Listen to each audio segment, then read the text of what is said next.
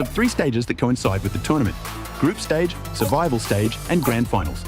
During the Group Stage, get 20 esports tokens by predicting the 8 teams you think will advance directly to the Grand Finals. Each correct prediction will grant you an additional 60 tokens. Make a total of 3, 6, and 8 correct predictions to get 300, 680, and 720 tokens, respectively. You'll get another chance during the Survival Stage to guess the other 8 teams that will make it to the Grand Finals. The rewards are the same as the Group Stage.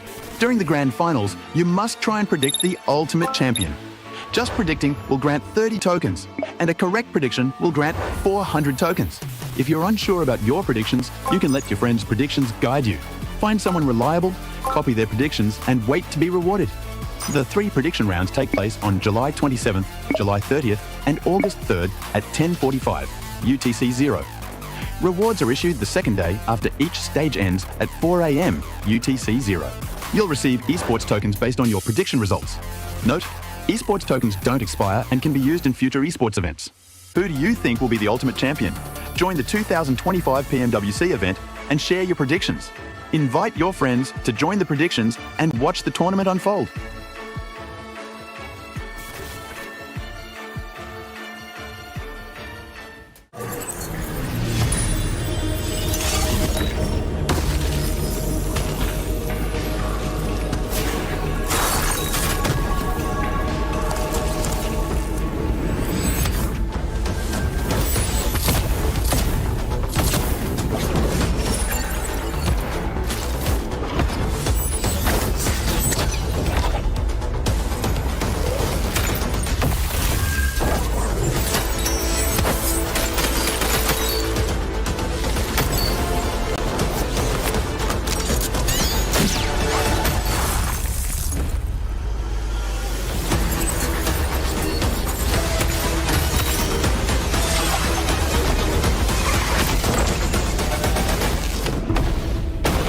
The highly anticipated addition to the Mummy series outfits is here.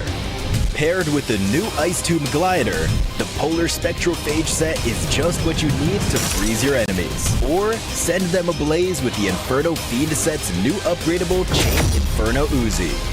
All the Mummy outfits are back. Get them all. Join now and collect the whole series to turn all eyes on the battleground. Event period, July 10th, 2025 through September 2nd, 2025.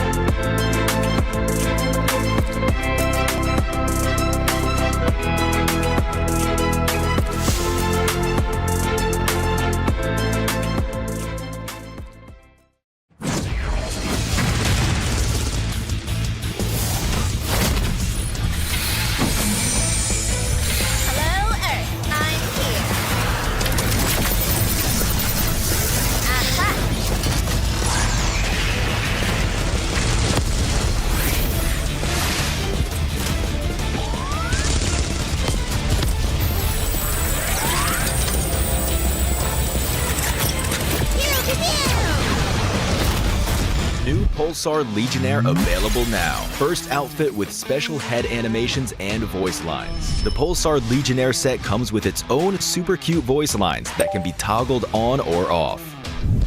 What happened? Bye, friend. Hello, Earth. I'm here. It also features the upgradable Hyperion ship DSR and Jet Reaver glider with special animations. Experience parachuting like never before. That's not all. Even more rewards await. Event period, July 25th, 2025 through August 26th, 2025. What are you waiting for? Get the new Guild set now.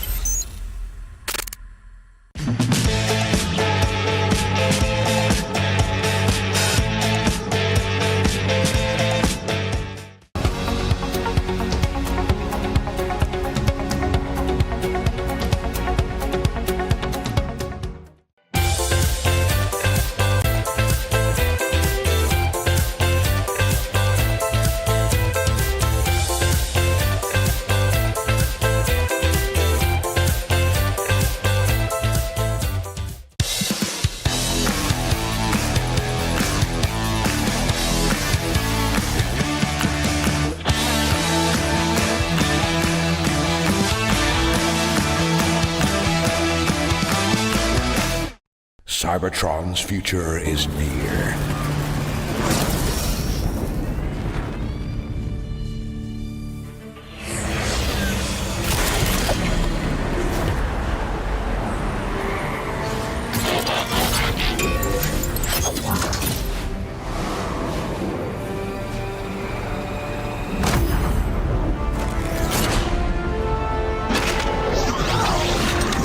Autobots, roll out!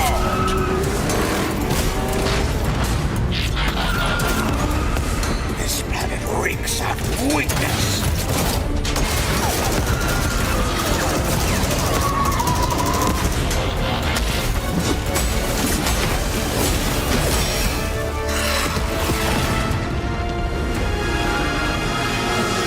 Your courage reignites my spark. We'll crowd a new load of Cybertron.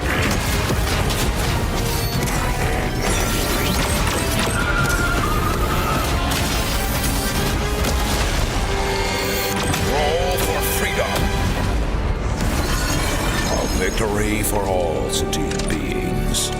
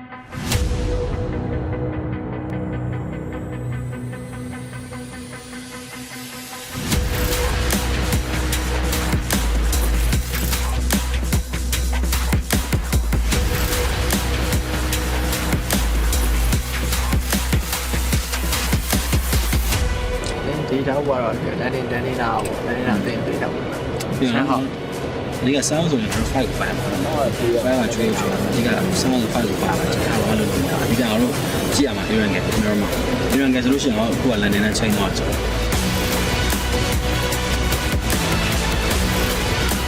တော့ငါတို့တစ်ခုကောင်းတာကျော်စကူကငါတို့သွားနေကြဖြစ်တဲ့ကြောင့်ငါတို့တိထားမှချက်ရှိအဲ့ဒါပါလဲဆိုတော့ငါတို့လာပြီး fight တဲ့အသိရှိမရှိစင်းနေကြလေးစင်းနေချင်းကြည့်လို့ရမှာလို့ရှိရင်ငါတို့ထွက်မယ်ဆိုတခါကျိုးစင်တာမှာ plan B လို့သွားမှာ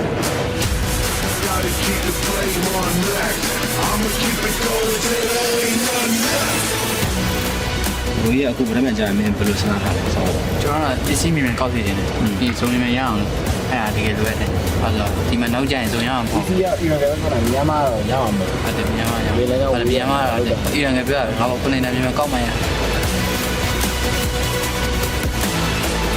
ဒီကငါယုံတယ်ဟိုမဲ့ကိုဒီထူးနေဘာလို့လဲဒီက best player တွေဝန်ကျက်ဘယ်လို best player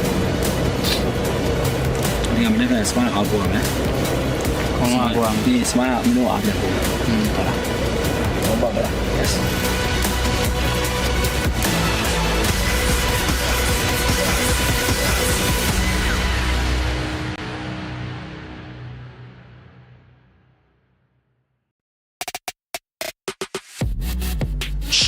All right, move out of the way. Boys and girls, it's time for the grand finals of PMWC. Josh, man.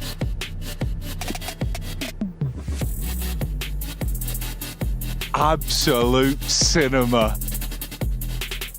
What are you all doing here? You should have been at rehearsals hours ago.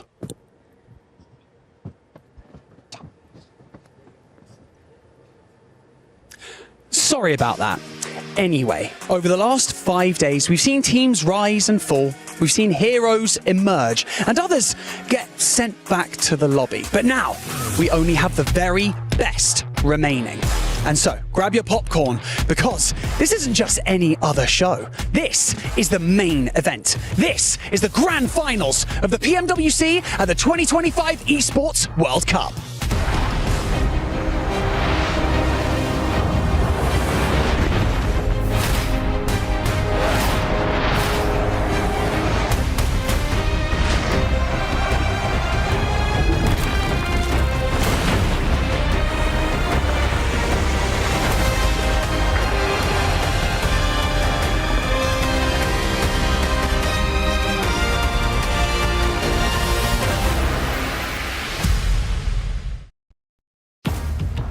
Welcome everybody to the Club Championship update here at the STC Arena. I'm Veracity, joined alongside the lovely Maxman himself. And across this weekend, we will be crowning 4 more champions. Exactly, it's going to be extremely exciting here at EWC, and this time around we're going to be taking a quick look at the leaderboards, and you can see leading the charge is going to be none other than Team Falcons with 2,700 points, though currently they have yet to win a tournament, meaning they're not eligible to win the main prize, though that could be changing this weekend alongside PMWC. You know what though, closely behind them we currently have Team Vitality sitting in on 2,400 points, and then Genji Esports at 2,100. Both of these clubs, though, are now eligible to walk away with the title of the overall club championship. And you know what? There's plenty more opportunities to garner some more points under their belt too. Oh, for sure. But though looking at 2 other teams in currently our top 5 is going to be Team Liquid and AGAL. They're looking at Team Liquid here, Veracity. They have yet to also win a tournament, meaning that if they want to catch up to Team Falcons, they need to get a dub eventually, maybe this weekend. Luckily, we have an expert on hand to tell us exactly how the players can go about doing that. Let's go ahead and check in with him. Welcome to Winning with 7 at PMWC at EWC 2025. If any of these teams want to be able to become the champion on Sunday, they need to make sure that they are consistent. They need to make sure that they learn from all the mistakes they made in group stage and survival stage, because on Sunday, it's going to be completely different. We also have the smash rule at play. If there's any indecisions, you got to make the right call. If there isn't the right call, you got to be willing to take the risk if you want to become the champion. The thing about 7 is I just don't understand how so much energy can be compiled in one tiny little package. He's like a hamster on the little wheel going. It's like a chihuahua, just never stops talking. Never stops. It's only day one of PMWC Grand Finals. So much money on the line and a guaranteed new champion because Alpha 7 are gone. So now it's wide open for anyone to take it. Ups the stakes, it ups the pressure. Who wants to be champion and who wants the lion's share of a tremendous prize pool? Yeah, definitely. Not just, Alpha 7. Looking at Brazil as a whole, Influence, Rage gone, R8 gone as well from the other region. There are so many big names. You could see the emotions on their faces throughout all of that. It's devastating stuff for them, but that's the nature of competition. Without a doubt. And I think at this stage anyways, just making it to Grand Finals is a tremendous accomplishment. It means you are some of the best teams in the world. Granted, for some, they're not going to be satisfied with that. They want to cement their names in PUBG Mobile history. They want to win PMWC 2025, not only for the glory and the fame, but also for the big prize pool. A lot on the line and tremendous pressure is going to only mount up as this is day one. We got to continue on. 1.3 million already gone across all of these teams for the group stage as well as the survival. Now we have 1.7 million for the final. First place, $500,000. It is a lot of moolah. Insane, man, and life-changing indeed. Definitely so. But of course, there's big favorites there. Obviously, Alter Ego looked fantastic in that grand final. So did 4-5s, moving from those group stage as well. I've got them to look at here for the grand final. Let's get to it. And if that doesn't tell you everything you need to know about the survival stages, I don't know what does. Our teams have been fighting tooth and nail, but Alpha 7 falling, our defending champions out already. It is getting hardcore in here. It's crazy. 8 teams' keys. Not only the physical representation of their hopes and dreams, but the actual keys itself destroyed. And Alpha 7 dead in the center. Yeah, absolutely nasty stuff for Brazil as well, because right down to the wire, Influence Rage gave it their all, but they couldn't quite get through, so no representatives from Brazil in those final stages. It is getting messy here. And that's the crazy thing. That last game was the decider, the mid-portion, 1 point and 1 crushed key for Influence Rage. Well, that is going to be pretty disappointing for them, but there's plenty of other representatives from all around the world. Let's take a look at how the Falcons got here.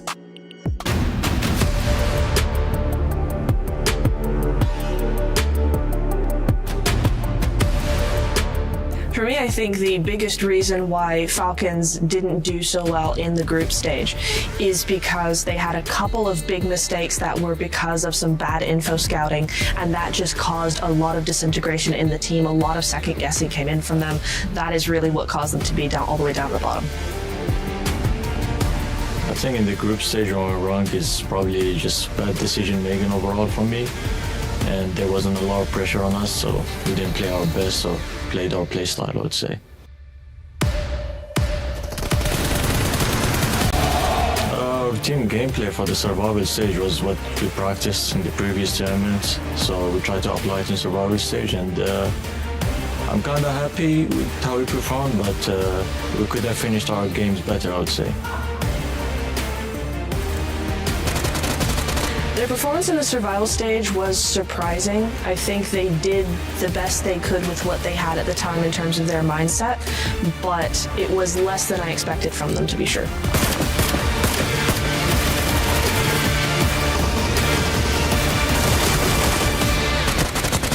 Going into the grand finals, I hope that Falcons actually play a little bit more aggressive and a little bit more decisive. They have a really, really good foundation, but we need to see them build on top of that, which we weren't able to see so far.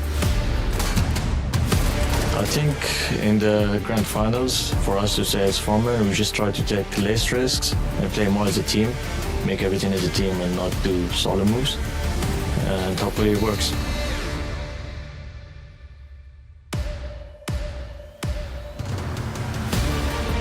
Yes, I believe we can win PMWC, that's for sure, if we play our best.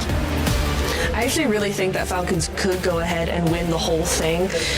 They just really need to figure out what is not working for them, tweak that, and adapt very quickly. This is a team that could definitely do that, so yes, I do think they could win.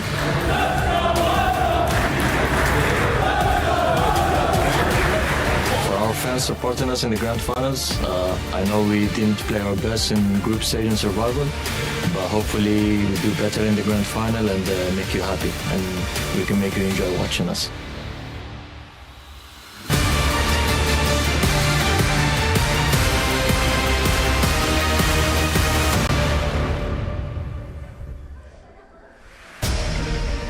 The grand finals is upon us, and at the end of these 3 days, 15 teams will face oblivion, and one will become immortal here, live from Riyadh, Saudi Arabia, for the PUBG Mobile World Cup. Welcome, ladies and gentlemen, as we are ready to get into that grand final. These 16 teams raring to go, as all of them arriving here from the Jamil Motorsports arrival to get things a-rolling. My name is Kalaris, and joining me to my left-hand side to start off everything, it's Seven, it's Max Man. Seven, this is hype, this is pumped, because these teams are elite. It is. We're finally going to be able to get a new champion here at PMWC. Alpha 7 got eliminated in survival stage. Now it's going to come down to who wants it the most. And as I was saying in my video, it comes down to consistency, Max. Consistency is going to be so important going into these grand finals. But as you said, Alpha 7, they're not here. We're definitely going to be crowning a brand new champion here at PMWC. Maybe a whole new region too, because you have a few regions that never won a global trophy. That could be happening over the course of this weekend. It's a very exciting time, considering we know we are guaranteed that new world champion here for the World Cup, of course. Let's take a look at the Qadir top plays here from Riyadh and see how everything has gone down throughout the last couple of group stage days, as well as into the survival stage here, Seven, because we did not see disappointment from all of these teams. We didn't. We actually ended up seeing a lot of surprises. I'm glad that we're starting off here with Yangon Galacticos. That was such a surprising team. They started off hot in group stages, going to survival stage. I felt like they finally came to their own. And remember, Max, something that we were talking about with that team is that a lot of the players, this was kind of like their first time experience. That's gone out of the way. They've been able to kind of just become comfortable with the situation that we're dealing with, them wanting to become champions. They didn't have experience, now they have the experience going into the first two stages of here PMWC. I'm actually going to go on to another team that surprised me. You were talking about Yangon Galacticos going into the group stage. It was Team Secret. Definitely a more silent team, but it was enough to make into the grand finals. Though Team Secret, we know you can weasel your way into the late game. I want to see them try and get high elimination count if they want to have a surprise here in the finals. They're staying true to their name. That was one team that at one point we were surprised. Yeah, we were like, wait, what? Wow, they're actually up there. They're going to be able to make it within the top 8, and they were able to do just that. They're an enigma, and we'll see if they can continue that on. Of course, there are some big heavy hitters that we're going to have to talk about as well throughout this day, throughout the pre-show as well. I think a lot of people's eyes, Max, are on Alter Ego, are on the likes of Forthright. After what they put up in the group stage, yes, they get to rest during that survival, and they're going to be back stronger. It's really hard to pick like one contender, because you have like, I have 5, 6 teams. I'm like, you know, they could all try and win it this time around, but Alter Ego in particular, this is the first time in a long time that I'm seeing like an SEA team dominate globally, especially in the hands of Krypton, Rosemary, Alva, that's been such an amazing setup player.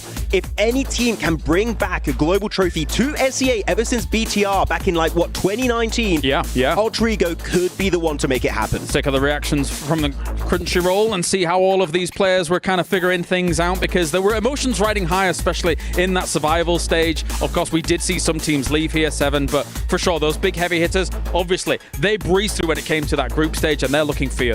And when you talk about heavy hitters, I'm glad that we got a chance to see Power right there in that replay, because that team was just oozing confidence when it came down to survival stage, making sure they just control every single circle. They still have 4 players alive, playing that 1-2-1 split, making sure they third party as well. And when we're talking about confidence, I mean, we saw what Horob's been able to do, and I can't wait to see what Forthright is going to be doing. Bro, Forthright, I mean, we have to keep in mind, by the way, this is the first time we have a Pakistani team in an international finals ever. And if they could take it home for the first presence in the finals like this could be making history for the entirety of the Pakistani region. We had orgs like IH, strong players like Crypto. It seems like this Forthright roster could be the one to make it happen. 4 components here working as one to try and get themselves glory here for PMWC, but oftentimes these teams all coordinated very together. It's not just about their teams, it's about family as well.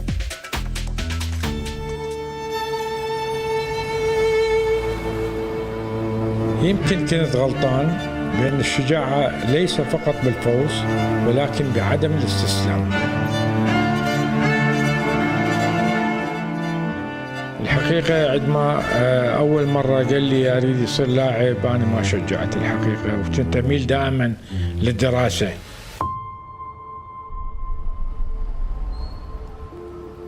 لحين في يوم من الأيام أجا ابني خبرني قال لي بابا اكو موضوع عايز احكي وياه. قلت له تفضل ابني. قال بابا اكو اتفاق انه يسوون عقد وياي كلاعب ورياضي بالالعاب الالكترونيه، ولازم يريدون موافقتك. يعني الحقيقة أنا ما كنت مقتنع بالموضوع بالبداية، ولكن وضح لي الأمور وشاف لي شلون صيغة العقد، وقريت العقد وتفاصيله دقيقة، كانت من جهة قانونية مرتبة. يعني الحجي أنا هنا، أنا الدبابة والمدفع، أنا الرامي، أنا القوي وأنا المحامي. العام الماضي شفت الخيبة الأمل في عينه، ليس بموضوع الخسارة، ولكن كان أمنيته أن يحقق أمنيتي يعني بالمباراة، وأنه أنا ما أعرف شو أقول له. يعني ما يعني قدمت له الشيء اللي يقدر أن يفيده. بس أتمنى كنت لو شايفه أني أو متكلم وياه قبل البطولة،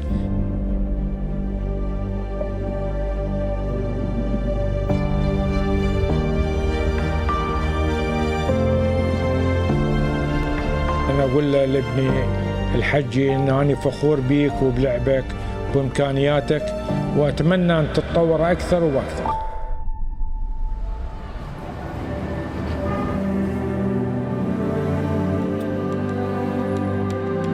مو لازم ينتظر لحد ما يفوز حتى يحس إنه أنا شايفه ومتابع له.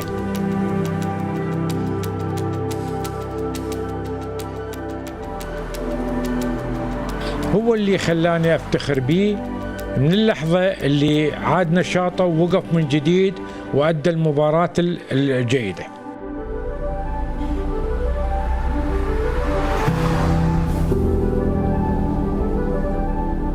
أريده يعرف إن كان فاز ولا خسر، إنه أني دائما داعمه في كل مباراته، وإن شاء الله أتمنى له كل التوفيق. هالمرة ما راح أتأخر، إن شاء الله دائما وياه وأواكب وياه وأحضر كل مباراته إن شاء الله وأدعمه للفوز.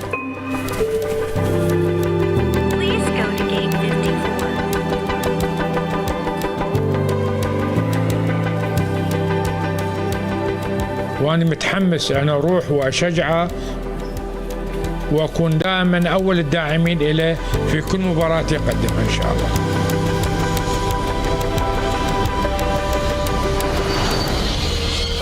هنا البداية الآن، هنا الانطلاق الآن، باور من جديد وحجي جريح في هذه اللحظات. الباور يبحثون عن الانتفاضة، عن العودة، عن رد الاعتبار. صراحة أمنيتي من غير تتويج إن يكون عائلتي موجودين هنا واحتفل أنا وعائلتي في المركز الأول. يعني هذا الشيء الأمنية اللي أتمناها. يعني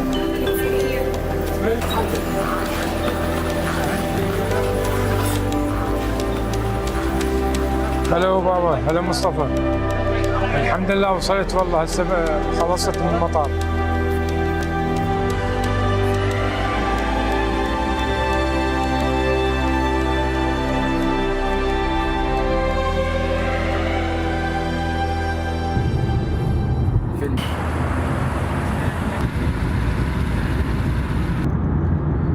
السلام عليكم، شلونك عيني؟ نورت الرياض. شلون الصحة؟ كيف صحتك؟ الله يسلمك، الله يحفظك، بارك الله فيك. مشتاقين. الله يحفظك. هلا عمو ابو عابد. هلا ابو عابد السلام. شلونكم عمو؟ الحمد لله والشكر، بس نتمنى نحقق الغاية من السفرة.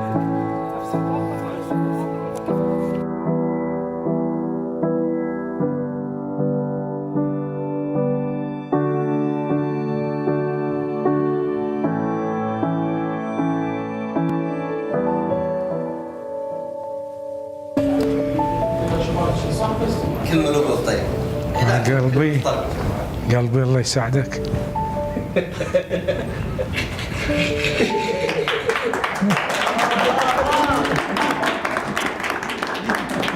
حبيبي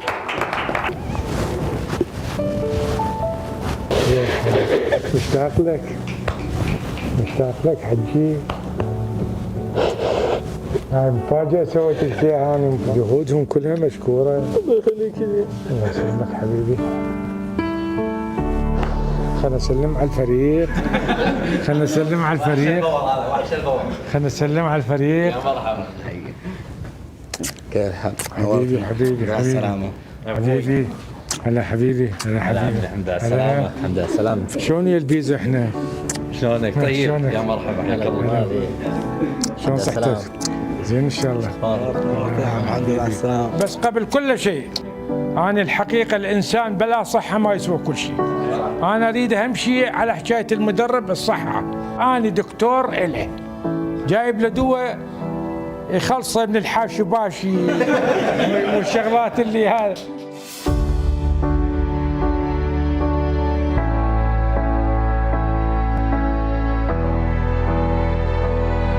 أوجه رسالة إلى الآباء اللي عندهم ولد مثلك الوعيب مال الأوبجي أنه يفسحون المجال للهواية، يعني ليس فقط هي الدراسة، مرات الدراسة ما تواكب الهواية، تشوفه يوصل إلى مرحلة طبيب مهندس ولكن تبقى هوايته فلان شيء فما يتوفق بعمله الاختصاصي، ولكن عندما يكون الاختصاص مع الهواية يكون هو الأفضل وينجح الابن إن شاء الله. أنا أقول لابني الحجي إن أنا فخور بيك وبلعبك وبإمكانياتك وأتمنى أن تتطور أكثر وأكثر.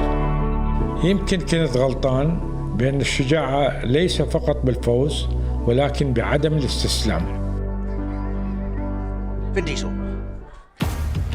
A beautiful bond that transcends everything here in PUBG Mobile, and there's many like it throughout PUBG Mobile as well. You know, at home, all of these families watching their combatants, watching their sons try and find themselves a spot and become the PMWC champion here. A touching piece, gentlemen.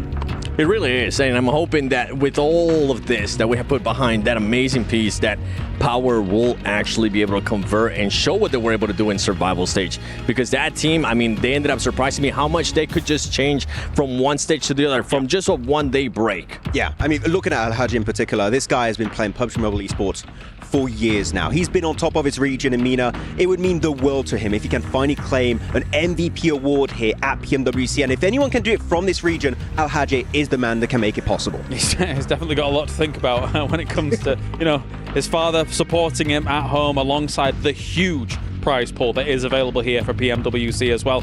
As we mentioned prior, $1.7 million with 500,000 for that first place. All of these teams competing for that. And this, again, we've mentioned the big heavy hitters coming out of the group stage. Obviously, I mean, our Chinese teams here as well coming on in to try and get themselves towards the front. Weibo as well as Thunder Talk looking hit and miss in some scenarios. I think they really need to solidify their place to become the champion here.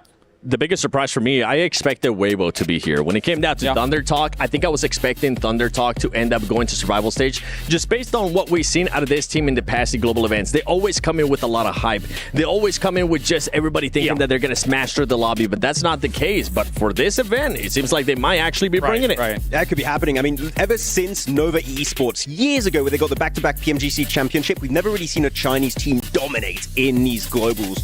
And now, looking at Weibo specifically, you have Suk, you have Order. They could be the ones to take it back over to China. Yeah, they've got to step back up from former glory for sure here. Well, we do have Neptura and Blank on stage ready to go, so let's hear from them before we get to the grand finals.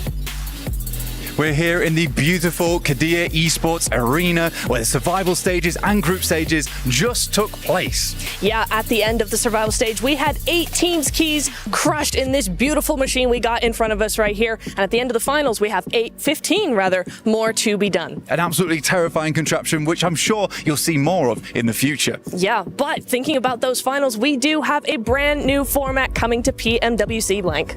We do. It will be the Smash ruling. It will be the day 2 scoreline of our top team plus 10, and once you hit that, that will be match point. So let's say you end day 2 on 100 points, day 3 you hit 110. You're ready to go. You're going to hit that Smash ruling if you get that chicken dinner online. But not to worry. Not to worry indeed, Blank. If that doesn't happen, the top team at the end of those 6 matches on day 3 will be crowned our PMWC champions. We're going to head over and check out some of those storylines because the competition was absolutely fierce. But let's take a look in with Ida. I think them coming in and actually booting out Regnum Karya down to the survival stage for Ida, I feel like that really is just based on the consistency they were able to achieve over the group stage. We saw Regnum Karya not be able to hold up to the standard that ETA was putting forward, especially in the last day when they were able to just come in with a lot of eliminations, a lot of consistency through there. So again, ETA just able to come out on top. Merhaba, ben Eren. Oyun nikim Eren 7. ESPORT'da oynuyorum. 17 yaşındayım.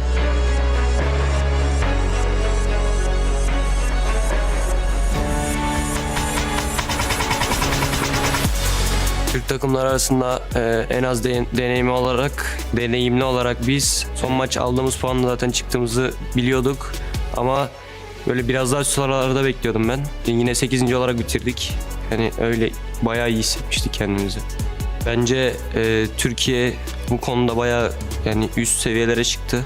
Artı Avrupa olarak da çıktık. Türkiye'nin ve Avrupa'nın prestijini arttıracağını düşünüyorum. Even though all three Turkish teams did make it to the grand finals, I still have concerns about whether they are a true contender against a lot of the other teams in the finals, just because the consistency with a huge amount of points just wasn't there over the various stages we saw all those teams in. For ETA, I think they have a very good chance of proving me wrong, but at the same time, I will be watching to see kind of how they adapt to the finalist teams. I think if ETA play similarly to how they played in the group stage, I think they have a huge chance of doing very, very well in the grand finals. I personally would just like to see them be a little bit more dominant to add to that foundation already. Oyun planımız yine aynı olacak. Yani son alanlara doğru yaşayıp son alanlarda agresif oynayıp killi son alanlara toplamaya çalışacağız. Finallerde hedef ilk 5 ama şampiyonluk için yarışacağız. Yapabiliriz. Yapamayacak bir takım değiliz. Finalleri bekliyoruz. That's gonna get me in trouble now.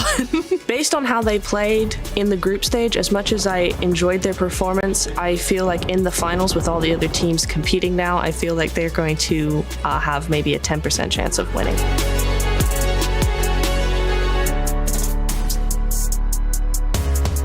Bizim takımdaki en büyük şey çoğu zamandır birlikte oynadığımız için bir tek Emre değişti.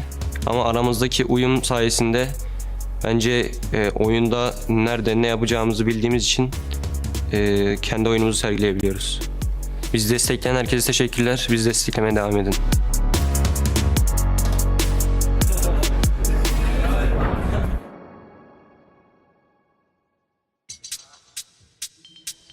The question is, will ETA be one lifting the trophy at the very end, or will it be one of these teams? Everyone has an opportunity. Everyone has a chance. We have ourselves 18 matches potentially to cross over before we do get to that thing, of course, to find out who's going to be our PMWC champions. That said, though, let's take a look and figure out look at some of these teams that are towards the top as we take a look at our Aramco power rankings as well between all of these teams, because we have some favorites, we have some contenders, we have some dark horses that might be challenging for number one here. So, Max, start us off. What are you thinking? I mean, my champion team that I predicted here is going to be Horror Esports from Nepal. And when it comes to CSA teams, all the CSA teams could take it. 4 Thrives, Horror Esports, Alpha Gaming, possibly. But Horror Esports, the reason why I did pick them this time around is looking back at PMSL CSA, they adapted their game style really well around the smash rulings. Yeah. In particular. Sure, it didn't work out, unfortunately, because they got overtaken by Alpha Gaming.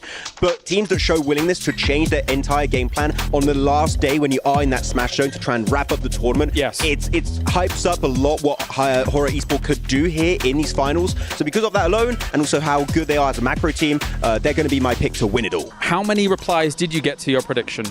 Actually, like genuinely in like the hundreds. I did not. In the hundreds? I did not open my DMs. I will show you later if you want. Well, it's a massive don't open list. it. Don't open it. I'm leaving it. How about yourself, Seven? What are you thinking? By the way, I saw those replies because I didn't post about his prediction and everyone is just roasting him. With my prediction, I mean, I actually ended up picking 4 Thrives. I have enjoyed the just good choice. The growth progress of these players, not just now being in 4 Thrives, even in PMGC 24, whenever I was there with the group stages, you could just see the progression for these players. But so far here at PMWC, they have just shown me so so much. The aggression that they have been able to showcase. If I do have to nitpick with this team, is something that we've been able to talk over and over again, and it comes down to just their indecision. It's only happened twice, but it was very obvious, and I'm hoping that that's not going to be the case coming into the grand finals, that they're able to just go for a decision, make it, and just send it. And the fact that now Noki has stepped up as the way he has done it in the initial stage of this tournament. Every single player is on the ball, and we saw them just a few days ago, actually. And the first question there for me is like, did you pick us, Max, man? Well, I did not pick you. I wonder why. I wonder why. Yeah, but even they're on it. Well, of course, some of those players have an opportunity to break some records. Some of these might be difficult to break, though, as we look historically at what's been happening here in Riyadh, Saudi Arabia. People like Tony K, 53 elims in these scenarios. I mean, those kinds of things are very, very difficult to try and catch up, especially 7, with the lobby getting more impressive and more impressive as years go by. It's hard to get those kind of positions.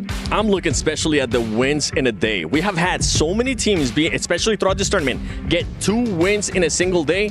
I'm hoping that a team's going to be able to break that. I don't know which team is going to be because this lobby is just so stacked.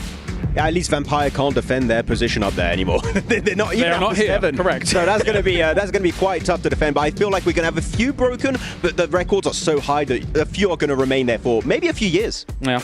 All right. Well, final thoughts before we really get into things here. We're just waiting for the opening ceremony. Max, aside from your pick, who else do you think is going to be able to ascend? I want to look at Alter Ego, especially because we're going in Sanok, Northwestern Ireland. You know, you had that Clash versus Thunder talk. Is that going to be happening? I've heard apparently they might be going to boot camp. So if they make that change, I'm hyped to see Alter Ego play that position. Oh my days. 7, your thoughts? It's going to be APG. Are they going to continue to make that mistake with the docketing, separating or not? Because if they don't, oh man, that is going to be a very dangerous team. They are the only Alpha in our grand finals. Unfortunately for Alpha 7, they will not be a repeat world champion here for the World Cup. And now we figure out of our 16 teams, who is going to be able to take it. It is time for day number 1 of the grand finals here for PMWC, where one team will ascend to number 1.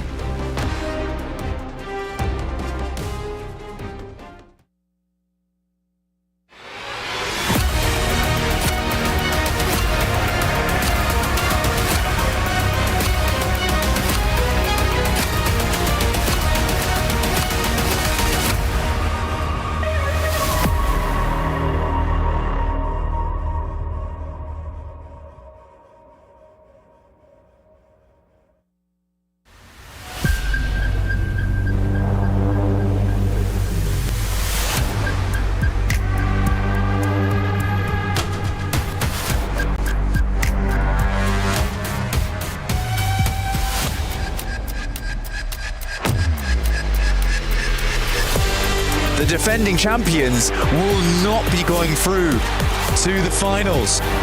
Absolutely insanity. This is a sad sight for Alpha 7.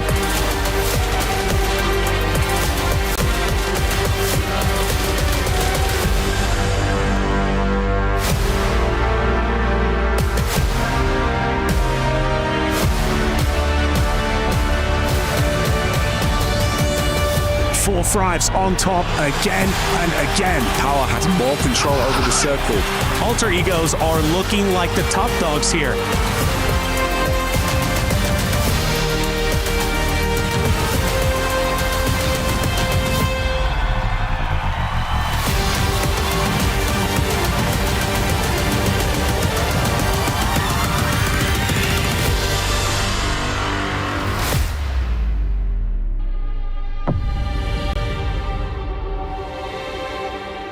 Twenty-four teams embarked on this journey, live from the Qiddiya Esports Arena in the heart of Riyadh, fueled by ambition from all corners of the world. But now, they are here. 16 teams will land on one battlefield until one team is left standing. My name is Barney Banks, and I am your host, and welcome to the PMWC, and it is of course the grand finals live from the 2025 Esports World Cup. $3 million, one stunning trophy, and a legacy that will forever be forged onto the totem. And so, ladies and gentlemen, please join me in welcoming your finalists to the main stage, starting with Esports.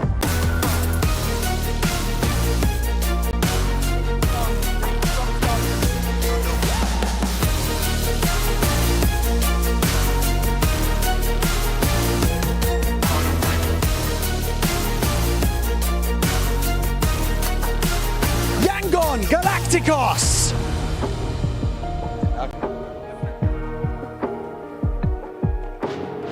Under Talk Global.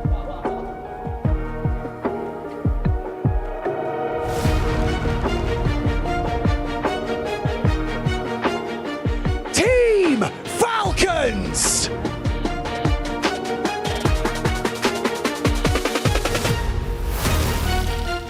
Team Secret.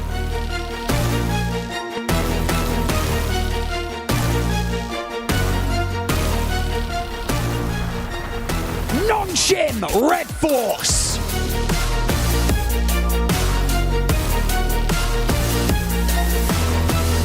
Alpha Gaming.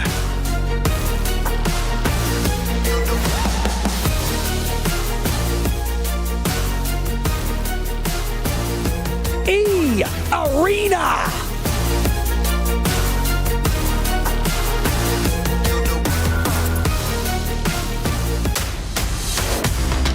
Weibo Gaming.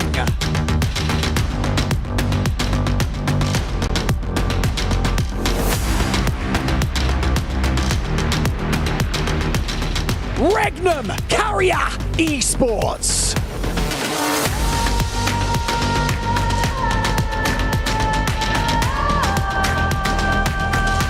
DRX.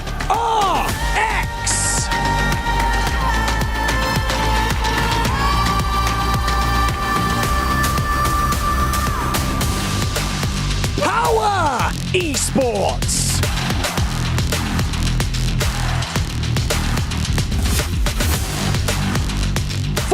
Thrives Esports.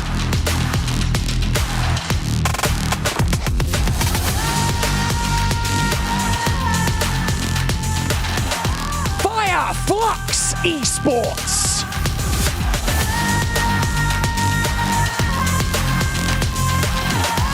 Alter Ego Ares.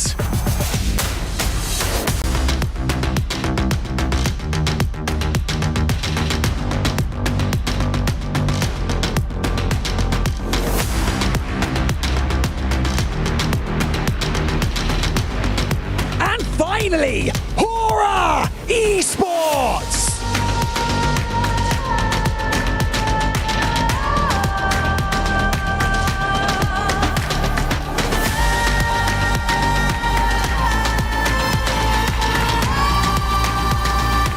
Ladies and gentlemen, this is more than just a finals stage. This is a legacy in the making, so buckle up, because history is about to be written. It is time for the grand finals of the PMWC.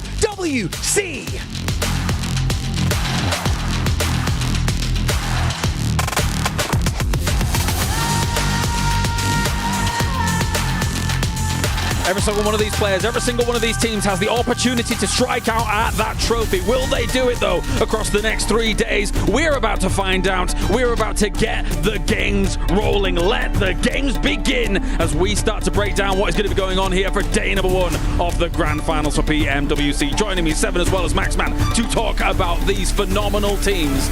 And we have got ourselves an opportunity to see how it's all going to go down. Let's start with one of the names that really does come to the forefront when it comes to international excellence. Regnum Carrier. They didn't have the easiest of times moving forwards, Max, but they are here in that grand final. Oh, finally, we've seen Regnum Carrier make it back into the finals. Of course, our reigning PMGO champions able to claim victory over there, and they're back once again. And let's keep in mind, Silas, one of the biggest storylines in PUBG Mobile esports history. He won a PMGC. He's won PMGO at the start of this year. Could he take another trophy here in Riyadh at PMWC? If he can make it happen, he would be the only player in the world to have ever achieved that. And for Regnum Carrier, it comes down to not getting complacent, especially they have a great day 1. From a conversation that I got a chance to have with Silas, he said the reason why they didn't make it to grand final straight from group stage was because on that second day they did get complacent. They got that win, they felt like they had already qualified, and they slowly just trickled down that leaderboard. On top of that, going into this lobby, when we get to Miramar, there might be clashing with 4 Thrives. It's going to be something that we got to keep a close eye on. In the grand final, I don't think you can be taking these these kinds of clashes. You've got to be so careful when it's this kind of money on the line, when it's this kind of prestige on the line. And speaking of prestige, on the opposite side of things as well, a roster like Alpha Gaming, they're here in the final, Max. We know they mean business. We know they can win it all. The only team to ever have 3 global tournament MVPs on the roster.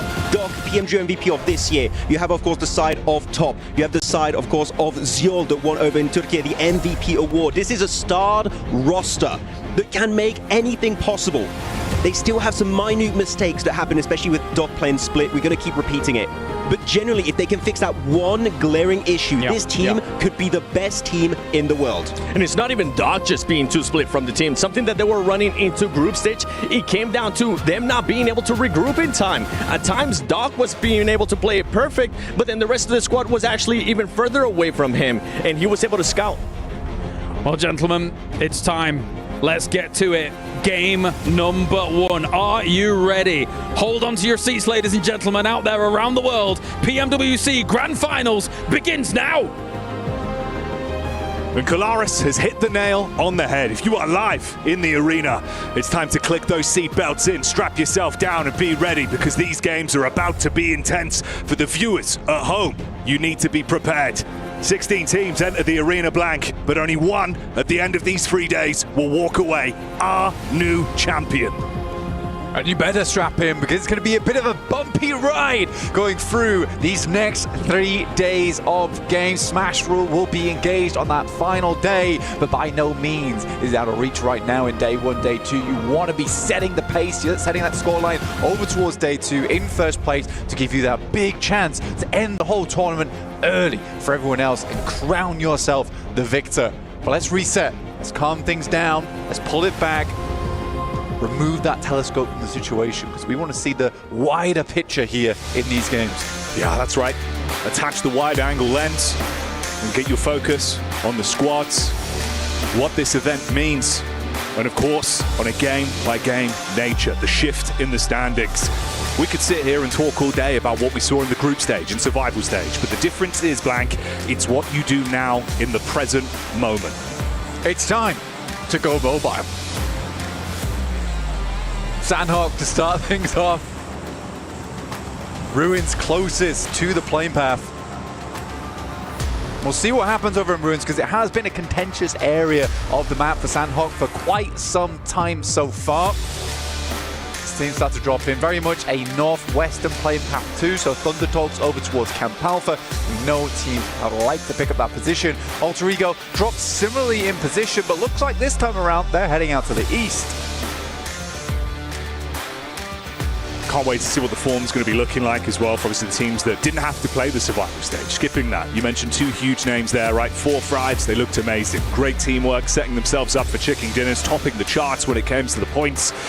But that's a lot of similar storylines that you could paint over to Alter Ego. Rosemary, but it's not just him, is it? That entire squad playing off each other incredibly. Ooh. 4 Thrives though, a team that came out of group stages looking like roses, fall into contest with Power Esports. Both teams taking heavy casualties either side. Power 3 players at 1 knock, 2 left remaining for 4 Thrives, who had been living it large in Heartin on Sandhawk for a long while in those group stages. This time around, Power able to get back up to 3 and laying claim here on the map for Sandhawk. 4 Thrives, by no means an easy journey to the top for them. Let's dial into this fight. Sierra is going down on the ground floor here. We get their POVs. As you said already, it's a rough start for the 4 Thrives. Only a duo remains. Falak in position here. Al-Haji. We saw that lovely content piece setting up the day. Let's see if he's able to give us some of that energy. The excitement, the emotion that he brings to the lobby here in PUBG Mobile. Meanwhile, Rosemary as well, causing issues already there. Rosemary was a name that we were looking to massively point out here in these finals. Al-Haji with the long range shots here from the DBS, not quite connecting. Noki's got to run off the position as the Molotov comes through.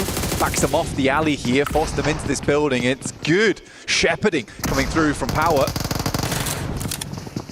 Vahidin up close, lots of damage onto Noki, leaves him relatively low. It's a DBS in hand, so even if he's low on health, he could still make a play, but easy setup in the back line. Didn't opt to throw out the nade, instead dashes in the molly, burns the stairway out, it's right on target, he's taken out a commission, and now this gets even harder for Falak. Already, this is a brutal start for them in the opening game. And Falak's got to stand tall here, try and go for something a little bit large. At least show them that Heartin is not free and open right now for 4 Thrives. I think that they're just going to keep dropping this from day to day. I don't think either team wants to give up Heartin here. To find that final play. Now, Falak had a big amount of influence in that group stage for 4 Thrives. Let's see how well he can step up to the plate here versus Power, because you know this team is not going to go for the 1v1s. They're not going to send in like lemmings. That's going to be a very difficult task. S12K though, gets the reload on it. They hear it, trying to bait them out here. First connection's good. That's Al Haji down.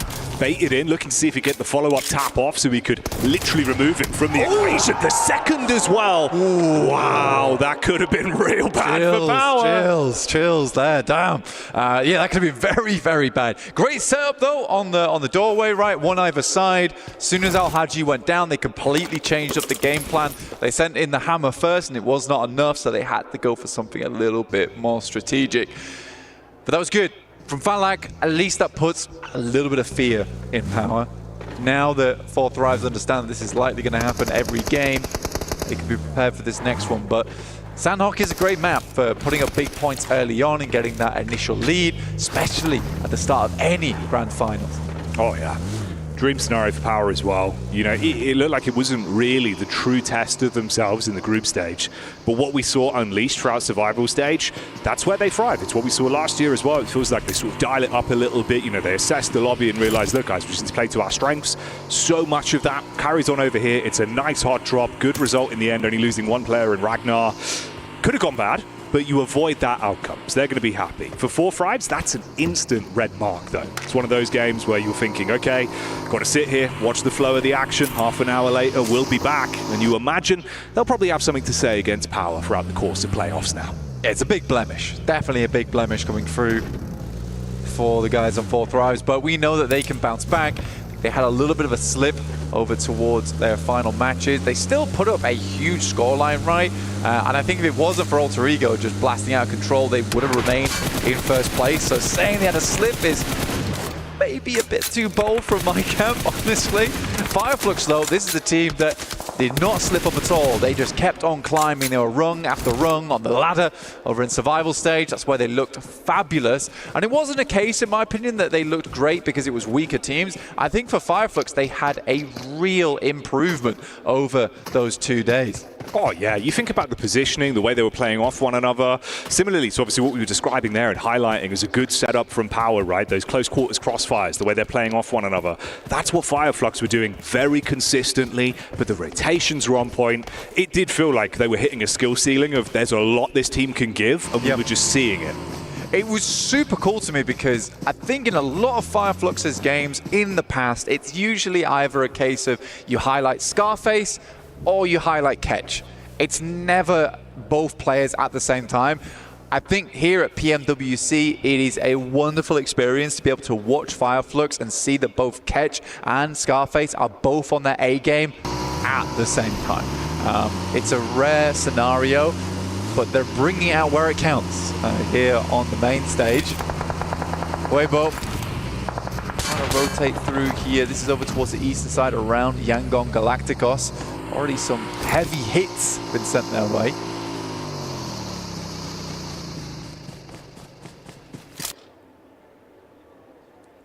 And if you're unfamiliar, of course, as well, opportunities for some, let's say, interesting gameplay from them when it comes to the weapon choices. But we'll see if they decide to pull that out in what is going to be a very important set of games here. Yeah, I'm trying to see for Sook, the bow, the explosive bow. Oh, yeah. It looked cool, right? I think that we didn't necessarily see the true power of it because a lot of it was zoning and spacing for the team, as opposed to finding the knocks. Where he did find the flushes with it, it was a wonderful moment. You know, we got to really get hype about that. But here in these matches, you wonder if he'll favor the DBS, which is much more meta here in PUBG Mobile. Over towards the northwest side, though, very hard shift. We pull this one close to the northwest island, but not all the way over towards those confluence compounds. Alter Ego's in position to snatch that one up, and Eda's weakened earlier after Rosemary was able to have a little hello down towards that south side. They send one player in, but can they withstand the weight of Alter Ego as they move in from the east? A lot of trust in that team. Feels like it doesn't matter if one player is popping off, they're able to sort of pass the baton quite quickly.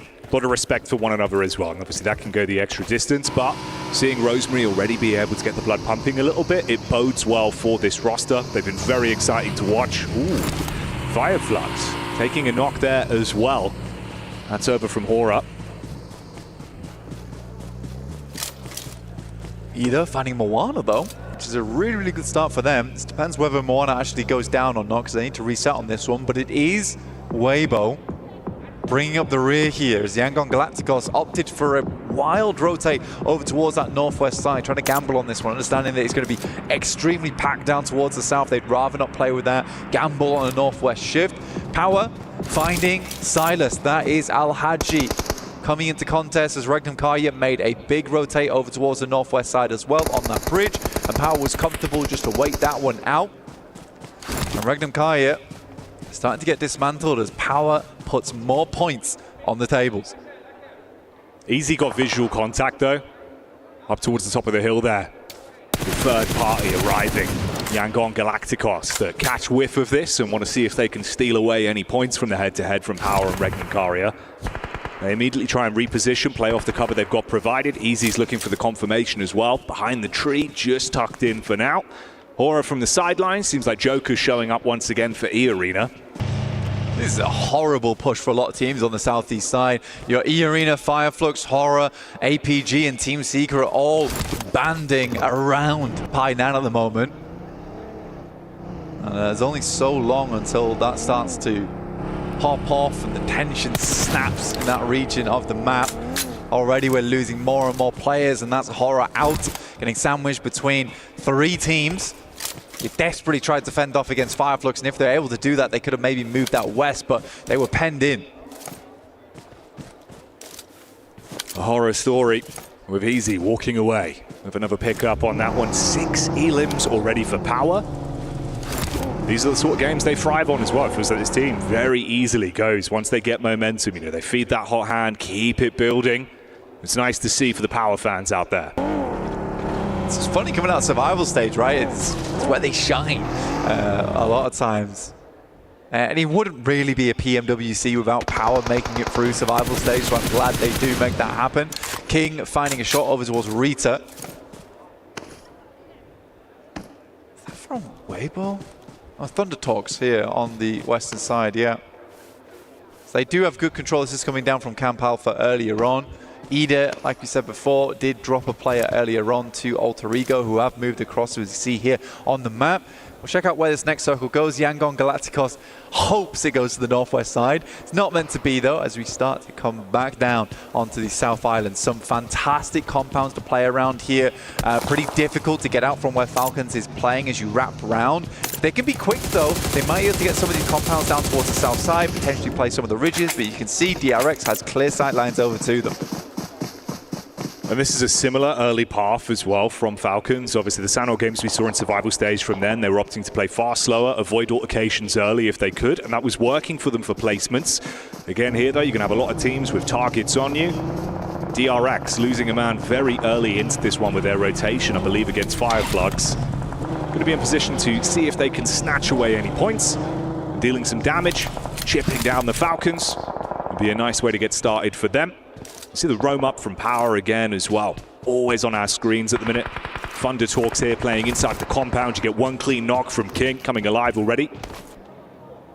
Vahiden dropped. Thunder Talks do have nades to play around with, so we can send them this way. And there's only so many places you can play around this coastal area. DRX is finding a huge amount of success from that high ground they're playing towards the center of the circle at the moment. It's so hard to pass by them, especially for Nongshim Red Force, who are currently trapped over towards Ruins. Hoping, praying that it moves over towards Ruins side on those central circles. King will pick up Vahiden Al-Haji is down, and Power's run looks to start to come crashing down easy. We'll just try and de-escalate the scenario inside that shack. Steal from over the other side of the coast as well, actually. So Yangon Galacticos being able to rip that 1 point away. But that just sets the alarm bells for Regnum Karia, Loxy and Toshpik. From up top of the hillside, they get vision, take some bullets down range, and claim one back of their own. It's a horrible approach for Regnum Karia. And they have to send it. Romeo should have heard that. Loxley's going to send forward, so at least they have a player in the back line there. Nope, never mind, both get in. And Romeo yet to take shots. Plenty of bullets to make it happen as well, and Regnum Karia is almost inviting those shots their way with the way they're lazily rotating over that hillside.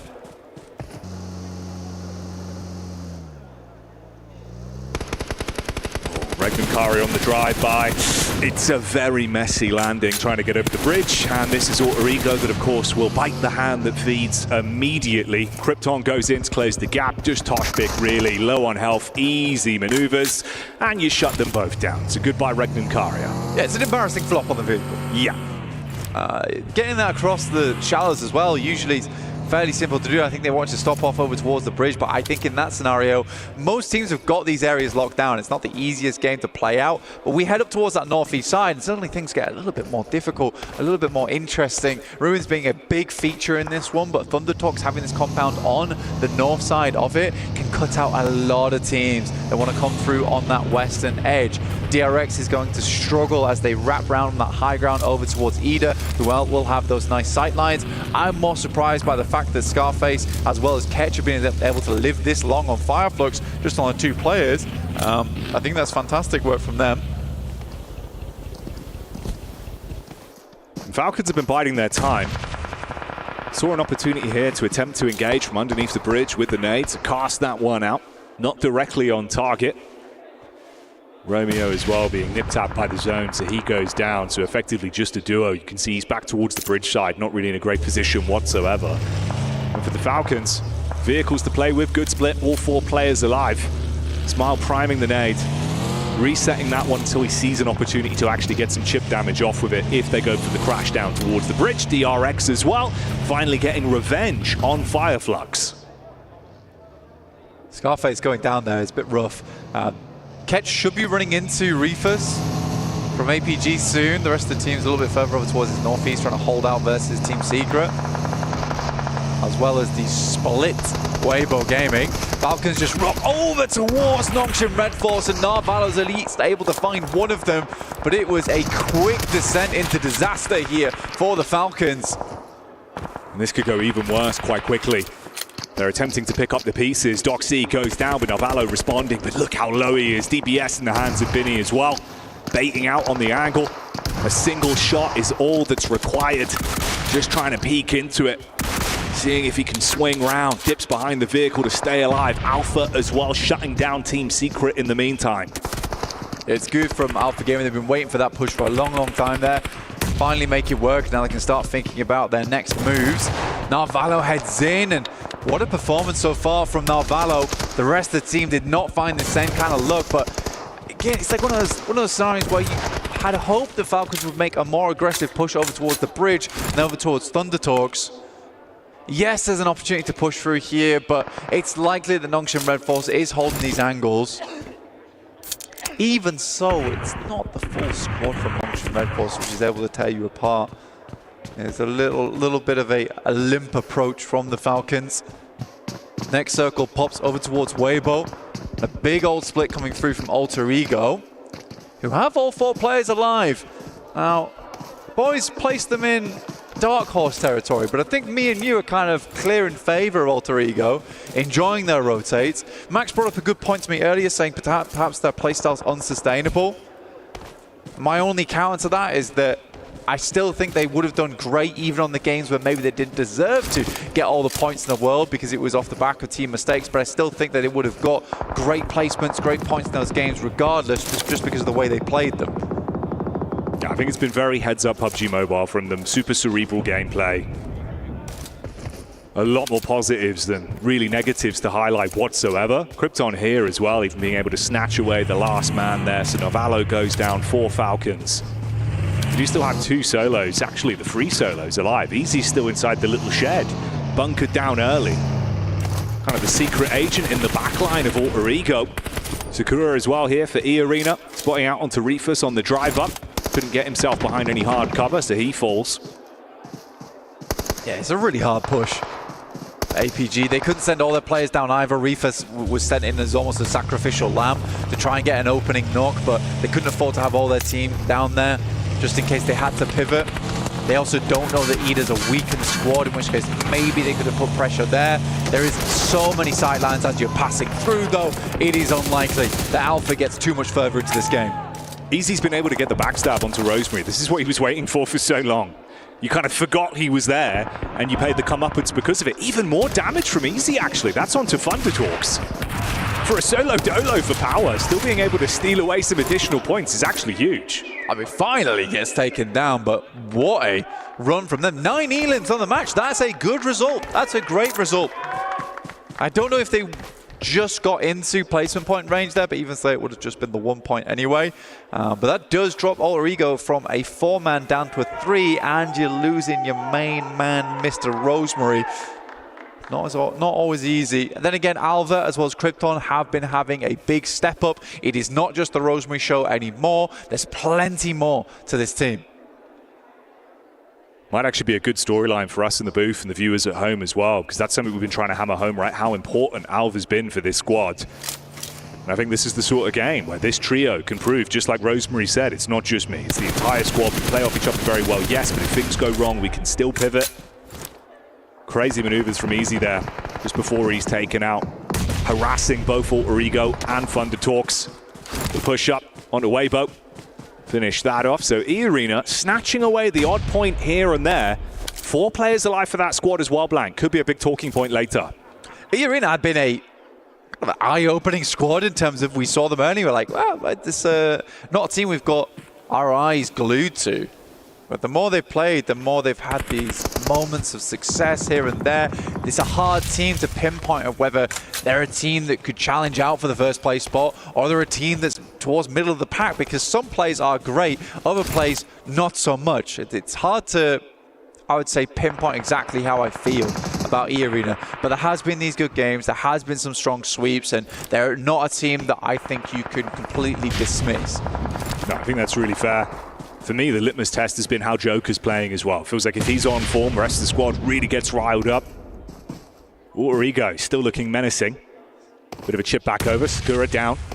3 players alive. I mean, Krypton, it's a rough position here on the hillside. It's a smart one, though. You play in front of the rock because you're assuming they're going to be sending those nades over the top of it anyway, because they think you're hiding behind there. If they peeked up, they would have found a clear and easy shot over towards Krypton, but he takes that risk and it pays off here. Now they get the northeast shift on the circle. They know they need to start cleaning out E-Arena soon.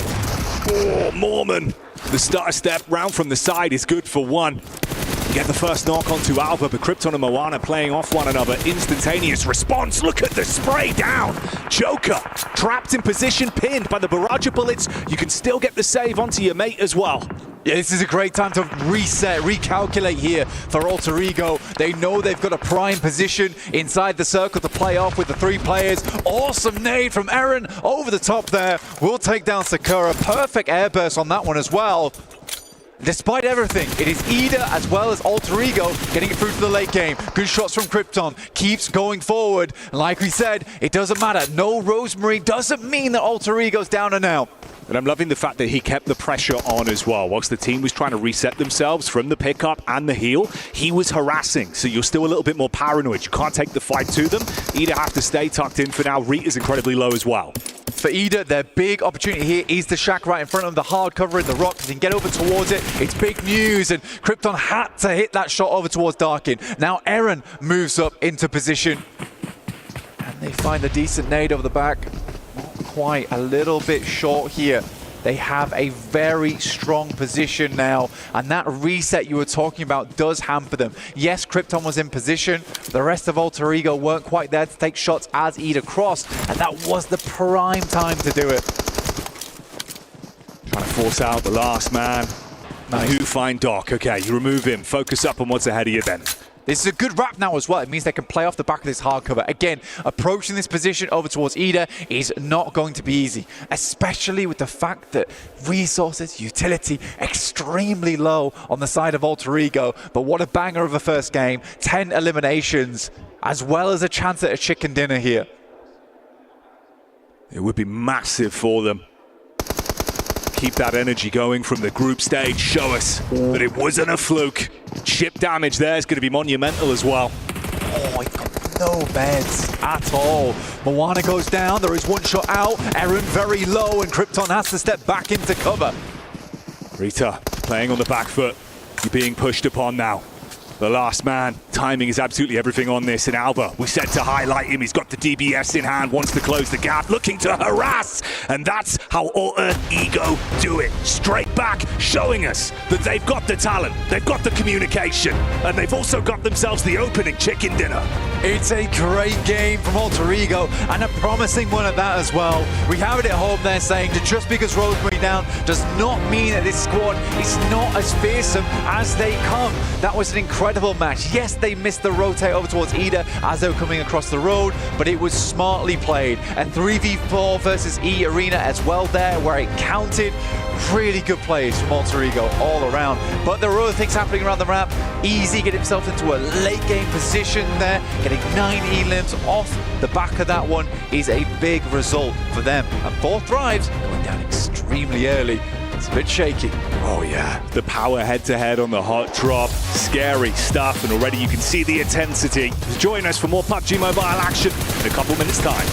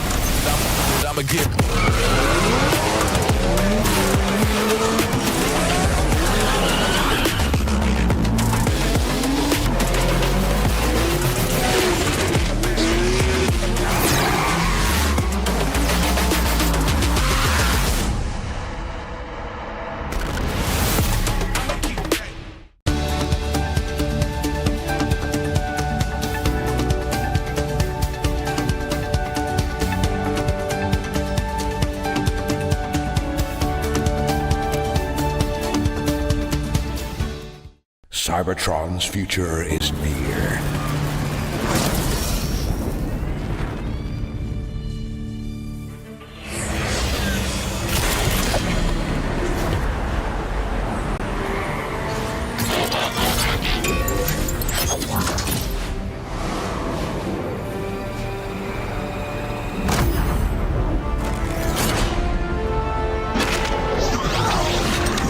Autobots, roll out!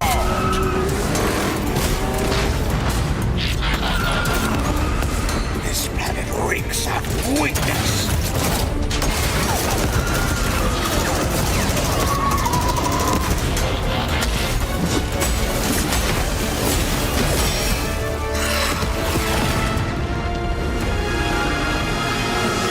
Your courage reignites my spark. We'll crowd a new load of Cybertron.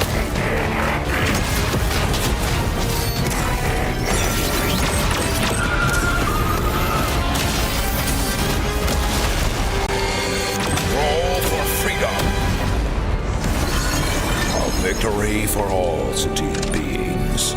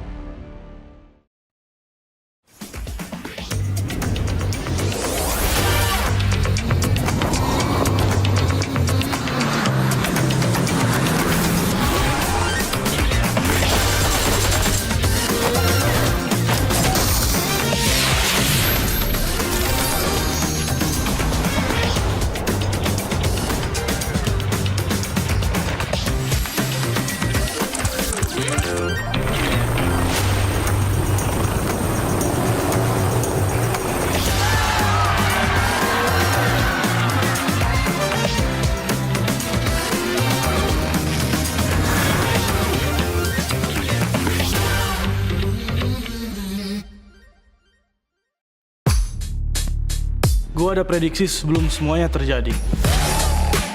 Tekanan. Apa itu? Final, saatnya kita bersinar. Lu nggak bisa ngalahin apa yang lu nggak bisa prediksi. Kalian bakal ingat tim kita. Number one in the groups and now number one to start off the grand finals for PMWC. Alter Ego is operating on another level. Who is going to be able to stop them? It's only one game down in the final, but that's a terrifying statement to make from the word go here, Seven. It is, and I mean, continuing on the performance that we saw out of them in group stages, being able to control a lot of the circle. Once they felt comfortable, they started doing a 1-1-1-1 split, and that ultimately gave them the lead when it came down to Regnum Karya trying to push in. They had every angle, and it was an easy fight for this squad. I mean, when you look at Sanhok in particular, Trifecta is just such a key transition point. They controlled it from like the early stages of the game until the very end, and it started with a hot drop against Thundertalk. They fixed it, they go boot camp, and because of that, they have an easy chance to go for the win. 23 points right out of the gate. SEA here to win it all. Impressive high ground control, impressive fight against the arena as well to be able to salvage everything after that and then get the 23 points. It's brilliant stuff from them. Following things up as well, Alpha Gaming with 12 points, being able to position themselves after a lot of eliminations, Max, getting themselves in a decent spot to start off the tournament. Yeah, I mean, big fight happening in Painan versus, I believe it was Team Secret, able to get the squad wipe onto that one. And actually, we were critical about Doc. He kind of saved this game for his team. They got them right into the top 3, eliminated most of DRX as they were trying to exit out of Ruins. Are we going to see them be at the bottom of the rankings and Doc MVP like in PMGO? I hope not, but it's so far it is going that way. If it's this kind of performance, I mean, I don't hate it from APG. As you mentioned, it came down to Doc being able to clutch up a top 3 situation for this squad. If they continue like that, one thing that I do have to kind of nitpick a little bit, even though it is Sanhok, is them losing top early.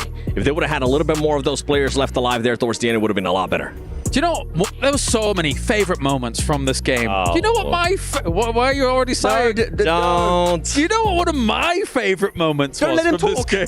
Stop him. It was both of your guys' picks going out straight away in the game. Max, what do you have to say about yourself? So, Horror were alive. So, yeah. I blinked. Yeah. They weren't alive anymore. That's weird. That's all I have to say. How about yourself, Seven, with 4 thrives? It happens when a team decides to hot drop in the grand finals on day 1 on the first match. 4 thrives. Come on, what are we doing? To be fair, though, they said that after this, they don't really have to worry about anything else. But I don't care. 4 thrives. Please stop hot dropping, even if we're only going to be playing Sanhok twice. And who was my pick coming into the grand finals? What's wrong, Max? Alter Ego? I'm annoyed. Was it actually your pick? Yeah, of course. It was his pick. Barney too. They look crazy good in the group stage, and now they're controlling crazy amounts of Anyway, that's by the by. Let's take a look at the highlights from this game as well. One thing I really liked, actually, we're talking about it a little bit, Seven, during this game, is the rhythm at which Alter Ego play. Not talking about the control on Trifecta, which we already highlighted was phenomenal. Is the way they take engagements that make sense. They take a big fight, they maybe take a few knocks, full reset, bring everyone back up, get information, transition to a better position. It's just very by the book, and yet so efficient, so well executed, so snappy. The Alter Ego, I was a little bit scared that what they did in group stage, it would be hard to replicate here in the finals, but they proved us wrong right away in the first game. The main one comes down to that scouting. I'm really enjoying the scouting that they do, and as you mentioned, just the pacing of their playing style, making sure that they do end up clearing everything. Rosemary, though, to be fair, Rosemary ended up getting caught off guard there by Power, and talking about Power, what an impressive match out of this team too, winning that hot drop. Yeah, very important, all things considered. It might make 4 thrives now. Think twice about that. They've still got 2 more Sandhogs to play here, Max. So maybe not coming back in those next 2 Sandhogs. Look, you maybe don't want to ruin your Sandhogs when Alter Ego already created a big lead. Yeah, that's because it's not about you need to be top 8 to be in a good position. You need to win it all, and you're not going to do so by hot dropping on one map. Yeah, the thing is if one member of Power isn't there, I think Alter Ego wins this even harder. They've got Rosemary and Moana just waiting for that Thunder Talk kind of rotate around on the left. What am I doing? I'm supposed to be the desk host. Go on, talk, Seven. Good. I think, what was it? It was like 13 eliminations. I'm with you. If they would have kept Rosemary, they would have been so much more aggressive, because what we have seen this team do, which is just gain all of that control. They would have been willing to take those fights, and even at the end, when we saw them having to just slow down and get a reset, it would have been a lot faster. Yeah, I kind of want to steal a point that you were talking about earlier, Kalaris, during the game. It's actually, they're very good at knowing the weaknesses of their position. Thunder Talk up northwest, they were trying to wrap around. They instantly understood, okay, this is our weak point. We are going to get wrapped around. They set up a little bit of a defense. Power, as we said, that one solo player does kind of ruin it for them. They do lose Rosemary. Yeah. But Thunder Talk, if they don't take care of that main threat at that point, chances are they don't win that match. So they're very, very good at just understanding what is going to be the issue in matches when it comes to taking wins. That said, I do have a lot of hope for our Korean overlords, as I normally do in these tournaments, boys. And take a look at Nongshim Red Force going up against DRX as well. Two teams that could do a lot here. But DRX in the distance, dodging bullets left, right, and center, then being able to shut down Nongshim Red Force. There was some there's cool moments all over the place from this Game 7. There was. I mean, you have Narvalo being able to clutch up for Team Falcons, too. That was a pleasant surprise. Yeah. Remember, last time I was talking about him, it was just getting eliminated too early on for his team. So it's good to see it now, being able to see the evolution of Narvalo. Yeah. But I got to call out two teams. It has to be Nongshim Red Force and Fireflux. Nongshim Red Force, I'm going to give you a bit of a slight one because you did have a lot of the area. You had a circle that was kind of blessing you. But these two teams just play a little bit too passive for what the lobby is currently showing us. Let's check in with our teams coming into Erangel. Erangel is an unbelievably important battleground here, and Four Thrives alongside Alter Ego have been able to truly thrive on this battleground, Max, but who's going to be able to do it? I mean, if you're able to get these point averages we've seen in the survival and the league stage, right, coming in from Four Thrives, Alter Ego, if you're getting around like 6 elims, 7 elims average on every Erangel, that again, you're playing this battleground 3 times per day,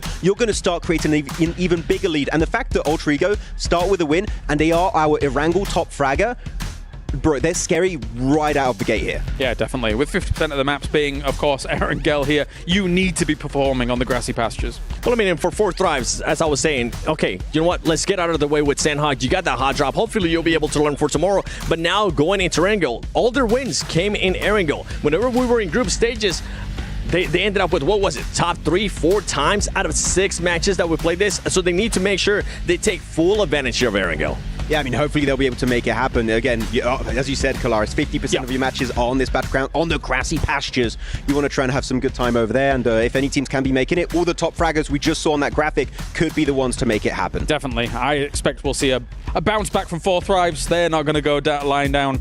But of course, over in-game right now, you guys can get your hands on the PUBG Mobile Airdrop Carnival, and it's now live. Don't miss the final 3 days this weekend. Log in to summon your airdrop surprise and collect 2025 airdrop vouchers from your chance to win official merch, smartphones, BD partner rewards, permanent in-game items, and more. Every participant is guaranteed to win rewards. Come and join the Airdrop Carnival and unbox your surprise. Any surprises you may think of here, Seven, coming into Erangel?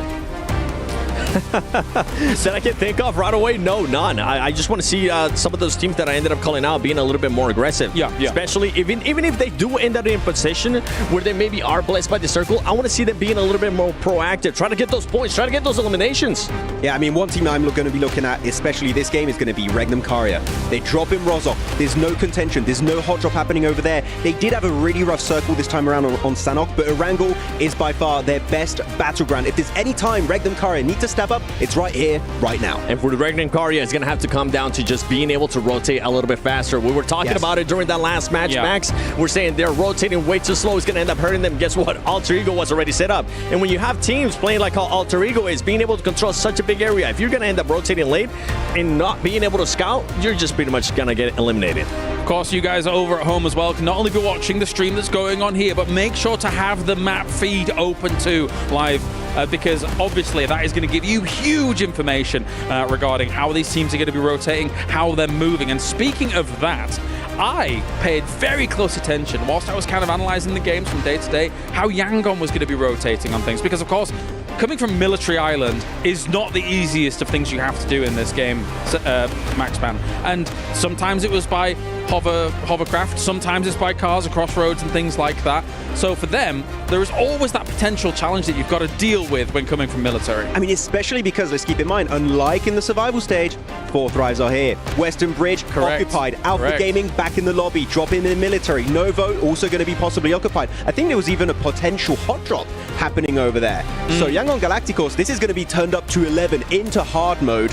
And we know that this is a team that surprised us. Can they surprise us when they are going to have a real tough time simply surviving on Military Island. If there was a team that I would expect them to be able to get out of Military Island, will be Yango and Galacticos. But I agree. They've been able to show it over and over again. They've been able to adjust. Yeah, even now that 4 Thrives is here and they're more than likely going to just be controlling that western bridge, we have seen Yango Galacticos realize that and be willing to just take some damage from the blue zone, go all the way around into the eastern bridge, and even if they end up rotating late, it works out for them. It does work out, but I'm just scared not really of 4 Thrives, because we've seen that normally their hold on western bridge is quite passive. They allow teams to move in if it doesn't give them a big advantage in the circle early on.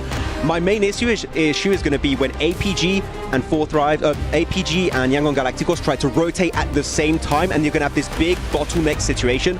That is really what causes team to lose a lot of players in the early game.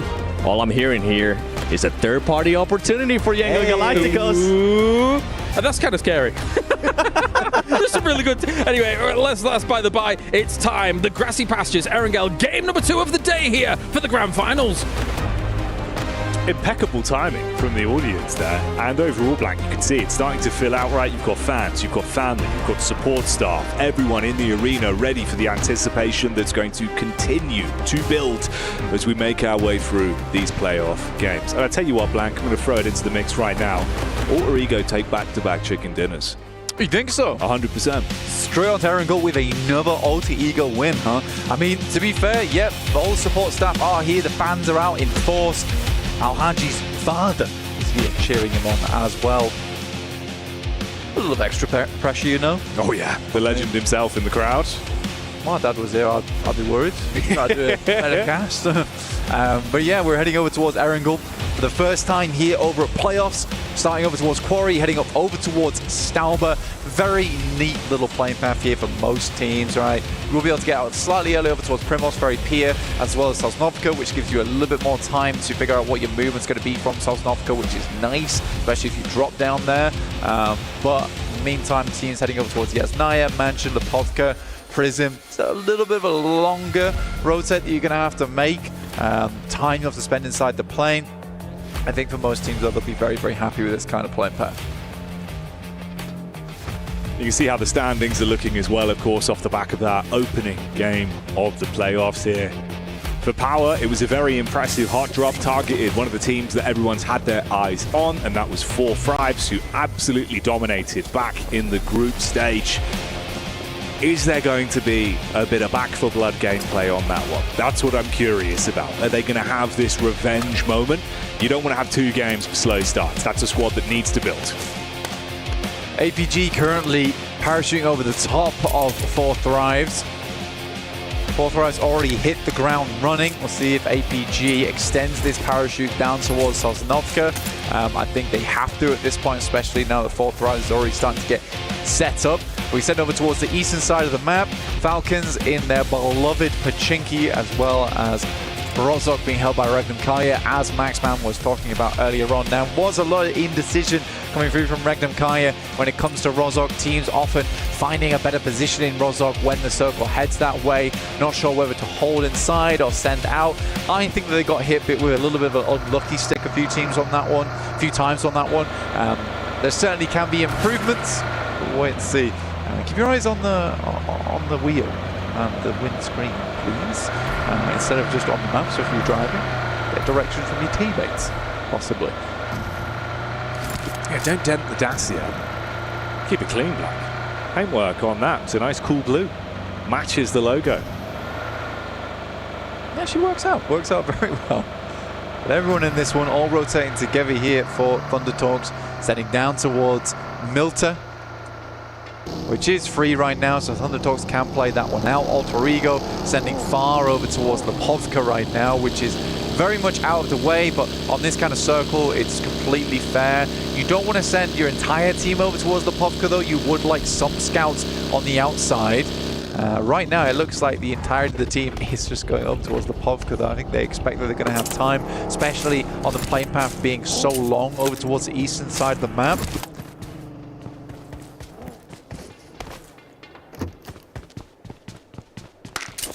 Curious as well. Position 10, Falcons tied points with Weibo and both Fire Flux as well. How they're going to be looking. Obviously, we saw in their Sandhawk games for our survival stage. It was far slower pace. It worked for them there. going to be a bit different here. Teams that are going to look to try and take the fight to you, you're not going to get as many freebies. When they crashed into Nongshing Red Force, that's where it all went wrong.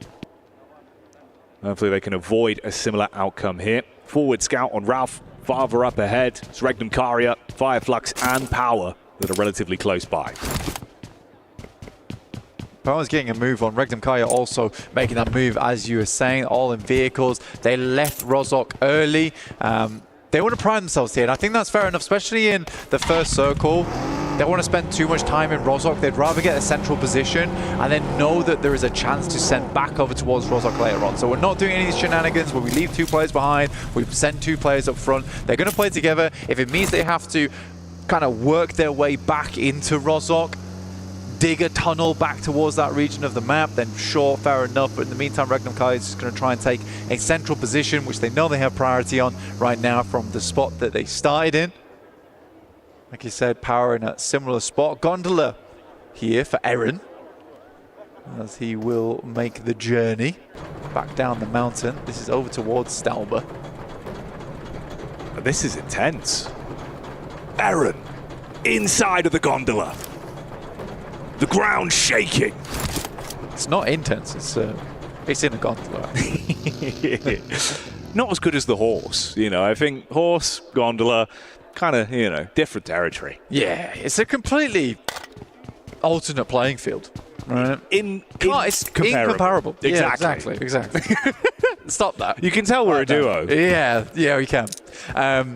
Jinx padlock, throw away the key. Well, I'm glad you saved us. You know what, though? Glad we get a little bit of camera time with DRX here as well. Again, you know, they kind of had a rough early rotation where Fireflux were able to take down 1 player from that team, but they kept it developing. And again, I think there's so much talent for this squad. I'm curious to see how they're going to be looking once we kind of have this day to look back on. Going into day 2, where they are in the standings, what the squads look like. I feel like there is so much talent on this roster for Hyunbin as well. Someone that kind of, you know, has been there, worn the t-shirt, and it's just a short space of time. Yeah. Meteoric rise for him. Very, very good talent to watch. Hyunbin's been very effective across esports in, like you said, the short time he's been here, relative to a lot of the veterans that are in PUBG Mobile. I will say the one thing that is annoying between Nongshim Red Force as well as DRX for our South Korean teams is Tizzy, Sizzy, Zizzy. It's like, come on, guys. Let's get a slightly different naming convention going. Just for my sanity, at least. Well, at least we've only got 1 alpha now. That's true, yeah. Fantastic result. For one of them. For one of them. Yeah. Yeah, it's a weird one. I think, honestly, for Alpha 7, they claimed the name earlier, right? For Alpha Gaming, that felt more like BM, in my opinion. What, they have the chance to do the funniest thing. Oh, it's Alpha Gaming. They've won the second. Wait a minute. Oh. The back-to-back. Oh, no, hang on. It's a different team. A different one. Yep. That would confuse the social media managers. Oh, yeah. I'll tell you that now. That'd throw you off guard. Yeah. Roll the Alpha set. Just joking. Pull the fast one on you. Let's not twist the knife too much. No more BM. Okay. They've just come off a pretty saddening defeat. But yeah, we are here live from Riyadh. We have a thumping, roaring crowd, which is great to see from all instances over the world, which is really, really sweet as well. Everyone coming out to support their team of choice. But it's been a slow game so far. With just a lot of rotating happening. I think we've lost 0 players. All teams still up and kicking as we head over towards Farmway. Most teams just looking for a more central position on the map. We are moving more and more away from edge gameplay. A lot of teams putting a lot more stock here towards the center, which will change as time goes on. As more and more spots open up around the edge of the map, you'll see teams getting a lot of success off the back of that. And it's crazy they're coming into playoffs, and that is sort of the change we're going to see probably day 2, day 3, if this thing continues. And it really depends which team's going to be able to take advantage of that. Because a lot of times, in my opinion, it's teams that have very good sweeping capability. One team in particular does that very well, Alter Ego. Oh yeah, and we've seen that as well in their gameplay already. I think again, you know, it just sort of hammers home that point of the fact that this team couldn't do it all. They can pass the baton amongst one another. It was very nicely played. Krypton with the setup, even when Rosemary goes down, the way they're building back into the game, walking away with a chicken dinner. And there's a reason, you know, you throw it out there saying, obviously, I think they could take a back-to-back chicken dinner here today. But with the talent they've shown, I think they genuinely could. We'll keep our eye on it, see how it goes over the flow of this one. Nice as well when you brought it up, obviously. Everyone in the crowd, we saw the highlight there on Al Haji's father. That segment of the crowd representing power. If they keep playing like they did, try and build into that, well, there they are in the elim feed, taking fights to Thunder Talks. You know they're going to be getting loud. Yeah, sighting actually does go down straight away to Ragnar, which is a good opener. He does take a fair lick of damage, but should be able to get back into cover here. Just compound-based gameplay between both teams as the circle did push out towards the western side. And I think it's the first time this tournament we've really seen this area of the map in full over towards Potato Hill and the southern reaches of it. There's a lot of water. It's not as much as you might think, but you've got to consider that edge down towards Sosnovka that's still in is also a playable space. You'd be a bit mad to try and confirm down there at this point in the game. So we are cutting around about 30%, I'd say, out of this map. So it's becoming a little bit more cramped, a little bit more crowded. Scary as well, watching this rotate in from Team Secret. Another squad that I think, you know, could be described as preferring to have those passive setups rather than being the one to instigate firefights. You run into the crosshairs of Alter Ego, they are going to take that fight to you. They won't let you get away cleanly. You had a spot in the backline there with Rosemary very quickly jumping out of the driving seat to attempt to set up in cover.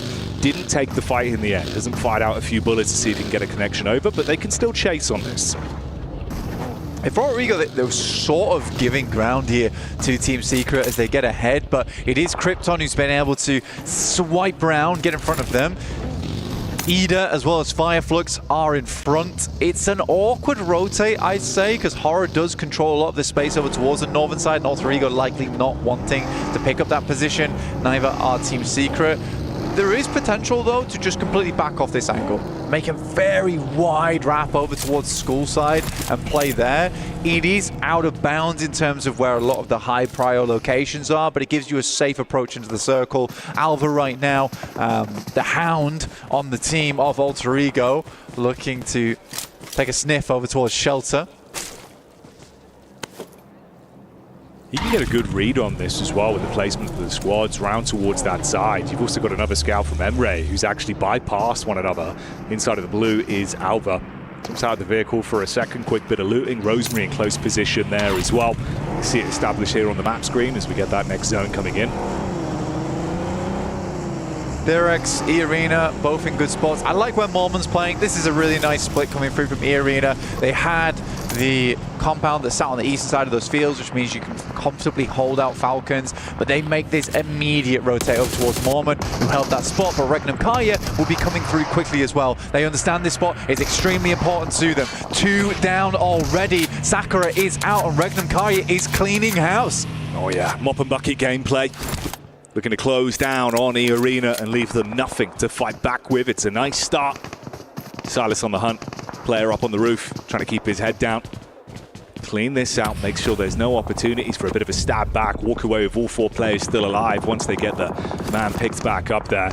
Ooh, that's not what you want. Butcher maneuvers, but this could be a little bit cheeky. Fireflux going in. Hovercraft gameplay from the side though. Macap instantly falls. He able to hit that one on the crash in. Fireflux not being able to win this fight is going to be pretty rough for them, because this was their game plan for a long time, is to hit up towards this compound. And they've been sent back off this. Good hold coming through from Weibo. Only losing 1 player in order, but it's not even a flush there. It's just the knock. That's easily resable. So Fireflux is going to have to go play down by the coastal side, which is an uncomfortable position to be in, because not only is it not in this compound, which is much safer, but it also denies you a lot of information into the future there. Alter Ego have been taking their time. Alva was able to spot out 1 player. They will find the pickoff onto him. Sky goes down, and now more space can be gained from Alter Ego playing on that edge and sweeping. Alpha charges further forward. Line of sight blocked from the smoke wall that's been deployed from the remaining members of Aura. Alpha's going to be looking for this one on target with the nade. Meanwhile, Rosemary confirming. being able to get that final shot off back towards Sleepy. An exchange of shrapnel. No fear, at least with a little bit of cover to play with. Slightly harder to get those nades in with the smoke shrouding it as well, but he bails now with his teammate falling further back to provide cover. Yeah, you got to keep backing this one off now. It's a nice bit of high ground that you can use to scout into the future of the game. I'm curious to see how Alter Ego want to play this one out, because it is a bit of a wall in front of them. Ida's playing a nice angle and a nice setup here where they are darted across the road, allowing them to get a lot of information going in towards the future, take a couple of pot shots here and there. So yeah, definitely curious how Alter Ego want to play this out. I mean, they have just been taking names slowly but surely. Team Secret weren't able to step to them. They made an instant decision to rotate back off, and just trusting in Alva's calls as well, which is very nice to see. I do want to quickly go back to Regnum Kaya though, because despite that being an immediate rotate, Moment having control over towards the building, that was a very nice take coming through from Regnum Kaya, and that might have just bumped their point scoring up by a fair bit. There is a slight issue with that compound where some of the angles are cut off to you. You don't have all the information in the world, but this is the sort of position that's going to keep you safe for a long, long time. I think from a few of the games we've seen from Regnum Kaya as well early on in the day, it feels like sometimes they pull those punches and won't fully commit to play. So it's nice to see, you know, you've committed to an idea there, they've been able to make it work. Yeah. Just need to keep that consistency going. Confidence good though. Even that survival stage, when Regnum Kaya went for some strong central positions, they are very, very proactive. Even those spots where it felt like they didn't really have position to play, these are drive-by nades as well. A huge amount of damage going through up towards Alpha Gaming. I'm surprised not even a single knock there. I think if they even found one more nade towards that position, it would have been an easy cleanup for them and an easier decision to roll out, cutting out a big threat on the north side. Yeah, they are very lucky they've been able to survive through that. On target nade, like you said, it's impressive. Not a single one of them went down. You could have crashed into it, very easily cleaned up with such a sliver of HP between the four of them. They can reset with the supplies they have. We saw a little bit of power showing up in the Elim feed once again as well, so still looking to find opportunities to build, but the nade back over. Easy knockdown because of it. This is Thunder Talks. It's the last man in Zing. Well, still sweeping over the top side, gets a little bit of information, but Fahida wants to take more shots and will finish it off there. Power eliminating Thunder Talks. He's pointing to me as well, though, where for Shinga is just a case of, it's close. For Easy, probably didn't even know he was in the shack, but just assumed that Easy's in one of these shacks in this game. I have to nade every single shack available because this guy's a backstabber and a half. Oh, hang on a minute. You might have just said the word. It's operative here, Blank. The roll in from Alter Ego from the top side, finding that shot down range onto Alpha Gaming. They've been in that same position. It's a full confirmation from Rosemary. Quick pick-me-up play as well from Krypton. Oh, there it is again. I mean, I'd like to see more DVS, but to be fair, he's one of the most skillful players, is Sook, with that explosive arrow, and it's something new, it's something different. And he finds success out of it. Like we said, it doesn't always pop up too often in the Elim feed, but the amount of space that Weibo gains off of Sook, wielding the bow and letting loose some absolute ringers. Weaponizing the crowd there as well. You could see the excitement. We mentioned it, man. Would we be seeing it in playoffs? Yeah, he doesn't give a damn. Grand stage, important matchups. He'll still be playing to his best, playing his flavor of PUBG Mobile. That's actually the final knock onto E-Arena as well, of course, removing them. And like you said, this now presents more opportunities for other teams to move further up. It's not the craziest point disparity in the mid portion there, but you're going to take that if they're not here. So some very obvious priority compounds here inside this circle, which you can easily spot. If you're watching the map feed, which is available over at PUBG Mobile Esports at YouTube, you'll see that Noxian Red Force currently have the one over towards east, Regnum Kaya playing on the west, and DRX down towards that mass of compounds on that south side. None is direct central, but they all have very, very good use cases into the future. In the meantime, here's 4 Thrives going up against the Falcons right on the edge, and they are backed up against the wall. Ralph is trying to get Narvalo back up on his feet, but the nades continue to rain through. This is an important knock that they need, and Redox misses. the timing on it. I mean, he's able to re-engage at least with a quick switch. Pulls out the secondary on the Bizone and unloads from the damage from the side. Nade over the top, and it's a clean connection. T24 hitting Narvalo even once more. He's going to try and beast up on this, but the Lanimal put back in his place, and Redox stays alive. Off the knock onto IQ, can push further forward, but it is a rough start for Falcons. Yeah, slashing swipe coming through here. In the meantime, Alter Ego have had one player knocked, but they are currently taking Yangon to task over towards Potato Hill as the circle move far towards that north side and becomes even more of a prime position. Noki sending nades out. Redox certainly proved himself there, getting the single nade across. Koa will send one of his own. It needs to be on target, but it's not meant to be as 4 Thrives are able to find the Elims, find the knocks, and Falcons will be brought low from the western edge. And they've been wanting to play that slower style into these games. Here, though, 4 Thrives take the fight straight to you. Yes, they lose one player, but they can reset from it. Bit of Weibo action going on again here as well, with Fireflux having a real struggle start going into playoffs already again removed from the equation. Alter Ego continue unloading the mortar strike. Nade after nade on top.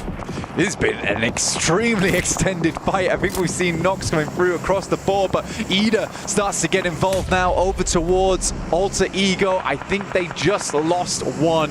Krypton is down. Now Alva needs to pull out something special. Yangon Galacticos down to just the 2 players. 2 players knocked for them. Alva belly crawling, using the grass and the ridge side to provide him some additional cover. Quick jump spot, seeing if he can get visual contact over the edge of the smoke. Vahidan as well takes a stray bullet from the side. Nonshin Red Force building into this one. They just need to pick Krypton back up again. Technically, he is in cover. So Alva will head back down there, but a full 3v3 and plenty of nades to work with. Saycloud might just be on target there with that one. Descends over the top, and it won't be a lot of damage needed to take Krypton out, and it will be a knock over towards Alva. And despite a massive spree coming through in this game from Alter Ego over towards Yangon Galacticos, it is the Galactic comeback coming through on the north side of the map. Very surprising that Yangon comes out of this one with the 3 players. That's the go pistol to push up for them as well. And similarly for Moana, it's time to bail. That fight has gone no way near how they wanted it to go down. Trapped as well as he gets the overall lay of the land with the squads that are close by. He's just got to get his head down, tuck into position. It's Ida from the sideline that takes shots towards him, opens up an opportunity for Nonshin. Alpha with the nades, rolls it on target, and it is a strike from Reefus. That is an unreal nade through the trees, through the leaves. And like a dead leaf falling, that will be the final player from Alter Ego out. Incredible stuff there. You don't see those ones every day. No back-to-back chicken dinners to start us off. Another team will walk away with a big W on this one as the battle continues. Nice distance firefights here onto 4 Thrives as well. Good aim. Weird location on the map, man. Ida currently looking very good from this spot, but we moved away from a lot of the more prominent compounds on the map. Regnum Kaya looking just to finish off those players down on that south side. And Power still running through with 3 players as well, so they're not down and out yet. Nongshim Red Force should be able to hold out strong on the south side, though, having very, very good buildings to work with going forward. Nades over the top, they do. A little bit of damage coming through from Regnum Kaya over towards DRX, who are now opting to see if they can just swipe right on this one. Spin out on the burst tire as well, because Ida are just firing shots down Rage. You've instantly got to try and reset from this one, but there's further damage done. Knock behind the tree. Quick bandage from Hyunbin, looking to reset himself. Easy sees that opportunity though. Clean connection back onto DRX. But DRX trying to get through here. Nongshim Red Force wasn't going to let it happen. Al-Haji finding Hyunbin as well on the back lines there. Very, very long-range spray to make it work. Make it work, it does. There is still one building available for Regnum Kai to be playing out on the very edge of the circle. I'd be excited to see a Yangon podium finish here just because of how hard they had to fight for their lives on the north side. It's a hefty investment from Power. They really clamored to try and steal away some points from that one. Damage is good onto DRX, but they both go down because of it, resulting in a bit of a stalemate from the crash in, only leaving one representative of Power left. It was Weibo that were able to cause issues behind that smoke wall. And then, of course, Regnan Kario, the compound high ground position as well. The nice split, Silas set up further ahead. Yeah, this is going to get more and more intense. Secret catching vision. This is the nice thing about Regnan Kario as well, is that we mentioned it beforehand, where they're a proactive team. They don't allow themselves to be caught up in the moment and just sit around, feet up, watching telly inside these compounds. They are very much active on the outside there. They took shots over towards Alpha Gaming. They cut out over towards that south side. It's not a crazy amount of points they're able to find this game in terms of elims, just the 3, but they've confirmed a strong spot on that southwest side. Weibo are in front of them, as you've mentioned. I'd like to see how they're going to handle this into the future, because it's some weird terrain that they'll have to push through.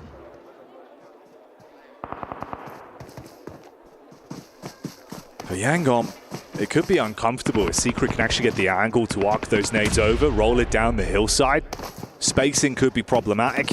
It's what you were talking about, of course. Obviously for Weibo, just a few steps ahead, just tucked in. A little bit of cover to work with. At least you've got the detonated vehicles, and it's actually Fahiden that was the last man left for Powder. So he's just over by the tree line there.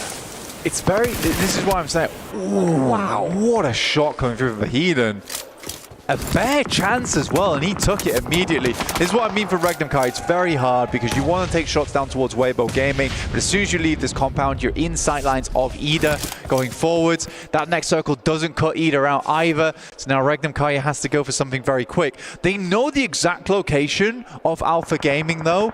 At this point, it sort of does feel like you're going to need a crash here for Regnan Kai. Over towards that north side, I don't think it's going to be effective at all trying to wrap out over towards the east. If he down though, maybe the chance on towards these two players, play behind the car cover, but then what chances do you have later into the game? That's the real issue. So it looks like they are going to roll out over towards this north side, as I was mentioning. And as we've seen, Ida have been able to do so much from this position. Ooh, this might actually give them an opportunity. Yeah, Nongshing engaging. Yeah, this is go time for both squads. You've got to build off the back of this. Crash in, up towards the compound. Nade close. Zizzy takes the brunt of the damage. Aaron priming another one as well. It's Doc C. He saw him. What's going on? Goes back in for a second look. Finally shuts down Rita. That was crazy. Silas moving up top there. We'll find Silas. We'll finish him off there as well. I mean, Regnan Kaya just spent all the way over towards Yangon Galacticos, and they were doing damage, but they're out now. What? You knew about Alpha for so long. The minute an opportunity was presented from the commotion thrown between this fight on your screens, they go for it, but Alpha just absolutely upset. Goodbye Regnan Karia. It's now not a bad position for them to build from. Not at all. I think Alpha Gaming played a bit of a blinder on that one, but blinding powder over to Regnan Kaya, it would seem. Doc C moves up over towards Ida, finding Darkin, more DBS shot through the window, not quite connecting just yet. There's a Molotov sent through. Murnat will finish off top on an explosion on the vehicle. They are just trying to hold on as much as possible here, and once again, it is Yangon Galacticos to make it through. This team is bulletproof.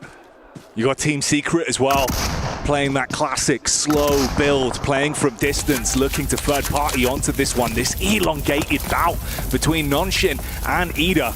Aaron dodged the explosives, but he can't dodge the slugs. That's the peek up from Doc C. The DBS finally able to finish him off, but at what cost? One player left, just him. Gives me Yangon Galacticos as well as Team Secret have some very favorable positions going in towards the future.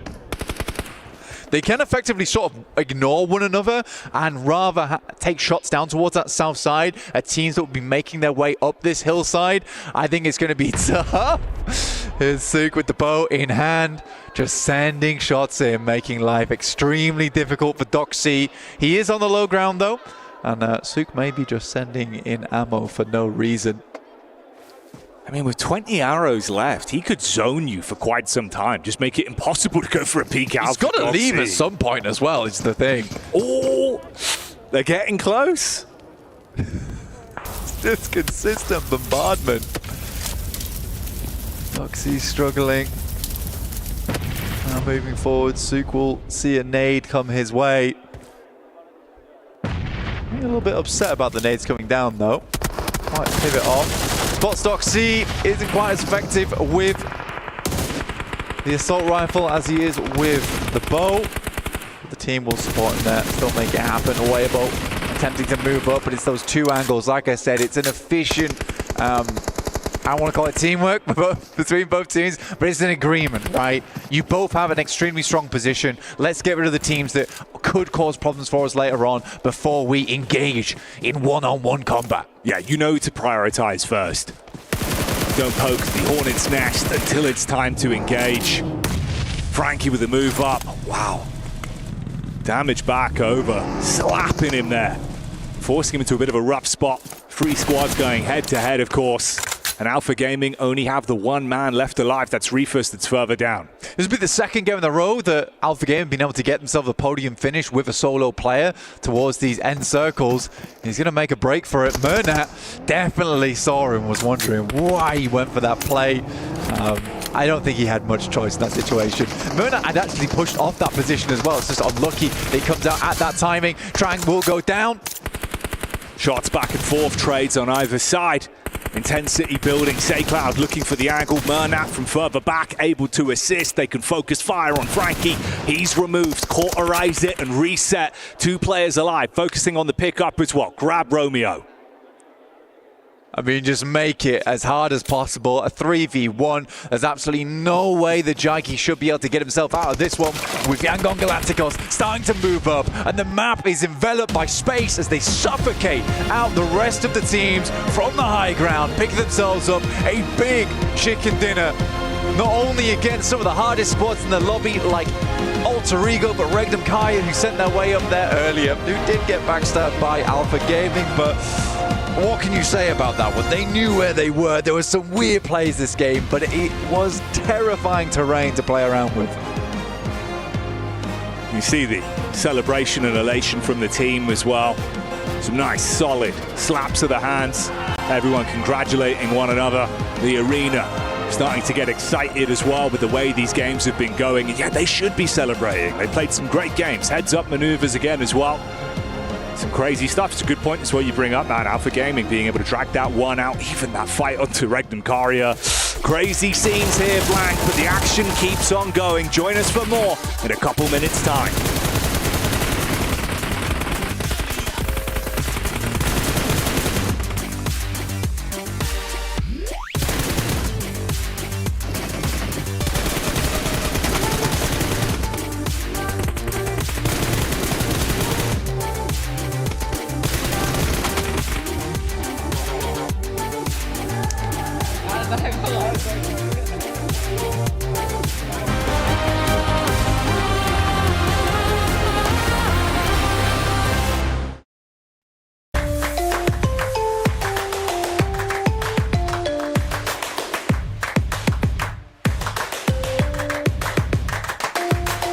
Level up your gaming experience with over 8 billion playlists, only on Spotify, the official audio streaming partner for the 2025 ESPORTS World Cup.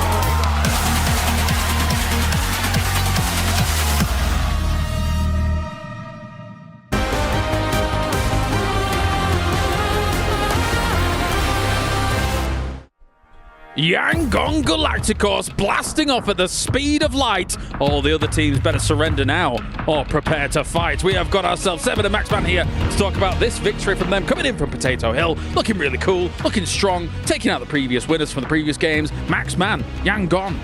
I think they're happy they had a very northern plane that was not good for them, because that allowed them to drop into crates and George Bowl and actually get the northern rotate into the circle. And actually, there were very little teams going up in that northern position. We did have Ultra Ego eventually try and clash on Potato Hill itself, but the nade from Say Cloud in particular were key to claim all of Potato Hill for themselves and take the win at the end. One of the slowest teams to rotate as well. They took their sweet time. I think at one point it was Circle 3. All the teams were just focusing on that center area, and Yangon Galacticos were the ones towards the north. I really enjoyed how they were able to surprise Alter Ego. Alter Ego was not expecting the team to be able to come up from behind them. And then, I mean, for Yangon Galacticos, I think they were waiting in Potato Hill. You were saying during that break too, while we were watching the game, they just waited for so long. That's the scary thing about Potato Hill, right? Like, you can have multiple teams exist up there and them also have very decent defensive positions as well. So for Yangon, they took that fight perfectly against Alter Ego, who was going to be a huge threat. And then Team Secret moves in later on here, Max. I mean, actually looking at Team Secret, they also had a really good match this time around. 11 points on the board. Again, a normally pretty silent team, but they were going quite aggressive here versus Yangon Galacticos, trying to push uphill, Potato Hill, claim all of the northeastern edge, and also keeping teams down low, such as Weibo, away from the fight. So actually, Team Secret, they showed me a little bit more than what we saw back in the group stage, which sets up a very good precedent here for the finals. Yeah, for Team Secret, I would have actually loved them to commit to that fight against Yangon Galacticos, even though they were being able to control in Potato Hill. I don't know if you agree or disagree with me on this one, but ultimately, they were going to have to take that fight at one point or another. I'm scared that if they take the fight onto Yangon Galacticos a little bit earlier, teams such as maybe Weibo can just full send it and third party that fight and just wrap up the chicken dinner. I do get why they were delaying it, but the more you delay it, the bigger advantage you're giving to Yangon, and then you just cannot win that fight anymore. That says, whilst we took a look at the points, Alpha Gaming once again being able to get into some of the later stages of this match here, Seven. It came down to what they were able to do with the 4 vehicles. They had 4 vehicles being able to just create a big barrier. And on top of that, for this team, they kept getting blessed by the circle. They really didn't have to do much. They were able to just hold off a lot of people. And that's the scariest thing with this team. We know they have the fragging power. We know if they set themselves in a position where they actually have the full squad, they're going to be super scary, and they were able to showcase it perfectly in that scenario. Yeah, I mean, if they're able to survive a little bit more like that every single match, that one big chicken dinner could set them apart from the rest of the lobby. It's Yangon wall to wall for our match report here. Not too much surprise considering the space that they were able to control. Say Cloud, as you were mentioning before, Max, looking fantastic in this game. Yeah, I mean, almost 1.4k damage right there. He is very high in that one angle. I didn't make a noise. Yeah, do the noise. Wow! There you go. I missed that. I mean, actually, it's been worth it. Over a year since I've been able to make a noise. So there you go. It's been so long. I know. Next is going to be a jingle. We got to figure out a jingle. I'll figure out a jingle. Don't you worry.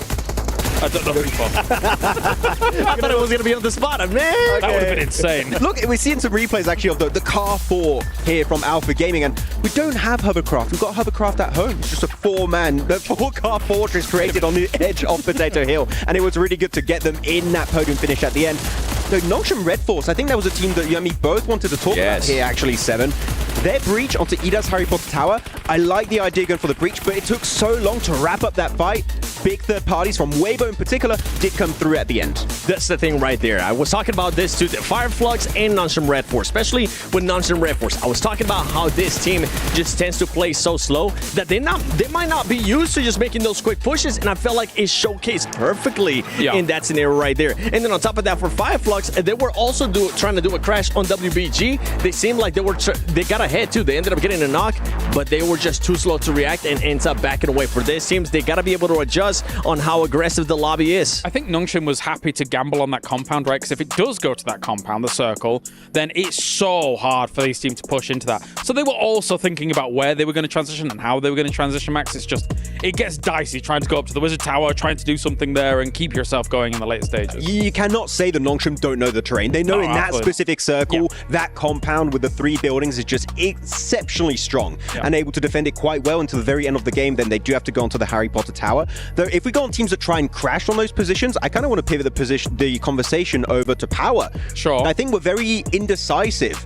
They had 2 options. Maybe you fight Regnum Karya, maybe you fight the side of Nongshim Red Force. They decide to send it in the center banter between those two teams, and unfortunately because of that, they just don't survive at all in the later stage. I think at that point, you pick a compound, you breach it, and you just hope for the best. There's, of course, Al-Hajj's dad as Power, as you mentioned in.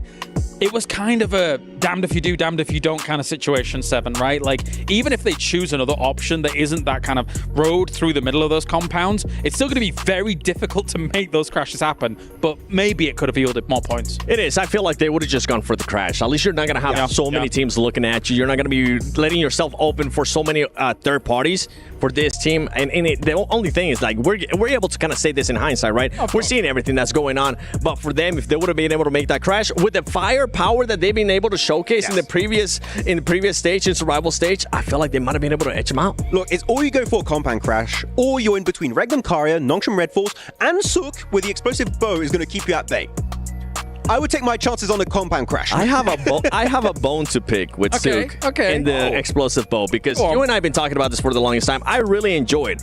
But one thing that Sook needs to be able to do is make sure that he doesn't get tunnel vision. And I feel like that's exactly what was happening there in that scenario. He was just super tunnel vision, and then whenever he actually decided to go away from the explosive bow, he lost the focus, and the Nongshim Red Force guy was able to knock him. Yeah, there was only so much you can do with that explosive bow, right? Like, he was just saying, okay, I don't know exactly where you are at that wizard tower, so I'm just going to spam into it. And as you said, that really has your full focus, your full attention, and then you just get knocked from the other side. It's problematic, for sure. I don't hate it. That's the thing. I don't hate it. I just wish that he wouldn't be so just over-focused on it. And it was good suppression, but the team wasn't able to get angles on the guy because they just had so much smokes. Oh, wait. Is that for today only? 3,000 damage from Al-Hajj. There's no way. No. They have this many eliminations? I mean, they fought 4 thrives on the first game, right, going into Sanhok, and that survival time is very low. Okay. What is that? We'll have to. Anyway, moving on. Yeah, for sure. I mean, they could have tried to do something down towards the bottom. A little bit different. Not going to be the way for Power here, though. Beyond all of that, though, Max, I have a team. Please. We want to talk about here. Yes. We're going to talk about 4 thrives, okay? Yes. 4 thrives. Right. We had the hot drop in the first game. This time around, we talked about how indecisive they were. For me, this game, they weren't indecisive. They actually made a really good call trying to surround Falcons on the western side. They just got a little bit too excited about that fight, a little bit too involved, and they just wanted to rush it, and that caused their demise at the end versus Falcons. And I feel like from that indecisiveness that we've been talking about during group stages, maybe that's why they became so impatient, because they're trying to change that, and I'm hoping that they don't end up overdoing it. All right, well, let's get to it then. Let's see if all of these teams can put those learnings into practice for our second Erangel of the day. Halfway point of the day, game 3 already. Some trials and tribulations for teams that were looking very dominant back in the group stage. Some good head-to-heads and some interesting PUBG Mobile up to this point blank. We've seen the crowd getting excited, rooting for their hometown heroes, seeing who's going to be able to walk away at the top of the standings today. Intense action, and you'd imagine a lot more of that to continue right here, right now. A lot very amazing usage of the map and the terrain in general. Overall, I think it's a great point to pick up on there as well, where it is just a case of, even in those tough scenarios, a lot of teams know the best areas to play, how they want to move out. I think the big mistake from that last game was definitely Regnum Karya's push over towards that north side. I think that realistically they had to remove Alpha Gaming. And it was also quite frustrating to me because you know that when they made that pass in the vehicle and sent that nade through, they would have seen 70, 80 damage numbers coming up on their screen, but over 3 players. And at that point, I think I would have liked for them to go for a bit more of a Hail Mary on it, really, something very aggressive. If they'd removed Alpha Gaming, I think that their late game would have been very, very different. Yeah, I felt like they were setting themselves up for a ton of success there. It was good timing on the call to actually commit to it as well, but that fight versus Alpha completely turned the script. The difference, if you even cast your mind further back, the drive-by nade on the scout, all of them left on what, sub sort of 12 HP, really. You could have converted on that. 1 knock probably would have been the go pistol for them, but ifs and or buts won't win you championships. It's like I'm saying, they saw 370 hit markers. It's like, yeah, you should have probably went on that one. And I think you're right in the sense of maybe they would have done if they'd seen a knock. Yeah. There were only 2, but I think in that scenario, you just have to take a chance. And I think for Regnum Kaya, that's what is difficult for them, is that it is very obvious to me right now, it's very obvious to me right now that they're trying for a little bit more aggressive plays, more aggressive maneuvers, but there they were falling back into old habits. No, they definitely were. They definitely were. Man, let's see. Maybe you can reset from it blank. They'll be able to get themselves into a better position to show us what they're made of and what they're capable of. For Yangon, they were certainly capable of greatness into that previous game, casting a shadow over the lobby. Out here up against Thunder Talks early on the drop. Bit of room to work with those. They could avoid the fight if they want to. And we're going to head down towards Sosnovka as well to start things off. So a lot of teams will need to get a move on. Power already heading out over that bridge, crossing it over towards Yangon and Thunder Talks, who are currently in close contention at the moment.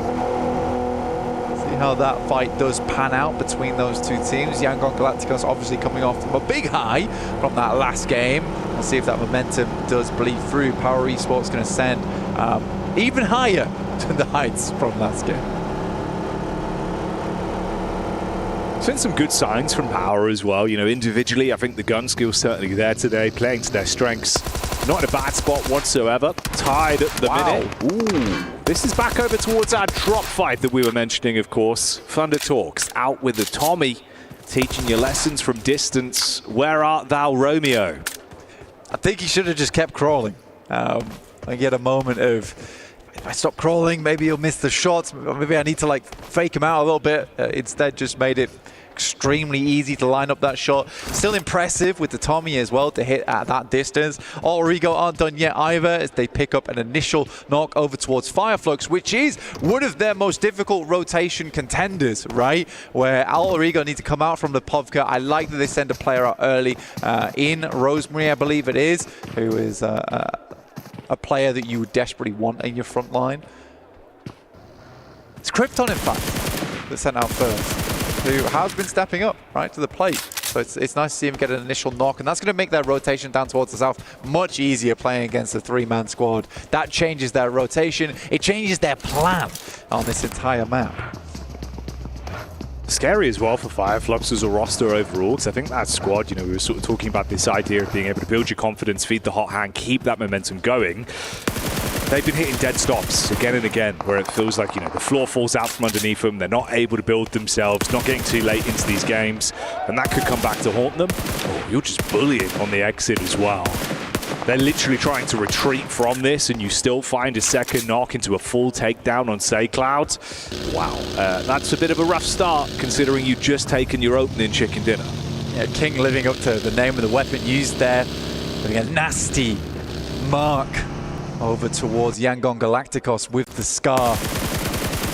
There's that shot from, it was Rosemary, I wasn't wrong, seeing things. But yeah, so nice play from Rosemary there. Able to find the initial player coming through from Fireflux, and as Yangon Galacticos tried to escape, it's no secret that that kind of rotation is not going to go unpunished. Felt rough to watch that one. Kind of uncomfortable, really. In the tree line now, and Xeris is going to send forward. It's a straight shot over towards him. Murnat likely to go out, and Yangon Galacticos, after what was an incredible performance last Erangel, do end up going out in 16th here in our second Erangel of the day. That could have been a moment to put up more points and add a bit of a buffer up towards the top side of the tables. Instead, it's all for naught here. If you're one of these squads as well that are only a few points behind, your eyes are now going to light up. That's a prime opportunity, right, where you're thinking, okay, tied with Alpha, both having 23 points. You get no elims from that, no placements. We can start to lap you. We can start to climb further up that ladder. And at the halfway point of day one, only 3 days of intense competition here for playoffs, you have to grab the ball by the horns. You can't afford to leave it up to another team to decide your fate for you. So this is what we're going to see some of these squads start to reinvigorate themselves. Potentially even the team that's on your screens now, right? 4 Thrives. A lot of debate, a lot of talk about this squad, how they're going to be looking. Amazing in the group stage. What plays can they make right here, right now? Yeah, there has to be a big refresh coming through from 4 Thrives, because these last 2 games have felt hectic. And even now it feels like you could sense the pressure that is on 4 Thrives. They send away from this position. They might have wanted to challenge for it. They realize players are there, so they're going to look for something a bit more open for them. There's no way. Okay, I thought he hit him on the barrel roll. I mean, that's still impressive to get it out there and still make that shot happen. But if he'd hit him on the barrel roll, that would have probably been the play of the year so far. But 4 thrives, yeah, they're looking for a more open area on the map. They're going to head over towards airstrip to make that one work.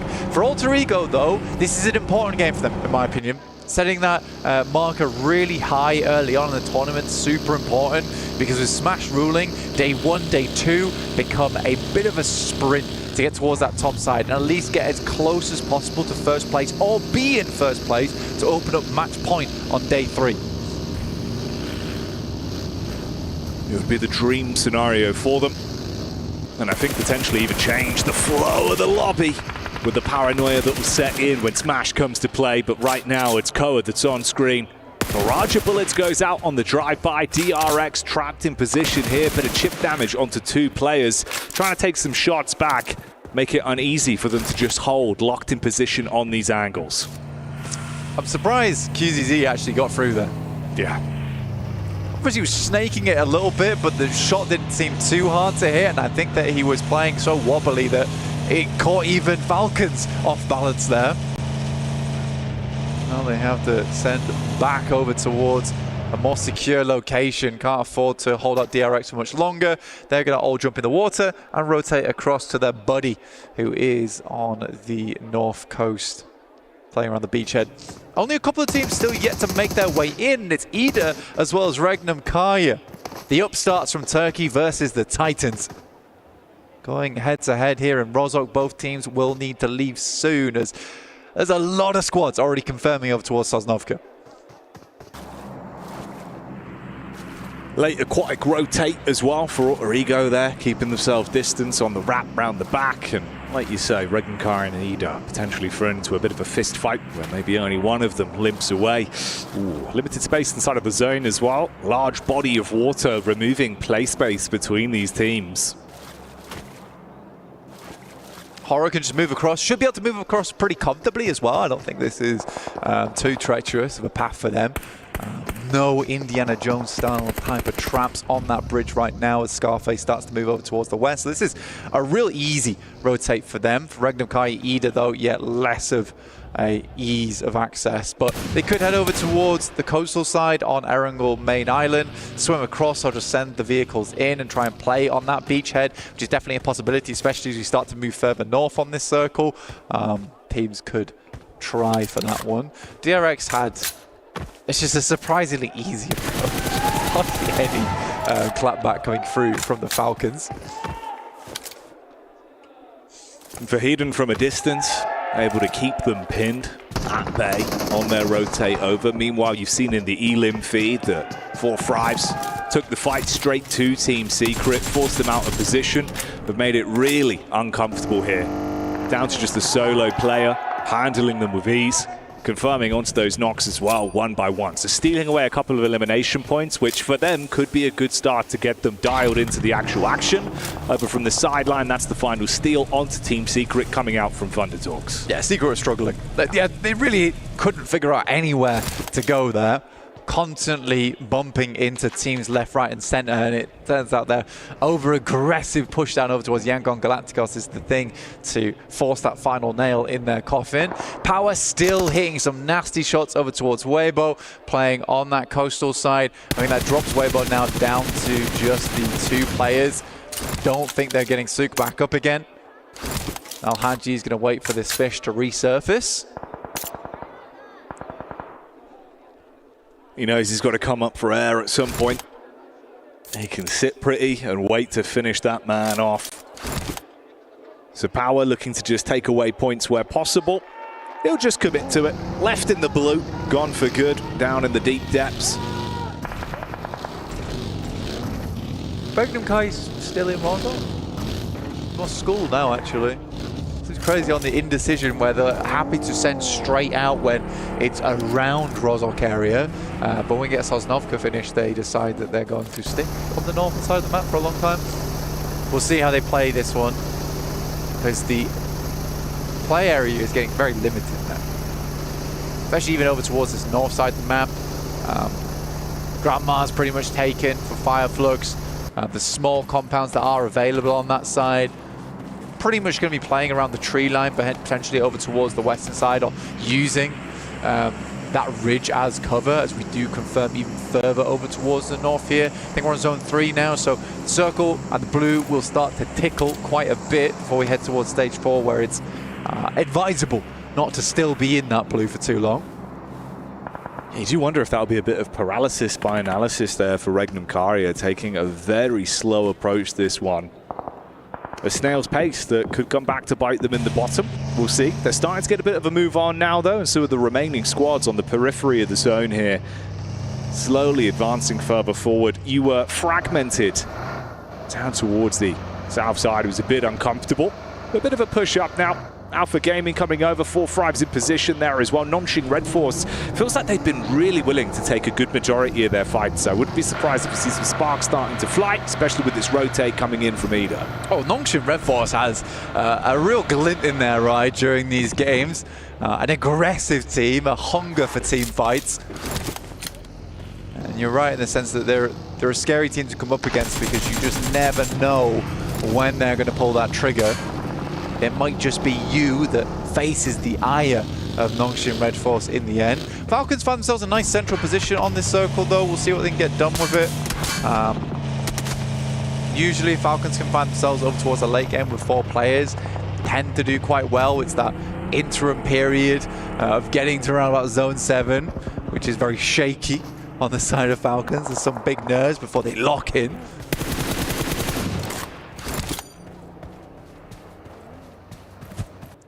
Ragnar here, priming the nade. Alley-oop, over the top. Oh, the bounce on it. Oh, he's been eating nitro for breakfast, blows them away. That is crazy. Crazy of a nade. The arc on that one as well. Dear me.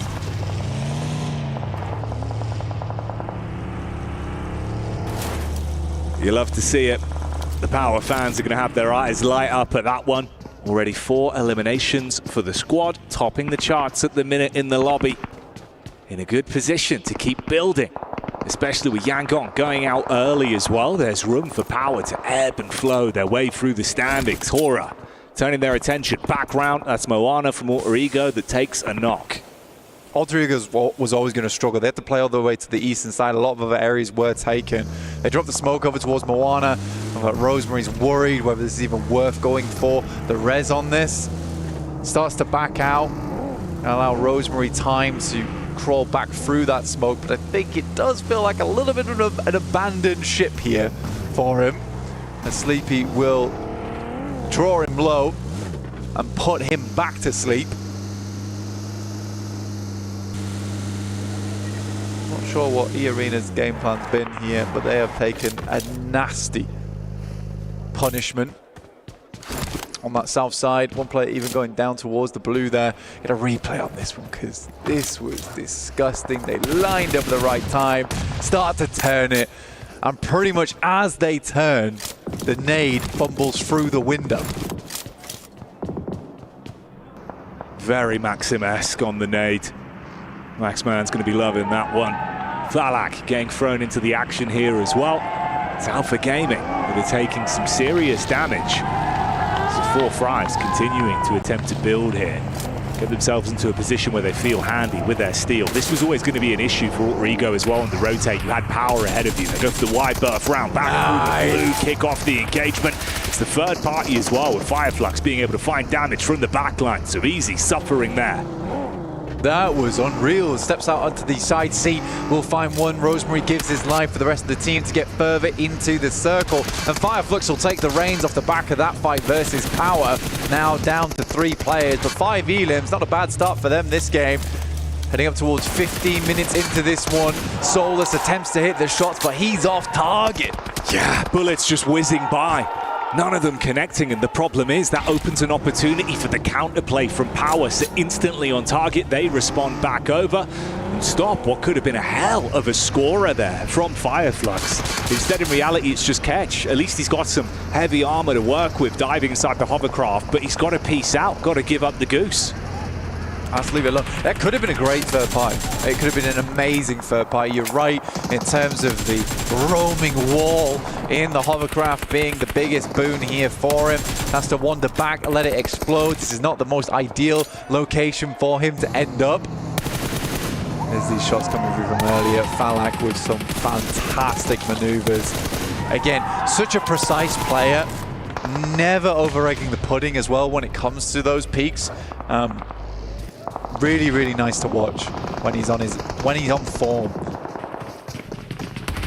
Yeah, playing the angle perfectly, like you say, it's the peaks. Really nicely played for him, keeping himself in cover, taking some clean firefights. Ooh, this might be anything but clean. Close quarters engagement. The shotty from the side, good for one, but the backstab from Silas at least stops it before it got out of hand. If he was able to find even more damage there, suddenly you're thinking, ooh, this is again another game where Regnum Kari feel like they should be able to build. And again, actually, it's interesting to see how Regnum Kari are going to play this one out. Obviously, it's a far slower game from them. They're in the forefront of it now. That chase has not stopped at all as well. Power going from target to target, everyone running them down. It's Thunder Talks again now, pushing up. They've got angles, but smoke's down to provide some cover for the quick heals. Good elim count though so far, 7, highest in the lobby. 4th Thrive's just 1 elim behind that. Singh's going to move forward over towards Al-Haji, confirmed towards him. Gets caught underneath the wheel, wrapped up in burnt rubber. As Thunder Talks sent back over towards the rest of the team. We get another shift on the circle here. Regnum Kari do need to move out, and you're right, they were laying the brickwork on the south side for a better match here, but it is Nongshim Red Force, Alter Ego, Weibo, all controlling this high ground. It is a very fun circle to end up on. A lot of cheeky maneuvers that are available here. Vader with the nades. Just slightly off target. But the problem is you've got a few establishing shots that have been fired in from the back as well, with Falcons taking a bit of a scout onto it, trying to spread themselves thinner to keep the pressure on. Ragnar with the spot in the vehicle, quick scout, makes his move back so they can play as a duo still and work off one another. Actually gets the drive-by. The bonnet is enough. That's Thunder Talks losing so much from this. Goodness me, I mean, Power doing that on their own as well versus Thunder Talks is very, very impressive. They had that number for such a long time, but we switched mobiles there and are left in the dust. Regnum Kari look to send up. They're heading over towards Ida once again. It feels like these two Turkish teams consistently take tumbles against one another.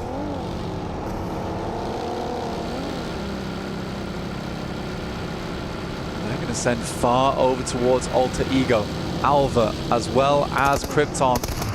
Ooh, just nipping the back of the heel for Krypton is enough to shut him down. An instant connection from Silas onto Alva as well. It's a good heads-up play. You're saying, look, they're going to cast round towards Ida. Instead, they avoid that cut, center circle, straight path, shut down a big squad there as well, stop them from stealing away points. And get a fairly decent position. We know how much Regnum Kari do like their ditches. So, like you say, they do avoid the Turkish tussle over towards the western side and instead confirm on a very, very central position.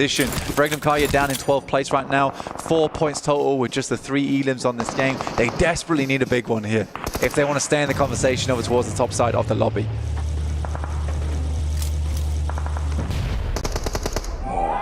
This is for Hedown, finally going for Hedown as he gets finished off by Falak there, shots to the side. 5 elims for Falak as well. I mean, he is going off this game. It makes sense as well. I mean, he's always been such a strong player on the squad. Ragnar steps up. Falak won't quite find it, but 8 nades to work with. Yeah, he's probably going down. Such an easy lineup as well. Only took 1, still 7 in the back pocket for play later. The crowd enjoying that one. So Power go down. Vahidan and his brother in arms finished off. Falak certainly showing us what he's made of, and the Falcons still attempting to find opportunities to scramble some points away on this one. Top 4 are all out, so this is a great opportunity for the teams underneath to equalize now. We're looking at Ida, Weibo, 4 Thrives as well. 8 elims this match, which is phenomenal, by the way. 6 of them on Falak so far, and he looks to push that number up slightly, just a little bit to the left. I have just found that knock. Look to explode the vehicle instead. It's Noki, who moves forward, will knock a grenade of his own, sends it through, might just be far enough, but they turn tail and run, and sprint they'll have to. You are so low though. Bounce around the tree. Redox on the drop, belly on the ground, but it's not enough for the follow-up. T24 with that one. Enough Allo is so far away. Couldn't assist for the rest of the squad. He's tucked in for cover, but it's just him now. This feels like classic for Thrives as well. The nade play has been wonderful to watch. 4 players sweeping in from that eastern side, and from fight to fight, they've looked strong. Not really been much response their way either. Very much a one-sided argument for Thrives so far. Nade's been sent over now to DRX. This is from Horror attempting to cut their way in on the northeast side. Regnum Kaya much more concerned right now with the beast lying in wait on the east side of 4 Thrives. That's what we wanted to see. 4 Thrives, not just surviving, but like we've said time and time again, absolutely thriving in the lobby, living up to their old tricks, showing us the powerhouse that they could really be. Aura here trapped in commotion versus DRX as well. No fear. He bails out. Quick move. Silas still finding impact in the Elim feed as another squad feels the wrath of Regnum Karya. With 33Z going down, now we're in a full-on brawl, likely to spark soon between 4 Thrives as well as Regnum Kaya, but it's Horror coming in from that northern edge. T24 immediately passes that information back, and Noki will stand at the forefront as the vanguard versus Horror. IQ playing far back down towards the southeast, trying to gather some information over towards Regnum Kaya. And all the while, Nongshan Red Force has been living it large inside their mansion, almost. Yeah, living their movie, sitting pretty. No one's contested them. They really haven't had to do too much whatsoever to get closer and closer towards some sweet, sweet high-end placement points on this one. Falak, though, finally comes unstuck. He's been ripping and tearing his way through everyone in this lobby, but now you've got to play medic if you want to save him. IQ from the side, hits back onto the sky. Sleepy closing the gap with the scout in play, bails out the vehicle. Oh, the shots connect as well. 4 Thrives losing a lot of their stock on this one now. But Regnum Kaya trying to steal away some of these elims. They will find a couple, and Wild will find another knock. Falcons go down to DRX as they try to get involved in this one. But it's Regnum Kaya taking that opportunity. It's a perfect opportunity for them to swing round on that southeast edge. They want to clear as many teams as possible. 4 Thrives move back over towards Horror here. And for Regnum Kaya, that was a lovely trade for them. Aura going to be dropping the hoorah as the energy's there. You've still got to contain yourself, reset from the angles that are in play. Sleepy and No Fear, a split up. Hyunbin finding impact back over onto Ida as well, and this story continues. DRX decimating onto Ida, and Nongshan Red Force finally, they get thrown a bit of a deathly blow as there'll be a connection back over from Regnum Karya. Handling, keeping them at bay here, and it has to be done as we get through in towards our next circles. Most teams desperate for this one to move away from Nongshan Red Force, but will it ever? Directly on top of them, and realistically for a lot of our other teams, they're playing for second now. Nongshan Red Force, as aggressive team as they are, will just have to bide their time. They're going to have to sit still and just make sure that blood doesn't thump too hard and they get the signal to send out of the building with the rage that is building. Getting ants in your pants at a time like this could be the worst outcome for them. You've got to say, I mean, props to Regnum Karya, very proactive heads-up gameplay right now with the fights that they've been willing to take. They started slow, but they have not stopped since they found momentum. Nades being thrown back out as well, trying to get that one on target down towards Aura. And then DRX ushered further forward, slowly advancing, looking to play off one another with cover. Sleepy in the vehicle makes a move. Ida still getting hit by the play zone as well. Really could not move at all here. Regnum Kaya is trying to slow things down, thinking they're looking for that second place here. They know they need to get the placements as well as the elims. It's tough for them, it's difficult. Aaron, the start play coming through from Ida, wanders through onto that western side, will make a quick sweep before making the pit stop on the northwest side of Nongshan Red Force. Nade just stopped short there of Horror. Regnum Karya's got a different prey on their mind, looking over towards Nongshim Red Force, trying to see if they can find a singular knock before trying to take that task to them.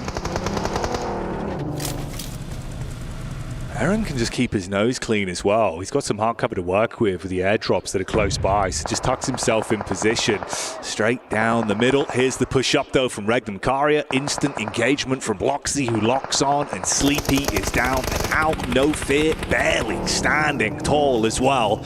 So much damage done from the engagement. It's going to be a long nade, by the way, he's sending here. I don't think it's going to go far enough. I think you're best off holding these nades for the initial push that's going to happen over towards Nongshim Red Force, and that is good resource control there from Regnum Karya. You can see Wild's got 3 nades, I think Silas had 6, but they don't want to expend too many here versus No Fear. They definitely have some that are expendable, but they need them if they want to push over. But it's good to know that there is at least a plan in the mind of Regnum Karya of how they're going to assault this building.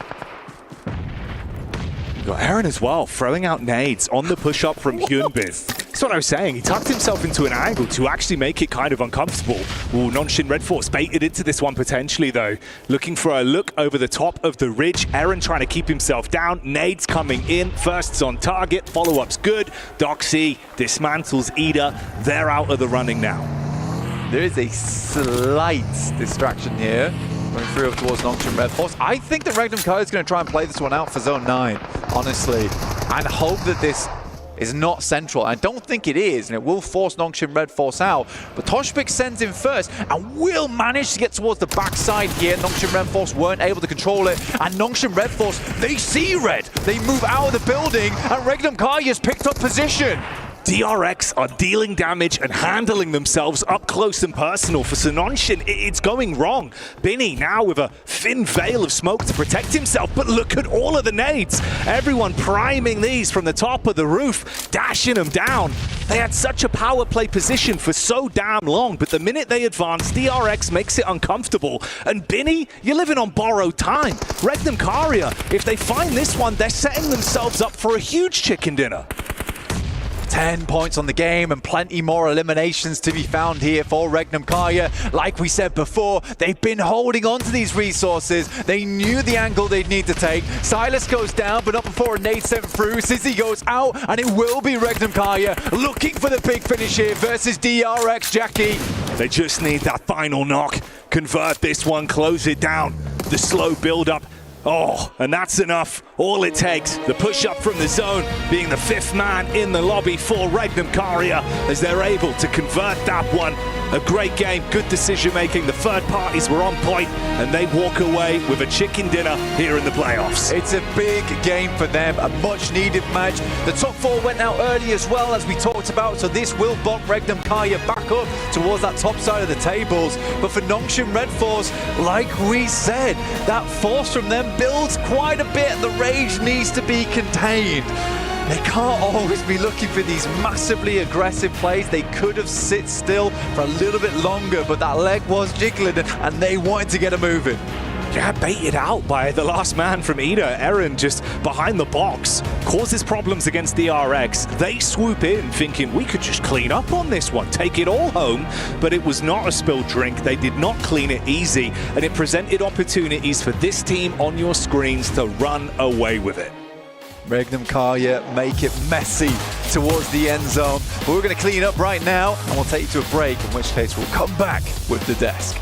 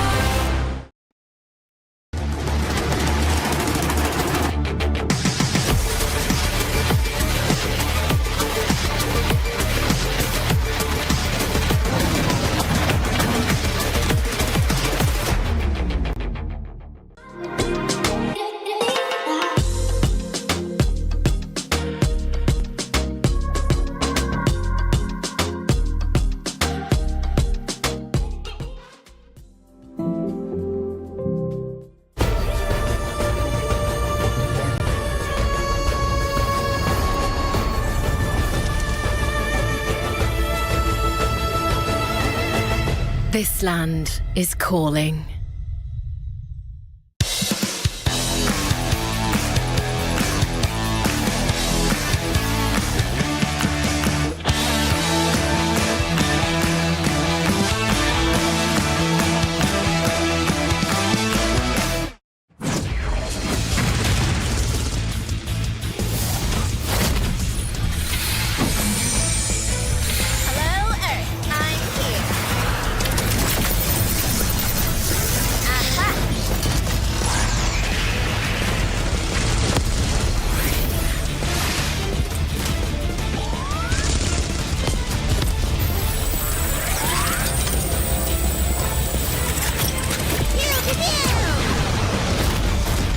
Pulsar Legionnaire available now. First outfit with special head animations and voice lines. The Pulsar Legionnaire set comes with its own super cute voice lines that can be toggled on or off.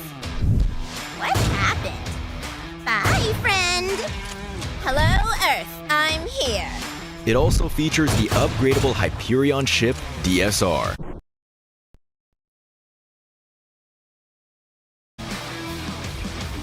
And Jet Reaver glider with special animations. Experience parachuting like never before. That's not all. Even more rewards await.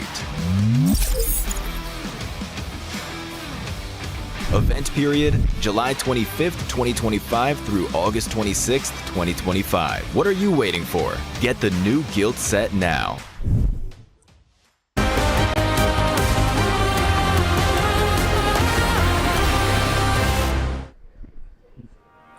Regnum Carrier capitalizes on the entire nation of South Korea and is able to wrestle away, or barely wrestle away, that compound there from Nongshim Red Force to get themselves the victory. Joining me, Neptura, as well as Seven, to talk about this one. Neptura, this raised some questions, but Regnum Carrier looking strong. They are looking strong. After a confusing start, for me personally, they are looking very, very strong indeed. I'm not sure what was happening in the early game. They were still in Rozhok in phase 2, still in the blue, still out there in phase 3 even, but I actually really liked their wide wraparound, and that really set them off for the rest of the game. I mean, you got to give credit to Regnum Carrier. Even though they did end up rotating late, I really enjoyed the crashes that they were able to do. This team was just really confident. They were able to crash on 2 players from APG. After that, they made sure that they made Fourth Thrive's actually back off, and that's what's ultimately a bit of Fourth Thrive's demise there, because they don't want to take over Regnum Carrier. But looking at the overall the match ranking here, DRX still being able to put up some points. Yeah, very impressive by them on the north side. They were fighting. I think it's fair to say. Okay, let's just instantly address Let's just do it. Yes. Nongshim Red Force. Great team. It's 7 points from that here, Seven. It's a bit of a disaster considering what you should have been able to get from this game. Yeah, you're an evil person. You I'm old now, you would send it to me too, because man, I was fuming as soon as I saw this team leave the compound after not doing absolutely a damn thing throughout the whole match, saying this is why this team is so passive. You were saying it perfectly too, Cal. You thought that this team was going to end up maybe a little bit scared of getting sandwiched, but even then, just try to use that utility. There was already so many smokes there on that compound, and you decide to give the high ground to Regnum Carrier of all teams? The green room was in shambles, weren't we? When they made that play, it was like, what are you doing? I mean, if you want to go for a harebrained push like that, at least just use 2. If you're going to go, we've got some opening knocks onto DRX. No, I don't agree with it at all. But I would agree with it better than sending all 4 off of those houses. It shouldn't have been done in the first place, but it is what it is. And Regnum Carrier, I will say Regnum Carrier's timing on that, as soon as they saw, hang on a second, they've made a massive blunder. We can take advantage of this. They full sent to that. It was really, really nicely played from them. I do want to go very quickly back to Regnum, though, because that initial south rotation early on in the game, it actually was a really good play for them, because they were able to come up behind Fourth Thrives, behind APG as well. And as those teams moved up and got fought on that hillside, they were actually able to come up and sandwich behind them. So it was actually really well set up from them as well. So coming in through that and then getting all that momentum, third-partying everything they could find up against a Nongshim who hasn't done anything all game except sit in a compound and then make a mistake. I mean, it was a very easy win for them. Yeah, for Regnum Carrier, it just came down to that aggression that they were showing throughout that match. But let's go back to Nongshim Red Force. Yeah. You were talking about maybe sending 2. Don't send in anybody. No. What are you doing? What are you doing giving your high ground to another team? And if they were going to be wanting to do anything, we were actually talking about this, maybe try to set up a player on the roof of that compound because you already have utility. You didn't have to do anything throughout the match. You can use that utility to defend yourself from DRX and be ready for any type of push that Regnum Karya was going to have to do on you. If anything, it would have yielded more limbs. Never mind like a potential win or something like that. But anyway, that's by the by. Other teams that we want to focus on as well. Good old 4 Thrives. The team that Mr. 7 did pick to do well. Talk to me. I mean, it was just an amazing play out of this team. Being able to rotate early on to the southwest of the military island. After that, they were able to spot that APG had moved on. And I think this is one thing that Max and I were talking about throughout the match. We were expecting APG to actually be in military apartments. They gave that up, and 4 Thrives was able to take full advantage of it. You can see exactly why, as Falak was able to get 6 eliminations, and I actually enjoyed what Falak was doing. He still overextended a little bit there towards the end. The team was a bit too split, and Hora ended up just capitalizing on that. But before that, they were just being proactive. They were showing the aggression that we have seen out of this team in group stage. Yeah, I mean, for example, I really liked Falak's nade over onto Power, right? Was it Ragnar, the last player? He actually, with that nade, not only got rid of a team, but he opened up a position for his own team, right? So they were able to push on top of that. So he, even though he does overextend just a little bit, he's doing so much for his team as an entry point. Well, if you want to extend on that too, this team kept on sweeping. That's what I enjoyed, wanting to gain control. And if we talk about sweeping, one team that was able to do that great was Power. Yeah, they were looking good. They were looking good for it. But I'm getting word that we are ready to head over to Barney, who is actually with Suk from Weibo after their couple of games here for the grand final. Welcome back to the main stage where I've got Suk here from Weibo Gaming. We are 3 maps into day 1 of the grand finals and things are starting to heat up already. Suk, the first thing I want to ask you, it's the grand finals. You guys are performing pretty well straight off the bat. I want to ask you how you feel like your games are going so far, what can be improved on and what's going well. 首先就是你们现在已经到了总决赛嘛，然后在总决赛当中，你们今天一开始的时候感觉状态还是挺好的，就是打的成绩也不错。就想问你个人来讲的话，你觉得你今天发挥怎么样呢？哪里有什么要进步的，以及要调整的吗？还好，只不过我们在世界赛这个舞台好像有一些困难需要去克服，就比如说对手他的一些不按套路出牌，然后他们可能做出一些针对，比如说我们上一把的海岛在机场被 Power 所针对了一下，因为正常情况下他一个 M 层队伍可能会去正常运营，但是他选择来到海边堵我们一个 P 港进圈的路线，所以我们可能在接下来的比赛会去着重往这方面去优化。Well, we have done pretty well so far, but we do feel like this is the grand finals, this is the main stage. We are noticing that some of the other teams are obviously doing or at least strategizing around us. Like for example, in the last map, Erangel, when we landed at the airport, I think P team they are a team that usually lands in like an M city or something, and then they actually came over to airport with us, and they kind of targeted us. So we kind of need to adapt around that. We need to make sure that we are more on our toes and be able to counter whatever strategies that our opponents have prepared for us. You sound like you know what's going on. I think that something I need to mention as well, something that's been really amazing to see here in the Qiddiya Esports Arena, is how many Chinese fans that we have in the crowd cheering you on. It's been so amazing to see. How does it feel having this kind of national support here at the Esports World Cup? And is there anything you'd like to say to them? 就现在你到这个主舞台上面呢，也有来了很多中国的粉丝到现场来支持你们。你有什么话想跟就是你现在感觉怎么样？有这些粉丝在这边在现场能支持你，以及有什么话想跟他们说的吗？无需多言 ，I love you。 I understood that one. That's awesome. Thank you so much for joining us in this interview, Suk. You're doing really well so far, but obviously we've got 3 more maps today and of course the rest of the weekend to see if you guys can prove yourself and lift that trophy. But for now, let's head back to you guys. Well, there you have it. There is Suk giving us some info about what's going on in Weibo at the moment here. But let's talk about some of the other teams from these Erangels, of course. Hora. They were able to put themselves in a better position, I feel, compared to the previous games. I have to agree. I think they actually did a really, really good job of not only positioning themselves correctly, but also being more aggressive with these things, you know? We saw some really great pushes, some really good timing, some really good third parties, and I want to predict that they will win a game today, because that's how they're looking.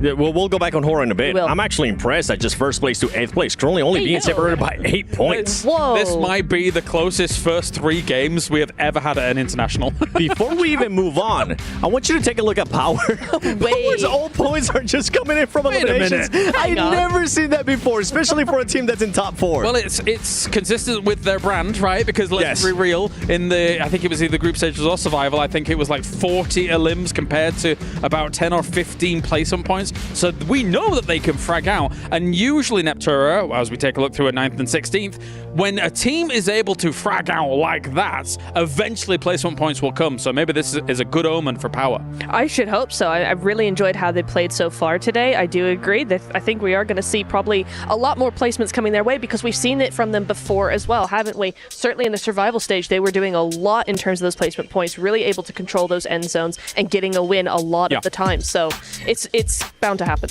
The way that they've been aggressive, that's what was impressive to me in that last match. The way that they were able to spread out, they were showing us exactly how they were able to play in survival stage, making sure they had those big splits, get a big area on the zone, and going to Hora, they're pretty much doing the same thing too. They were having 1-2-1 splits that worked out wonders for them, and at the end, took the fight to 4 drives and actually won it until they got third party. I've been impressed by their glow up from group stage through into survival stage and now here in the final. Let's see if they can continue it as well. But also, we have another opportunity for you guys at home to be involved, because starting from August the 1st, that's today, we have the PDP Global Fashion Icon Contest officially kicking off. So, the cool thing about this competition is it accepts both in-game outfit design submissions as well as people participating by showcasing their real-life outfits for you guys to wear at home in real life as well. So use your sense of fashion to influence the world, and the total prize pool can reach up to $120,000. To participate or view detailed rules, please visit the PDP section on the official PUBG Mobile website or follow the official social media accounts.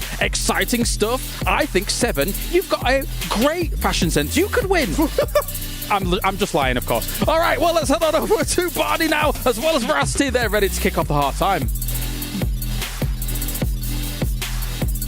Ladies and gentlemen, welcome to the Qiddiya Esports Arena, where we are halfway through day 1 of the grand finals, and things are really starting to heat up. The spectacle is growing. We've had some amazing performances so far, and it's starting to heat up. Veracity. It certainly is, Barney. I'm super excited for the first day of our grand finals here in the Qiddiya Esports Arena. We've had some fantastic games so far. We have, haven't we? I'm buzzing. So, map number 1, Power started extremely strong. 6 eliminations on the board, but only 1 player remained, and it was easy, securing a further 3 eliminations, bringing their total to 9. But the final face-off was between Alter Ego Esports and Alter Ego Ares, in fact, let's get it right, and Ida Esports. Alter Ego managing to secure the winner-winner chicken dinner and 23 points on the board. You know what, though, Barney? In match 2, we saw an incredibly defensive Team Falcons coming on through, which was a far cry from the performance of top 3 placements we saw coming out from them during the survival stage. However, our final fight saw Yangon Galacticos and Team Secret going head-to-head, with Yangon Galacticos walking away victorious in that one with 12 eliminations under their belt. You get up there, Barney? Yeah, you know what? I'm actually starting to like it. Not bothered. All right, in which case we'll go ahead and leave you up there. Match 3, however, with Yangon Galacticos having a giant target on their back, they were understandably the very first team to get eliminated during that one. It was grenades galore all throughout the match. However, for Four Thrives and Power Esports, each of those teams had 10 eliminations each. But unfortunately, neither of them were able to make it to the final stages of the match. Instead, however, we saw Regnum Caria walking away with a winner-winner chicken dinner. How about that one? You know that this isn't over. But for now, ladies and gentlemen, it is time to get ready for map number 4 of day 1 of the grand finals. There it is, map number 4 coming your way, our final Erangel of the day before we head into back-to-back Miramars. It's been a lot of fun watching the front ends of the matches, and now it's time to watch the back end and see if some of our teams towards the bottom, who might be on the struggle bus, very early going, however, start to rise up. I'm Taylor Reflections, and we're joined by John. And John, I'm excited to get this one started, brother, because last game was nutty. We had, of course, that military end zone. Super sad I wasn't a part of it. I love military zones. Hoping we get one here, but did see a bit of some fumbles. I don't know, maybe some grand final nerves starting to come out. Yeah, I think it's safe to say that Nongshim Red Force's decisions were at best questionable in those final moments. They were having a bit of a nightmare in that final scenario. Very quiet all game. They were timid and hiding behind the curtains of their buildings, but in the end, they made that wrong call. They pushed out and Ragnar Kai able to sweep them under the rug. It has been quite a different story in each of our matches. That's what's led to the tables being as they are. It is very, very close towards the top side. There is no clear front runner right now, even if we've got a team at the top of the tables. As much as it's nice to be there, it is not a secure place. So, with another Erangel to play today, we are going to be kicking things off for one more grassy pastures. I can see they've gotten rid of Barney off that stage. His square has descended and he's allowed back to the green room. He can have a drink of water, get refreshed, because it is about to get messy. Let's get it going. Game number 4, back to Erangel, and time to see who's ready to perform and who is ready, well, to drop the ball. It's going to be a fun one without question. Fourth Rise, been looking for them to step it up. They're not doing too bad necessarily. 18 points, 9th place, but first place after all with Alter Ego is just at 28. Very doable. It's only day 1, 3 games in. No alarm bells ringing just yet. Maybe we'll start some tomorrow when we get into game 4, 5, and 6. I do want to see Horda, though, do a lot better than where they currently are at 13. I really think that's a roster that performed very, very well throughout the group stages, obviously throughout the survival stages. But today, been falling a bit flat. And the same could be said for Team Falcons, who obviously the home team going for that club championship race. That's a roster that needs a top 8 finish. Right now in 15th, just one spot away from the bottom. It's not friendly to be down there. Of course, you've got 18 matches left to play. It's a longer set than the 12 we've been used to seeing for each of our teams over the survival stage, over those group stages as well. So a little bit more leeway on these slightly lower than expectations performances. But hopefully they can pick up the pace here in match number 4 on the day, as our top players do slide on past our eyeballs. You can see Al Haji, with the support from his father, of course, having a good time. Circle pops, and we're heading out to the east side of Erangel. Love this zone. I think it's going to be a bit spicy for the military zone players. Well, they get a little bit of a profit, I think, at least for 2 teams, if I'm not mistaken, who consistently land down over at military. Maybe we throw in a third, but you do have to kind of start thinking ahead of the game, man. That that eastern bridge might be a bit spicy, but here in what do we see?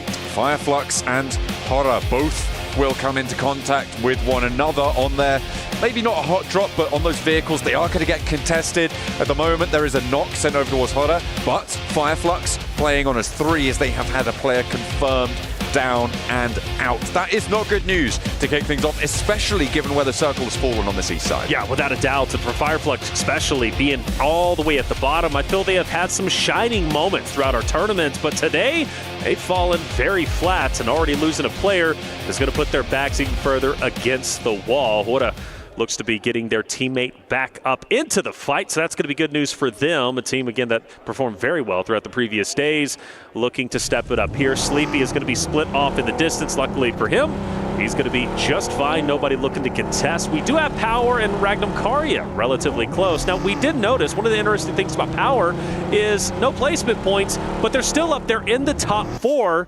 because of the eliminations.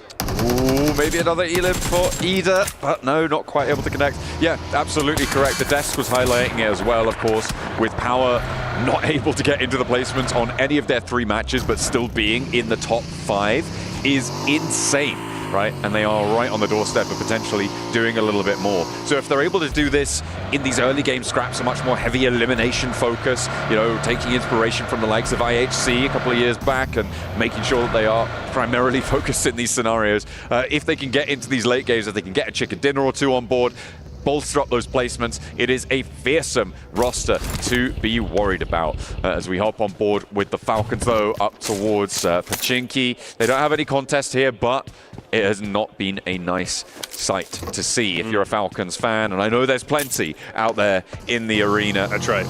And they aren't going to be too happy with them for the time being. 2 points average on the games they've played, that's not good. But we got to appreciate having Pachinki to yourselves. For Falcons, that's plenty of loot they're going to have, especially going into the next zone, which is getting tightly contested. For Falcons, they should have an easy transition in, depending on where DRX chooses to land. And, well, for DRX, they're going to leave one player out and maybe be the scout for the roster. See how that ends up unfolding. For Power's sake, though, they continue to move central zone, where Regnum Kari are currently at. Fireflux and Nogsham Red Force not far behind. Could get a little bit spicy as a lot of vehicles are moving, teams are traveling, and they're starting to lock in those hardcover POIs. Power Esports drawing up in the garage there. They will be playing all three of them stopping off on the building. They are sending another further on out. So we get a replay. This is that hot drop. Matcap, okay. It was 2 players with knives. And in the end, Sky was able to tag him for 1, and then Sleepy chefed him up something awful over in the garage there. Only the pistol to defend, and that's not good news. Could have been scary. Rosemary opposite of AJ from Thunder Talk. I'll pop out. That was a great placement, and in fact, it's going to end up in a drop. AJ putting in work early on. Full health, mind you.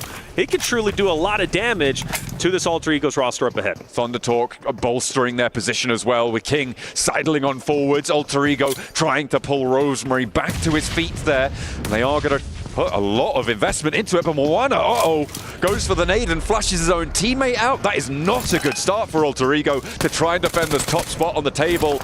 And now it's Thunder Talk looking to keep this pace going. All 4 of them now in situ, and they can play on a numbers advantage. A little bit split for Alter Ego. Alva under a lot of pressure there. The reload needs to come through. Can he connect with the auto shotty? He stays in the corner, dodging those jump shots, goes for the retreat, and is successful in getting some distance between them, which means he can reposition and fight the duo of Thunder Talk. That fight still going to be well underway, and he's going to continue to distance himself, maybe get an off angle onto AJ. It pays off. The down is in, but the 2 members from Thunder Talk are hot on his heels. They're still on the outside of the wall, though, and with King falling, this means that nobody is forward for Thunder Talk. They're now trapped on the outside, out in the cold, and Thunder Talk are getting rinsed right now.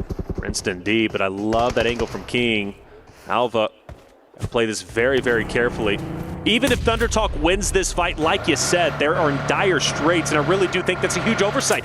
This duo should have pushed up on him and taken him down. Having Alva on that off angle was detrimental to Thunder Talk. Obviously, your duo ends up falling, and now you're leaving. You gain 0 value.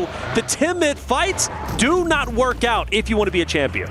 I mean, much like the Omnidroid from The Incredibles, right? The only thing tough enough to take down an Alter Ego player in this match is themselves. The only thing that has taken one of them down fully is that team nade. And that's not the sort of coordination that you want to see coming on through, especially in Mill to Power on a circle like this. You know, it's so important to have everybody alive in a central location in these early circles, right? You want to transition in towards the late game. They've pushed up towards 30 points, though. And they will be okay for the time being, and playing on a 3. Not the end of the world. Not the end of the world, but see how that game ends up unfolding. Smile barely, just a nick of health, and manages to get away. Team Secret applying the pressure. Yangon Galactica's Team Secret rotating maybe up north, then dropping down south through Naya. Team Secret could get a drop on them if they continue to progress forward, which could be great for playing a gatekeeper role. For now, just trying to heal up and just really recover. For Team Secret, though, unfortunately, I think they're going to lose at least 1 into blue, if I'm not mistaken. For Barnett, though, he's moving up. So are the rest of the team. At least several of them are trying to go in pursuit here, hopping out, going for the spray. Zeros has to divert, send back behind the headland. Is there an off-angle hop out? No, but the blue zone will do a little bit more damage here. We're only at stage 1, so this is very, very survivable on these rotates. It's not really going to do much more to them, and those sims already on the bar there for Zeros mean that he's got to stay very, very healthy here, unless a couple more shots connect, which it doesn't look like they're going to. Sending over the north side of the Yaz Lake. I imagine that Yangon Galacticos going to divert. Not too keen to go in behind them, but we'll have to wait and see.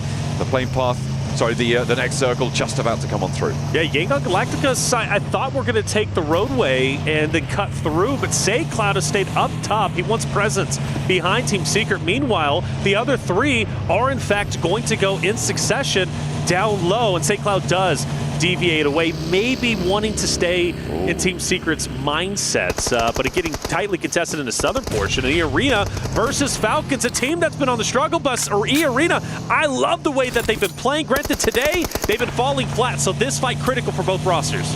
Riyadh disengaged from that one. They had the numbers advantage. Perhaps they were reading too much into the circle. They thought if we can't conclude this fight immediately, there's a third party potential, but they had a massive advantage in that fight. Only 2 of the Falcons were on the inside. I'm not too sure about the decision to disengage it, but we'll see how they can play on from here. Meantime, Power looking to rack up even more elims. They're now up to 1 on the tables, and that's going to put them up on 26 with no placement points. Taking down Noxium Red Force would be huge for them, mind you. I really feel, based off of that last play in the last map where Noxium Red Force had center zone, had the hardcover POI and pushed out, I feel that was a massive oversight, potentially starting to get into their own heads. So for Power, pushing this fight could be big. For Weibo, well, we can't even stay upright. We got 4 wills. Well, they decide to use 2.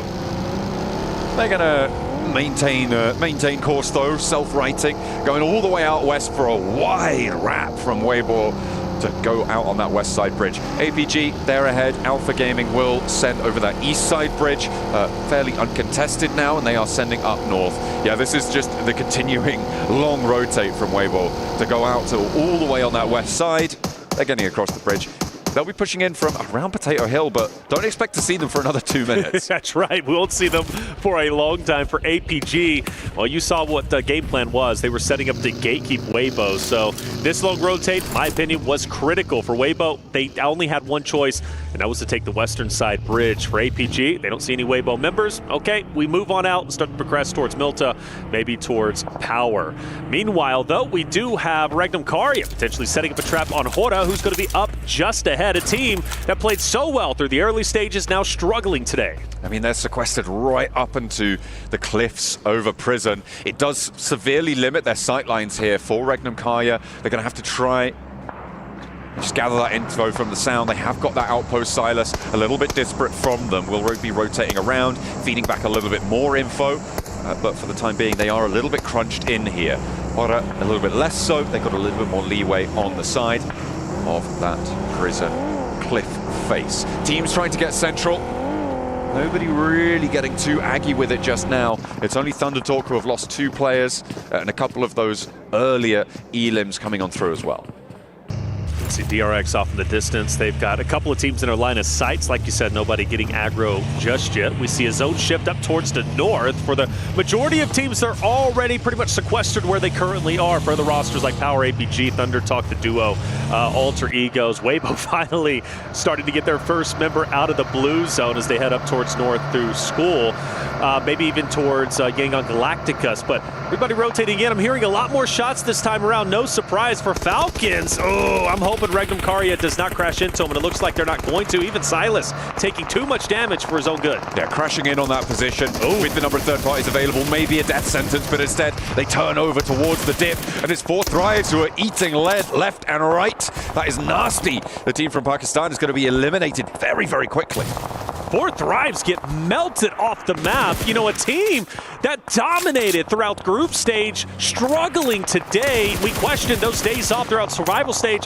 Would it be helpful? Would it not? Well, for 4 Thrives, they need to get their legs back underneath them. But Power's also rotating in. Ragnar taking a ton of damage. We got Wild also falling. Ragnar now down. Haji getting active. Ida's going to fall. It's just a mass amount of teams and bodies on the ground in this area. Haji getting the cleanup. Starkin up ahead, cooking a nade. And this nade, if placed right, could be devastating to Power. Darkin unleashes it over towards Fadan. The bounce is good, and it will connect for the knock. Haji now, the last player alive for Power. They have 4 elims. They'll want a little bit more, and he's now got a nade cooking. They know where Ida is playing, and nobody's getting out of this dip unscathed. The nade goes long, and Darkin pushes forwards. Haji around the smoke, goes for the spray, and of course he connects it, but there's the shutdown from the off angle. Fireflux shut everything down, and there is no one alive. We just lost 3 teams just like that in one engagement. Fireflux playing spoiler, and we'll talk on that in just a second. Team Secret now against Alter Egos. You called it. Caster Curse, nobody getting aggro. Well, now we got everyone getting aggro all at the same time. Krypton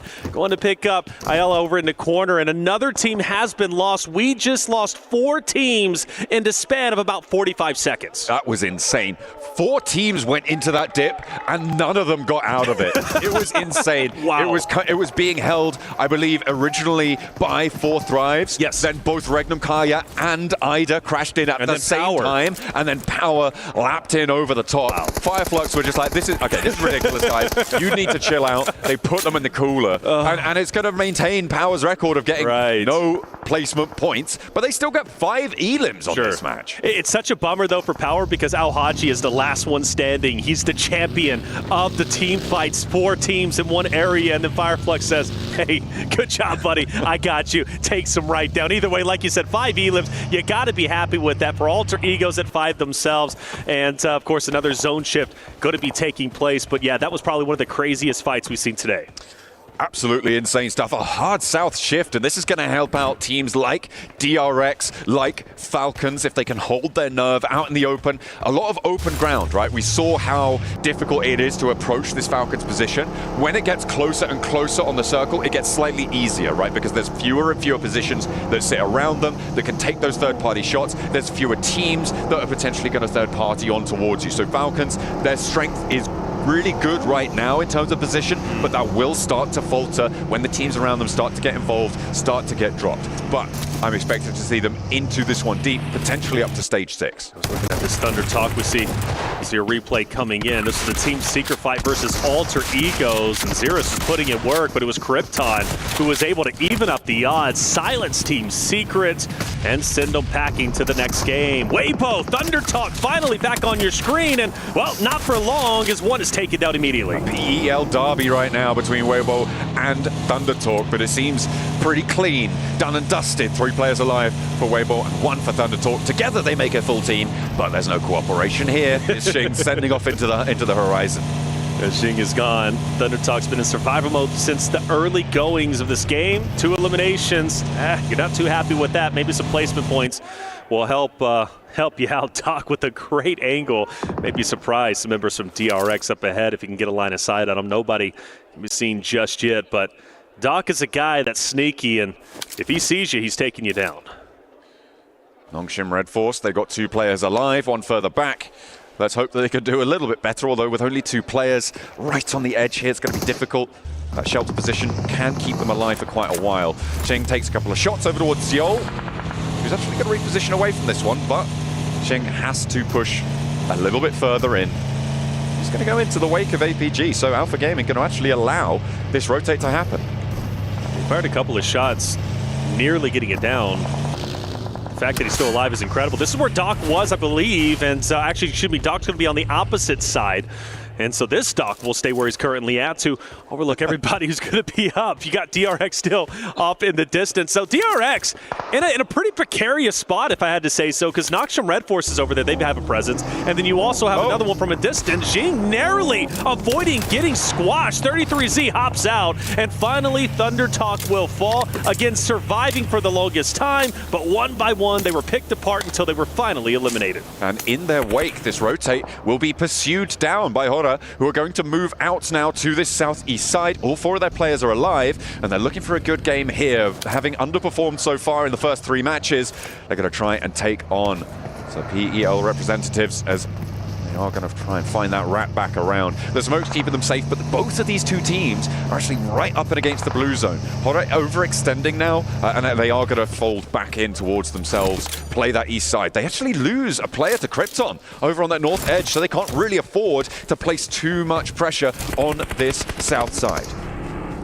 Question is, do they? Hora continues to get closer and closer. Krypton maybe tempting that he wants to get away. Alva has dipped himself.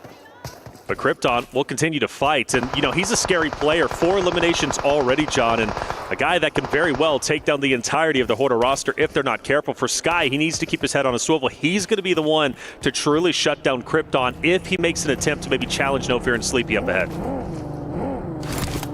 Chance there. With 4 elims, Krypton is pumping today. Doing a lot of work for the roster, but with only 2 players against the 3, they do have the disadvantage. They're on the outskirts as well. Their options fairly limited. I wouldn't be too surprised to see them try and sweep up north. With Hora pushing into the tower, they're going to be a little bit less mobile, not going to be as easily able to go in pursuit, but they could equally try and find Sky, and that looks like maybe what they're going to try and do here. Wrap back around, play on the backside here. and open up a window of opportunity for themselves. But Weibo Gaming are just over that ridgeline, and Krypton in danger now. Sky has to go for the reload, and it's actually barely low on ammo here. Oh, but yeah, it was Alva, so the car was a distraction. Alva was pushing up, but now he's getting pressure by Hora as they push in. Alva, a sliver of health, taken down by No Fear. Krypton now damage control. He's got Weibo to his flanks, and now you've got one alter ego member of Krypton right smack dab in between Weibo and the Hora roster. So Hora got to make a decision. Who do we challenge first? Krypton to solo, Weibo up ahead. Do we disengage and maybe go a little bit further into zone? I would not want to be them making that decision. If I'm Weibo, I'm letting the blue zone handle Krypton, and I think it's a similar call for Hora right now. You just need to negotiate. Do they know he's there? For him to leave. They should know, right? He's taken shots back over towards Hora earlier on in that engagement. So they should know that there's a player down this hill. You don't need to put this much pressure on. This is overexposing potentially to the Hora position. And Order's getting a little bit froggy. Yeah, he definitely is. He definitely is. No Fears right there. Ready to apex this hill. Krypton to the right. This is going to get spicy indeed. Nade cooking. Krypton going on the attack. Surely No Fear takes down Krypton in this moment, but no, Krypton's going to be free and clear to make this push up. He finally starts to take a little bit of damage, and rightly so. It was No Fear along with Order who takes him down, Order getting the elimination. Now, Weibo can put all their eggs in one basket and focus on Hora, who's up ahead. They can try and now turn and get ahead of this one. They do still have a couple of players in tow. They've got that outpost down to the southwest side in 33Z, who's been scouting, who's been gathering that information. Hora, they've been locked into this fight for a while. Looking at the rest of the circle, meanwhile, Falcons, they've been chilling in their building for a long, long time now. They have managed to rack up 3 Elim points and actually make that maybe a couple more as the nades land over towards Fireflux. They're going to have to think about getting out of this business, though, for the time being. They are right on the edge of the circle. They'll be safe for now. DRX have been holding out on the southwest for a nice while as well, but Yangon Galacticos going to be putting pressure on. I feel like that's the next crash coming on through, and SayCloud's going to send it. Yeah, absolutely going to be the next fight. Falcons, mind you, also focused on Fireflux over here in the shed. They took a little bit of damage from DRX. In fact, Redox is going to fall once again. Scarface getting some shots. SayCloud onto Quiz. You mentioned it, Yangon Galactica starting to push up, but they've also taken some damage, a downed player, so they're going to have to go at it 3 strong. So we have an immense amount of fights. Falcons versus Fireflux, Yangon Galacticus going against DRX, and the winners potentially controlling the entirety of the western portion of zone. It's going to be really difficult to move as Falcons when Yangon Galacticos or DRX are able to claim this one, but so far nobody is dead on that southwest border. All the teams there have 4 players alive, both of them maintaining the entire roster. Alpha could potentially have an impact here with Top and Zeol on the south side, but I imagine they're going to be thinking more about going east. You can see Top trying to hold face, and around this shelter entrance, it's just nobody making that first move right now, and they can chill out for a little bit longer with the circle. APG can be truly punishing to DRX. The only thing stopping them from shooting, I believe, are the smokes. They just can't get the line of sight. But Top should have infinite vision. In fact, he's going to get active. So there's going to be Top on one full finish on one DRX member who's now starts to push up. This gives an opportunity for Yangon Galacticus to start firing at DRX as well. Weibo says enough is enough. Takes down an APG member. 33Z also taking a tremendous amount of damage. It comes to show you literally nobody is safe. And Weibo on the outskirts of zone, fully eliminated. It's in circles like this that you've got to think potentially Fireflux could have a chance if this fight on the southwest side doesn't conclude, but it looks like Yangon have isolated their entrance and will be playing on fairly convincingly. SayCloud very likely to get this knock on the Horman. That should be an easy pickup for them behind the rock, sure, but you have to dash out to try and find that res, and with only Joker left standing, they don't have a lot of time to get this one. Currently, Yangon Galacticus have a beautiful spot where they are at. If the zone favors them on the next shift, they are going to be set up very nicely to control the end game. Of course, depending on what DRX and APG decide to do from their current position. For Falcons, they refuse to move, but now they have to start going a little bit more forward, which means E-Arena are very much ready for them. But the good news is Mormon was taken down just a little bit ago. He's down but not out, and E-Arena have to make a decision. Do we want the pickup? Well, now they don't have a choice. Sakura also gone. Romeo taking him out, so YG getting active, and now Ralph says, I'm pushing up. I'm taking the advantage in the mid zone. Here comes the Falcons. The north side side now could conclude, and the Falcons may have all the leverage they need to try and leapfrog south. But you could see how flat and open it is, which gives Yangon Galacticos so much power, so many sightlines over towards E Arena especially. Romeo is laying down the law from the high ground there. DRX wants the challenge. They've gone out of the other entrance, and now they're trying to try and maintain that high ground with their 3 players moving on in. But no, it's Hora doing a lot of work, but Hyunbin still has a little bit more gas left in the tank. Unfortunately, he will draw short, and QZ across the way gonna have to try and hide now behind the rocks, but will be pushed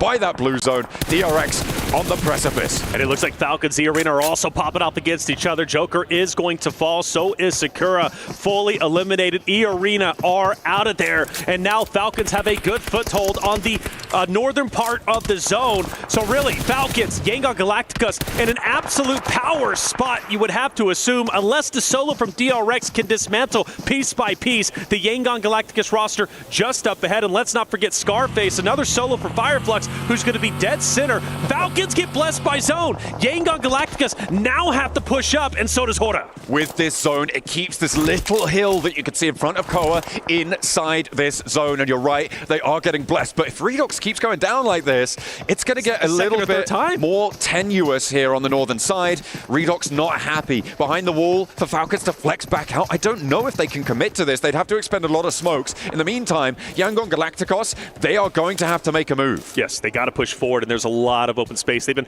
hanging out next to this cave for the longest time. I don't blame them, but now the time to get active is in, and you got No Fear, who's been doing such a great job from a distance, being detrimental to each and every roster he's come across. So he's going to be the X factor for me for the Hora roster, at least when Yangon Galactica starts to rotate over. For the solo from DRX, I don't know if he's going to be able to survive this. I really don't. But for him, all eyes on YG, who now start to move forward. This is going to answer our question of who takes this game. If Yangon Galacticos get mowed down now by Falcons, it is going to be all Falcons for the victory. With Ralph moving out to the west side to go for the res onto Redox, they're actually west side bolstered right now on the Falcons roster. So Yangon Galacticos potentially picking the wrong time to go for this one. And with Hora on that side swipe, this road crossing is nigh on untraversable. As Hora actually going to try and backfill on this rotate and play on the south side. This could be a great play coming through from Hora. They'll finally get rid of Scarface, who was on a sliver of HP, and now it seems to be a 2-horse race. If I'm Falcons, I'm paying close attention to Hora starting to move up. Fireflux are now gone. We're getting deep into it. Only 4 more teams remain, and really one of them is inconsequential. It's only a solo from DRX. A mini red zone starting to form. Say Cloud trying to get back onto his feet. Smile desperately needs this. Yangon Galacticos with the desperation push forward gets picked apart. Romeo down, and it's Falcons from Koa taking him out. A little ridgeline to play around, a couple of vehicles keeping them safe from Hora for the time being. Yangon Galacticos may be able to stay up as 2, but Smile down behind that vehicle, and that crate has been beautiful for No Fear. He's going to try and get a little bit more though. They're putting pressure onto the Falcons because of the rotate out to the west side to deal with that res, to get Yangon Galacticos out of the mix. Hora taking the timing of this very, very well, and they get that flex out to the side, but Falcons are piecing themselves back together and out over towards Narvalo. Koa finds that retreat, and things simmer down. No Fear has been the guy, the linchpin for the Hora roster, and now he has totally caught Redox and Ralph off guard. They know where he's at, but he still has such a great advantage. Now this rotate's going to be big, and Koa is going to knock down one. A second is also going to fall. Hora starting to collapse. No Fear needs to get active. A Hail Mary attempt, but is this Falcons? It looks to be the case. No Fear, does he have it in him to clutch this up while he continues to push up? Falcons can hit the shots needed, but they finally do it, and Falcons will get their first win during this, the grand final stage. A big finish for the Falcons. The north side control was great. That first rotation on in to the mansion to play on that location. They held ground, and at the north side, nobody challenged them. I felt like Hora maybe were able to slip the noose there, but in the end, they were hung out to dry, and that is a beautiful way to close it down. A nice chunk of elims as well added on to the Falcons' count.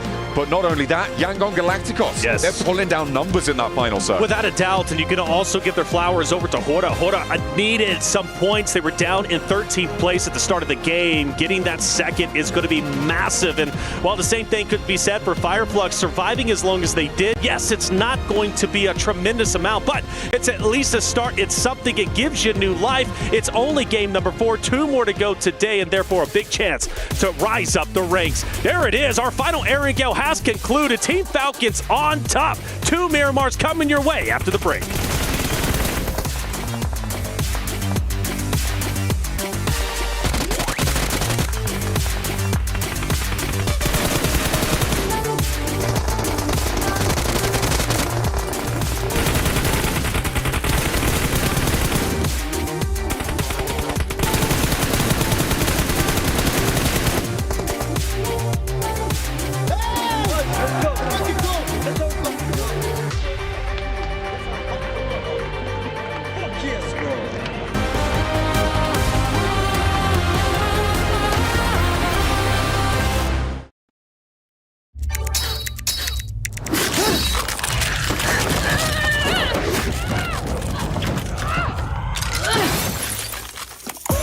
Reach your impossible. Lenovo Legion.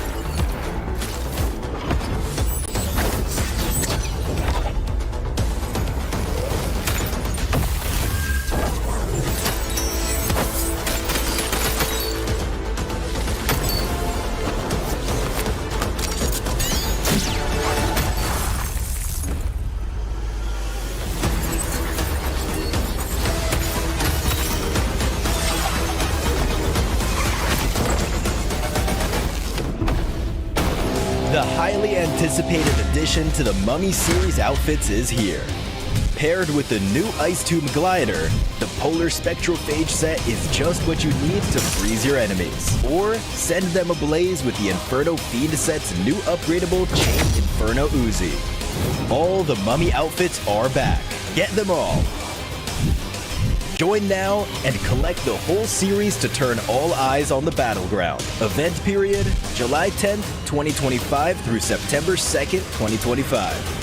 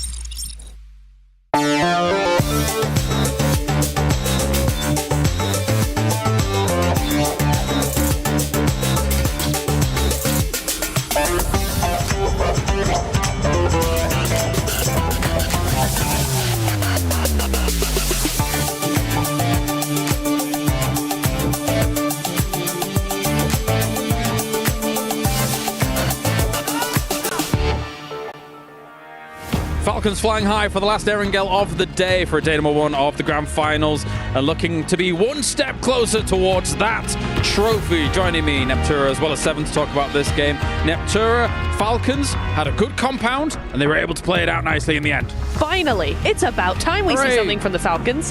Dare I say I want to see a little bit more. I wasn't entirely pleased with how that game went, but they got the win. That's what they needed to do. Fair enough, right? I did like how they played some of those things. I want to start off by saying that initial push onto Fireflux was the wrong play, and I thought that. I was like, no, you need to be looking at E-Arena.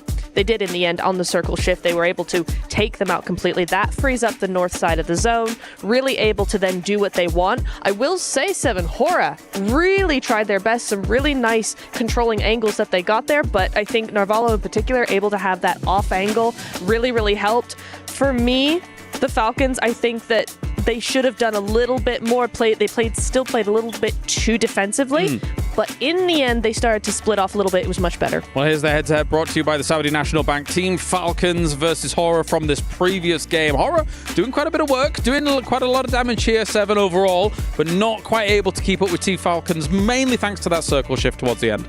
Yeah, Team Falcons having that circle shift that definitely helped them big time. And I think one of the main worries that I had looking at Team Falcons was that they just weren't spreading enough. They weren't gaining enough control of that circle. And meanwhile, Hora was being able to do that. But due to the fact that Hora has just been fighting so many teams that whole match, and they had already lost a player, it became almost near impossible. As soon as Sky went down trying to get that off angle, it was set and done for Falcons to be able to get the win, but I got to give compliments to Hora. I have been enjoying those splits that this team has been doing. They have gone from 1-2-1 splits, 3-1, and then they end up mixing it up to everybody just going solo. They're making sure that they just get a lot of the zone, and they were able to do that perfectly at one point. They had full control of the southeast. But Falcons will walk away with 22 points there with the 12 eliminations, thanks to Narvalo, the Frenchman. We love the French being able to hold on to that position towards the top there. Neptura is able to overlook exactly what was going on and hold their opponents at bay.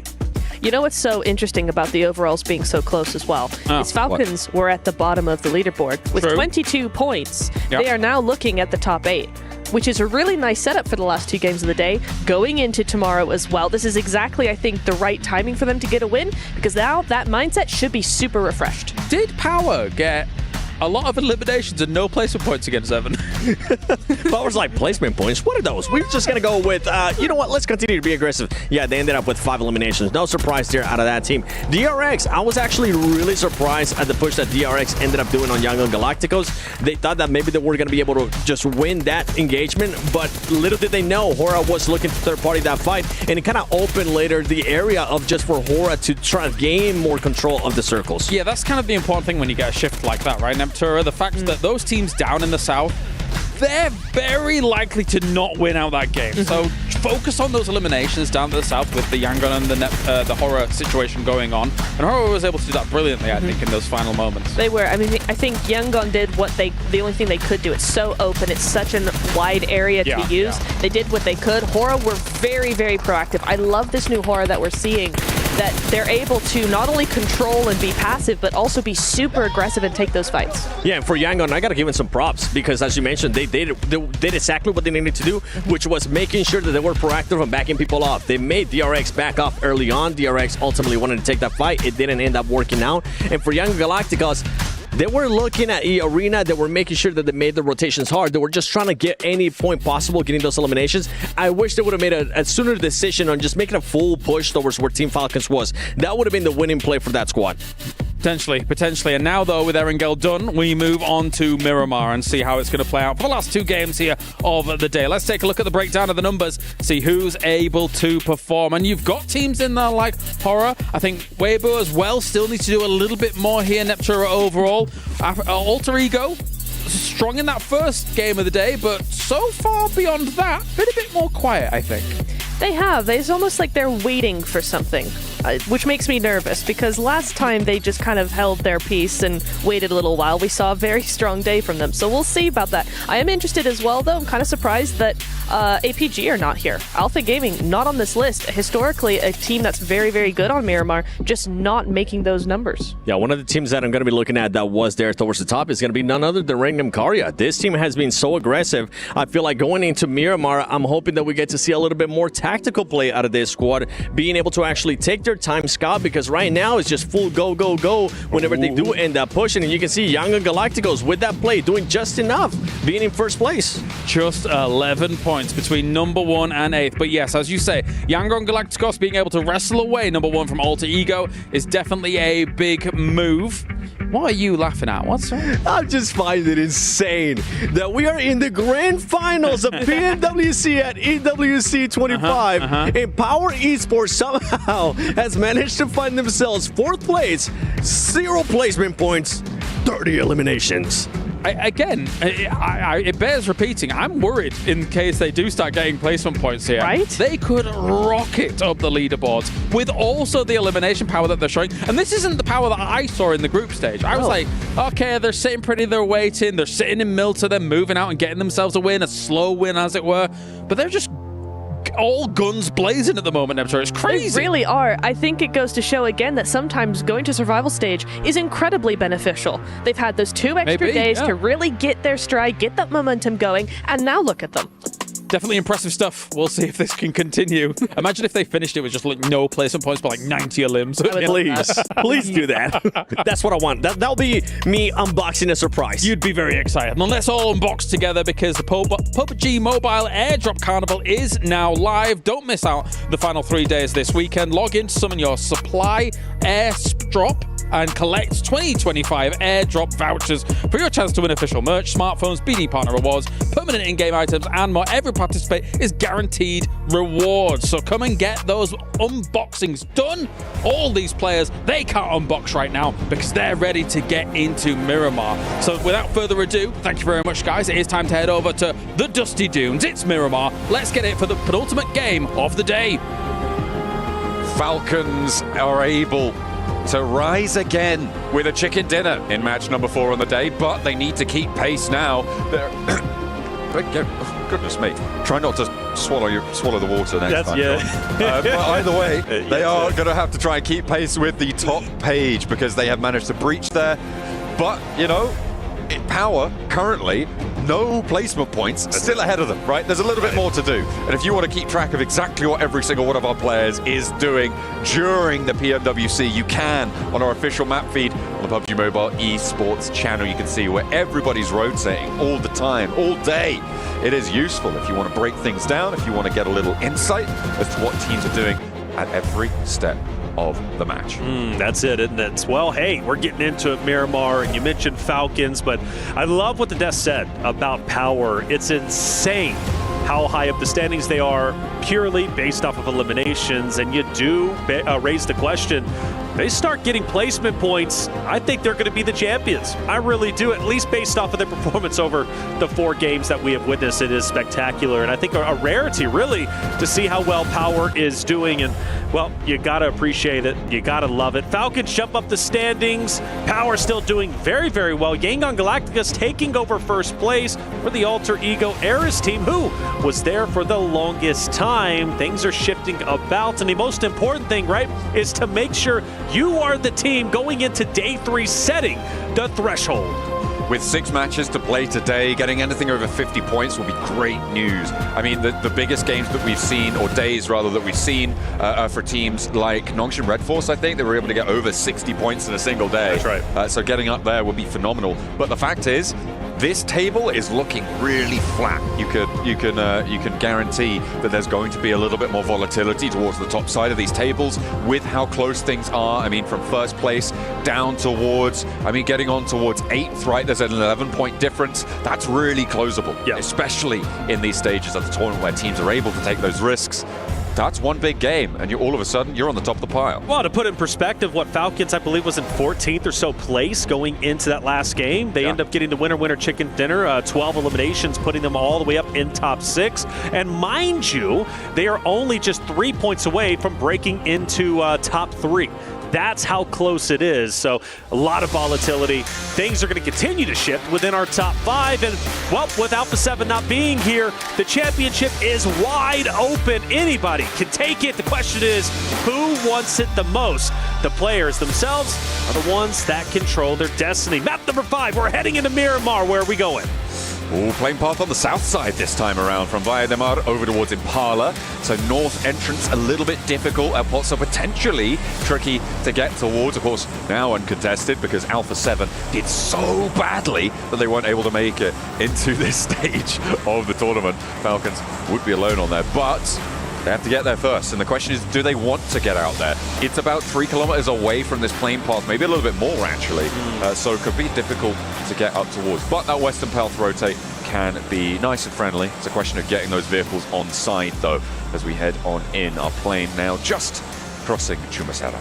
Don't think we're going to have any hot drops, at least based off of where I believe these teams are going to be landing for our first Miramar in grand finals of day 1, but there is always a chance, right? Things get spicy. Even though people put their landing zones out there, doesn't mean they're not willing to change it up and take a team by surprise. And, well, that could very well happen. I believe going even back to the survival stage, we had a bit of a hot drop over in El Pozo. That was an area that we were watching very, very closely. So maybe we see a repeat of that. Falcons over on the left-hand side by Hora. That's going to be an interesting one if they decide to land next to each other.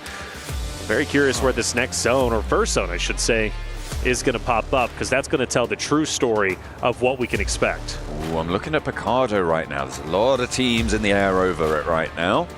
Could be difficult. Power definitely looking to try and drop there. I think Ida are going to go a little bit longer, as are Nongshim Red Force. Regnum Kaya disengaging from it as well. Down towards Puerto Paraíso.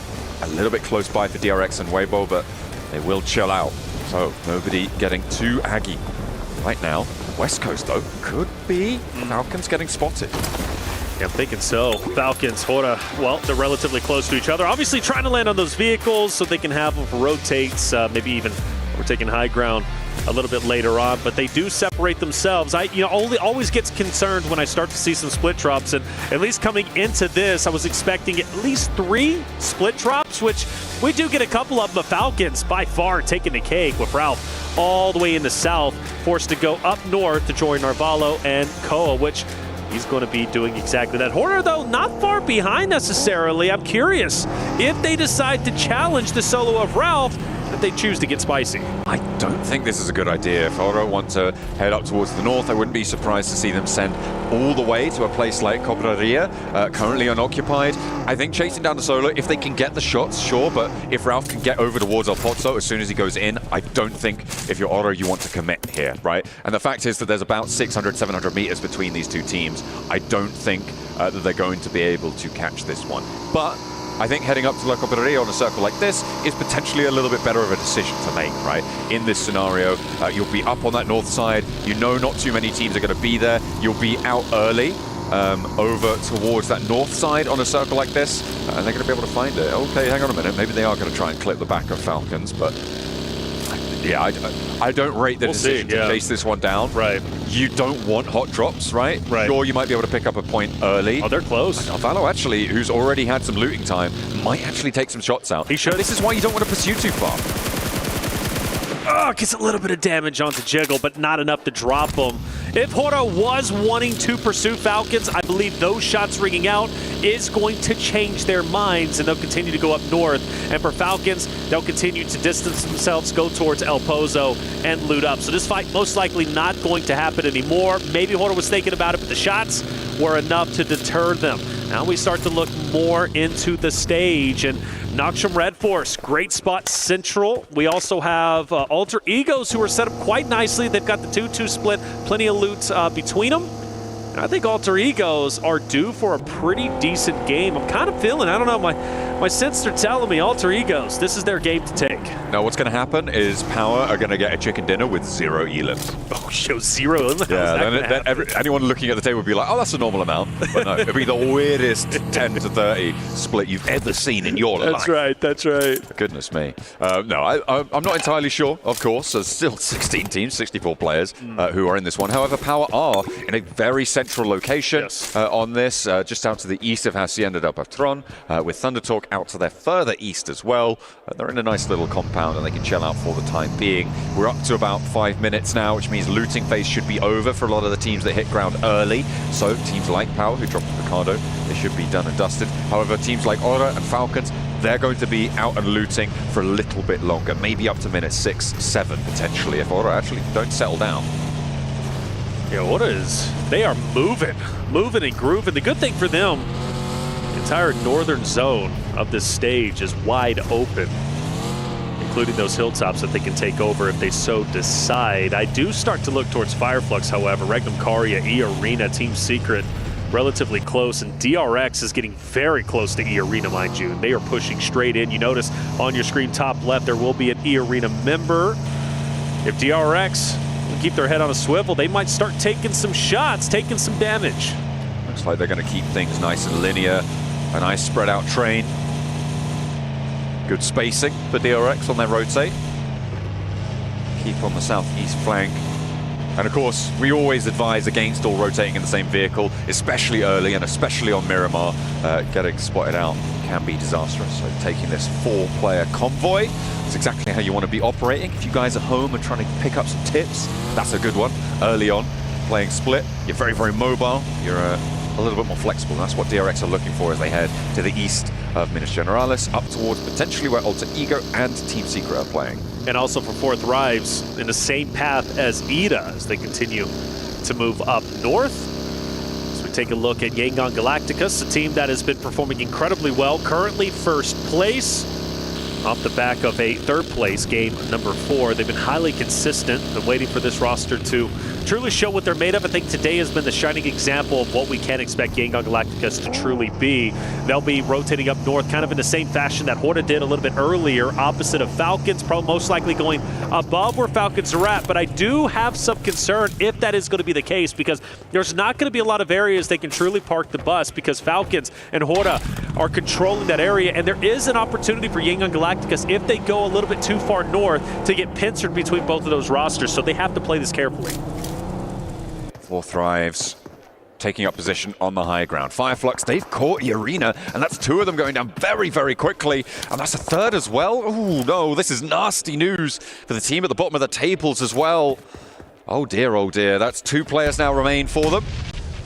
And this crash is going quite well for Fireflux to regroup on this spot. Tony K, Joker, that's another one sent on in, and Scarface handles business. This is what we've been waiting to see from Fireflux today. They were highly performant in the survival stages, and that is what we've been looking out for. And Solus with the M249 shooting the bodies. Fireflux has awoken from their slumber. 13th place no longer. They want to be up in the top 5 off the back of our last 2 games. Nice to see them finally getting active for E Arena. Well, a team that was truly the shining examples throughout the survival stage, struggling tremendously, and even surprising the fact that they get their compound taken over, because one of the shining examples about E Arena that I truly started becoming a much more fan of was their ability to hold down hardcover POIs. You could not break in. It didn't matter if there was 2 or 3 teams challenging their house, they were going to hold it down. In this case, though, they don't, and they fully get wiped, and Fireflux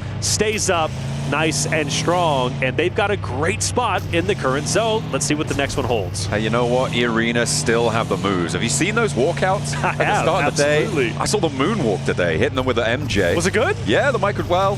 It was acceptable. It was certainly identifiable. Circle over to the east side here for phase 2. A lot of open ground to the east side of San Martin and Hacienda del Patron. Currently, the center of the circle still occupied by Alter Ego and quite a big spread. I imagine they're going to want to look to get back together here with DRX on the south flank, with Thunder Talk as well on a bit of a split, but a lot closer together. About 600 meters sits between both of their outposts here for Thunder Talk. Well, same narrative for me for Yangon Galacticos. I was concerned maybe they would pincer themselves in between Falcons and Hora, but they do decide to stay on the outskirts of the zone. But even so, they're still going to have to deal with Falcons or Hora most likely once they start to come in. And now you add in 4 Thrives. You got 4 teams who could be contesting each other on the northern zone of the current stage. That's going to be a fight to watch out for without question. But for Power, the high ground is in. Fireflux is very aware of this, but you got to appreciate the current power position from Power Esports. Easy with the high ground over towards Ketch. I think they're both aware of each other's position here and just biding their time. Of course, these positions on these plateaus always look so powerful. The difficulty is as soon as you get knocked or as soon as you take a challenge and maybe you get a little bit too bold, you go down. It's a massive mission to try and get you back up, right? You have to either send another player up there or you have to drop down when you've already been knocked and someone has to rotate out towards you. It takes a lot of time, a lot of investment on that, so you do need to be very careful with those high ground positions. Fireflux going to be opposite of them. Falcons continue to move up. Managed to stay alive for quite some time. The only shots, the only activity we see from them so far was firing on Sleepy. It was on the back of a buggy. Sort of started to rotate up. Yangon Galacticos taking a huge rotate north.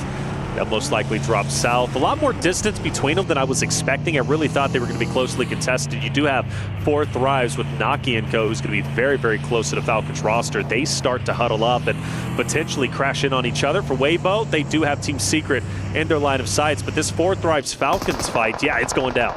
Koa diverts almost immediately, but will he be able to get away here? I'm not sure if the cover's going to be there. Just about escapes. Not unscathed, though, and that vehicle's going to be low, as is his health bar. Navallo just putting a little bit of suppression down. They will try and maintain the outskirts here on the northern end, and they'll be okay for the time being. Okay, for the time being, as you said, staying alive just a little bit longer. They kind of tempted fate, push into 4 Thrives, take over the compound. Well, 4 Thrives said, nah, it's just simply not going to work. Another zone shift is going to take place. You know, this YG, Yangon Galacticos, still up in the north. They've been in blue now for, I want to say, nearly half of the game at this point, and they'll have to continue to drop down south, which is going to be right next to Falcons. So that fight most likely going to ensue. And with Falcons getting their health all the way back up, I think this is about to go down. I think they might actually, well, it depends, yeah. If they go for that rotate out to the east, it might be a little bit less sort of considered there for Yangon Galacticos as Silas goes down on a little bowl ramp jump there. Too overexposed as DRX able to sweep that one away. So Regnum Kaya down to 3 players. That's not too favorable, but they are nice and central on the circle. Yes, they are. Nice shot from Weibo. Weibo takes down Jiggle from Hora, who unfortunately loses a player. That was one who took early damage, and Weibo not too far behind is going to keep Hora in their line of sights. And well, this is a team that performed exceptionally well in game number 4, performing in 2nd place, nearly taking over the Falcons' position. They couldn't hold it down. I was very impressed with No Fear, and I'm expecting him to be huge in this moment. Wild from Regnum Karya, trying to take down Alva from Alter Egos, who had plenty of great moments, but for Wild, well, he's going to fall a bit short. Rosemary had the off angle, nothing really doing there. Regnum Karya starting to falter. Meanwhile, over on that northern side, Falcons did find a player from Yangon Galacticos, and they will have Romeo almost on full surround now. They're putting this pressure on. Redox gets that flush. Hang on a minute, no, that's Koa taking the vehicle up in flames with it. The M249 for Koa. He's going to be able to lay down that damage. Nice and healthy output there for the Falcons, and they disengage. They don't need to overextend here, and it's nice to see. But it's also for Yangon Galacticos. I mean, there's really nowhere they can go. Forward, you got 4 Thrives waiting on you, and then if you go backwards, you got Falcons who are going to be gatekeeping you. You go down a little bit further, you got Noxum Red Force. It's going to be a tough spot for Yangon Galacticos, a team that stayed so long in the blue zone. I mentioned No Fear. Well, he's currently pinned up. Sky is just a sliver of health. Rosemary desperately trying to hit the shots, and does as Sky gets a bit antsy, jumping up to get additional vision. Well, it ends up being his undoing.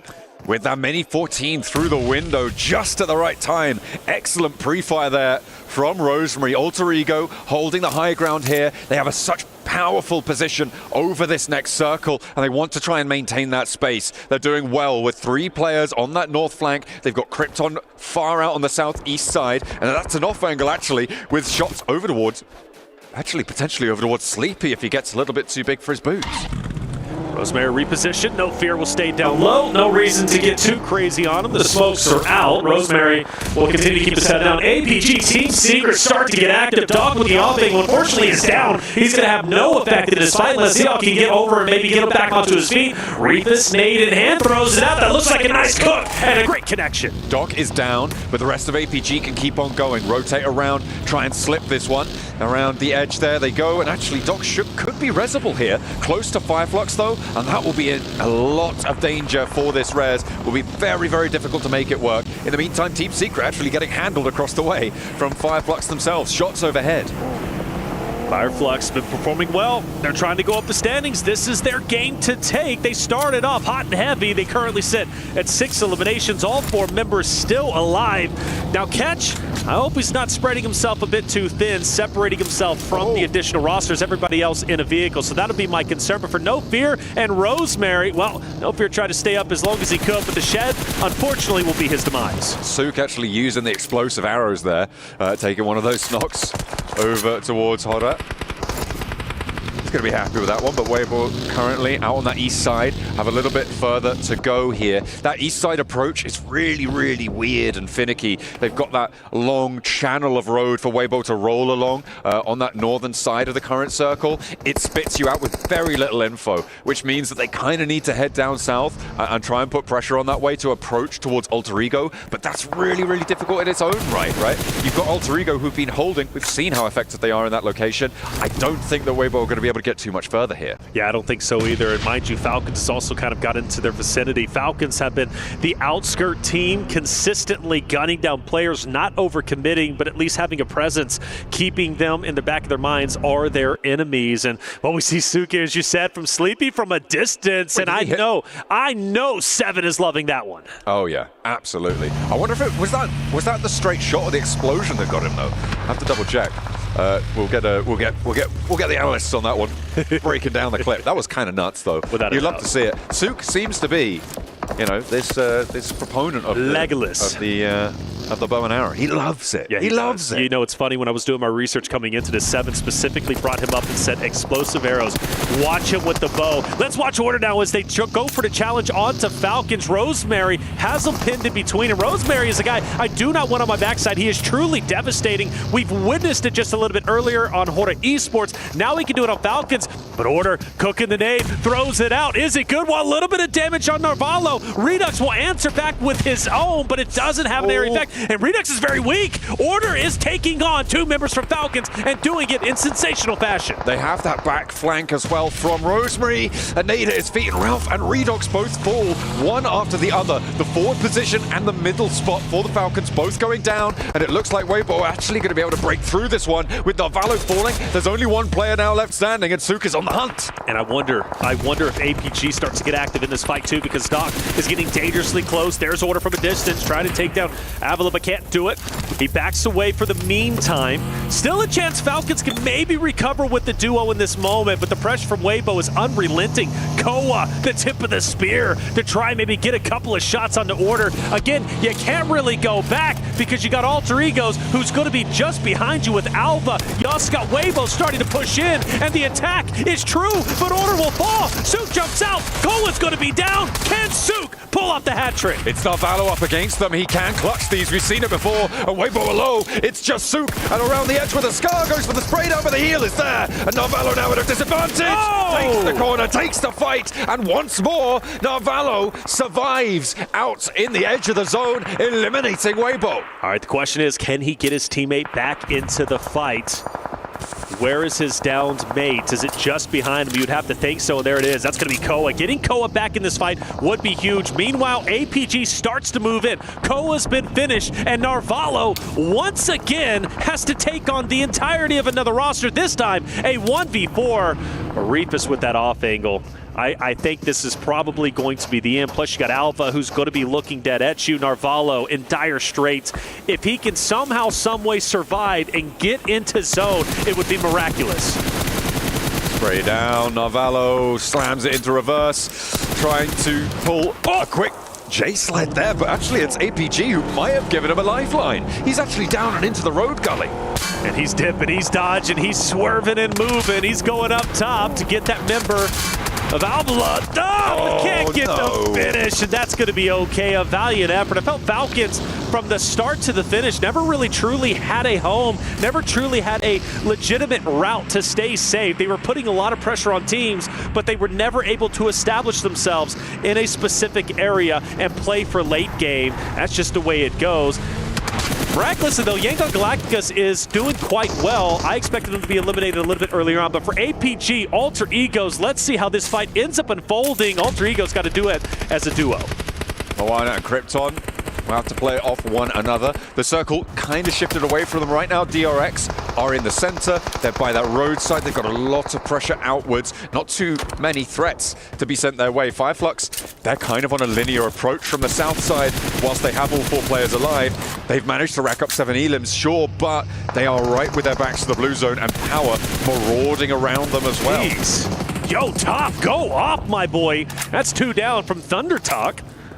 Outputting the damage tremendously. I say 2 down, 1 manages to get out with his life, but just with a sliver of hell. Jing down low. I don't know if it's going to happen. Reefus, this might be a nice nade. It's cooked well. It's thrown out. Doc just below, and he'll take off a sliver of health. Not much, but keeps the pressure on Zing. You know he doesn't feel comfortable in this moment. And for APG, on a tear. They're only on 4 eliminations, but at this rate, I don't know where they're going to end up. A little bit more damage sent over to him, but the first aid was already ticking up. He will be healed. This is the regroup coming on through. A nice drop on the smoke there. They should go for the weapon spot, but the ammo's already low, but they get it. Nonetheless, over the driver as well. Sitting will be taken down, and now Sing continues to be under pressure. However, they can't breach this high ground just yet. With Ida over the way, there's so much going on in this northeast quadrant. APG holding on tight. Mind you, still 4 strong. You mentioned Ida, they're going to be just up ahead, and they look to be progressing forward just a bit more. So for APG, it's imperative that they focus the fights correctly. And Aaron, most likely going to be the first one targeted. ZL starts to move up towards that rock. Reefus down low, still trying to keep Thunder Talk in check on the low ground. I love where APG is currently at, and I have to favor them in this fight. But again, if they don't do this properly, Ida is going to eat them alive. Darkin with the nade pulled over towards APG. Thinks better of it. Waiting for someone to give some information away. So all 4 players alive on the northeast side. They continue their march here for Alpha Gaming. We have been hoping for more from this roster. The names they've got have some prestige, and Reefus looks to start to pick up the pace here, but backed off the angle. They'll have to take another crack. 5 eliminations for APG. This could be a first place game. They could take the first place position. Alter Egos are already out. They're going to lose it. Yangon Galacticus most likely has already passed them up. Scarface on your screen. Now Fireflux, again, a tremendous game. Nearly double digits already. 4 members still alive. They started early, and they have refused to slow down. They now start to challenge APG, but Reefus, he's deadly. That man has been hitting shot after shot, and 1 member from Fireflux is now down. Ziol able to find Madcap. A nade over towards Ziol's position, and Top is the trade-off here. Scarface forwards, does a lot of work against them, but will not win that trade. Gonna get flushed as well, almost certainly there. And have to fight on as 3 for Fireflux, but hang on a minute, no, because Madcap's down. That's right. He's all the way out on the flank. I think that res is coming through, though. To see, catch the distance, trying to keep APG at bay. Meanwhile, Ida has been there, but not really. You know, could they have taken advantage of this third party? Maybe, but they're well within zone. So the question is, really, can Thunder Talk even start to break in? APG, once this fight does end up concluding, if it does against Fireflux, who have managed to recover. You mentioned those revives. Well, now they're going to be a 4-man unit. And I like their chances a lot better in the moment. APG starts to regroup. Like Fireflux might be able to keep all 4 of their players alive as well. So 2 full force squads on the eastern side. Something also monumental could be happening. It's brewing, it's bubbling under right now. But Power Esports could be on their way to their first placement point. We've got 10 teams remaining. 2 more need to drop. That is true. But of course, they are at 0 eliminations. Winner, chicken dinner with 0 elims to keep the narrative alive. Let's find out. Well, this is the first time we've seen them really get active this game as they tried to take over the high ground over Fireflux. We've watched Fireflux and APG go toe-to-toe with each other. Fireflux looked to be on their wits' end, but they managed to get their teammates back up. And in fact, this secondary fight looks great. Scarface, let's do it, boy. Continue to push up, get the downs while one comes in, but he's going to be traded out. Metcalf, though, he's truly devastating, but APG answers back, but only for a matter of time before Catch says enough is enough. We're done fighting you. We're the winners. Everybody turned to pulp on the northeast side of Verdan. Wants more points here with 9 teams remaining. If Fireflux go down now, Power will have earned their first placement point. It's only a matter of time. And a big nade from Ida to close it out. And that is a guaranteed placement point for Power. They're off the mark. Darkin throws a beautiful nade, gets 3 from Fireflux and takes them out instantaneously. And now you got Power, who have been setting up quite nicely to gatekeep the winner from that engagement. In this case, happens to be Ida Esports, who now is focused on Thunder Talk, who stayed alive miraculously as a duo on the low ground. They took heavy losses, but they're giving it right back. They stayed out of the fight for the time being, but now they want to try and wade back on in. King steps a little bit too close to the fire and does get burned, hits the deck just in time to avoid the spray down. And Thunder Talk keep the pressure on with Darkin falling. That's going to slow Ida down. He's going to have to force that res out. Darkin not really in a safe spot with the blue zone pushing in 15 seconds. Not a lot of time to operate here. Aaron thought about it. Do I go for the res? Do I go for the challenge? Well, Jing throws a nay. This could be 2, and it's close enough. Aaron takes some damage. Another one starts to go in, but it's going to be a little bit too far. And now for Aaron, really the last hope for Ida. Potentially another one to, I don't know, output some damage, but all eyes on Aaron in the moment. It is amazing. Thunder Talk has put up this much of a fight. They're towards the bottom. They desperately need points to elevate themselves towards the top 5 running, but 4 eliminations, their best game we have seen so far, and it could get even better. Looks like Aaron will go down last. And Ida, very down on their luck. Now it's just Emre who was across the way, disengaged from that fight for the longest time. Finally, one of the Power players gets taken away from this, and Easy on the forefront will need a little bit of a rescue mission from the rest of the team. Not going to be easy, and actually it's Ragnar who gets caught on the sidelines. So Easy able to find that shot, and DRX now starting to come alive here. They've been in this compound for the longest time, and they want to try and inflict pain now onto the rest of the circle, but El Hadji is still on the hunt. Yes, he is. For Ragnar's sake, though, I think he tried to get a little bit too fancy on the off angle, and it ended up being his undoing. And, well, he loses his life in the meantime. For Power, though, they look great. DRX is the only team, though, who is left alive with 4 members. But Power's positioning is great. They're hitting wonderful shots, but you gotta appreciate DRX. Able to utilize this low ground, this little divot. They're going to be devastating. Power, it's going to be hard to knock DRX off of this spot. Yangon Galacticos as well on that northern side.